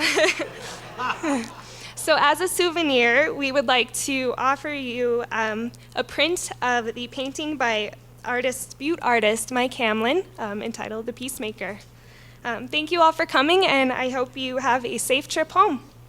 Thank you.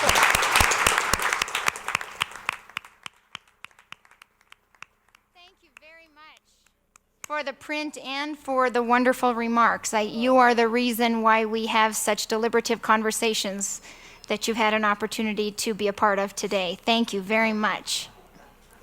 Further public comment. Dr. Brown. Regent McLean and Mr. Commissioner, during the middle of the time when we were really working through the sexual assault activity and really trying to accelerate some programs and things, we submitted a grant application to the Department of Justice to provide us some additional funds and for a specific set of programs that would accelerate our ability to really be on top of this topic and to provide additional leading edge activity with regard to the sexual assault discussion. Approximately an hour ago, I received notification that the Department of Justice has granted us the funds for this particular activity that will accelerate our activity, and I just wanted to let you know that. Well done. Congratulations to all involved. Further public comment? Okay, then this meeting stands adjourned.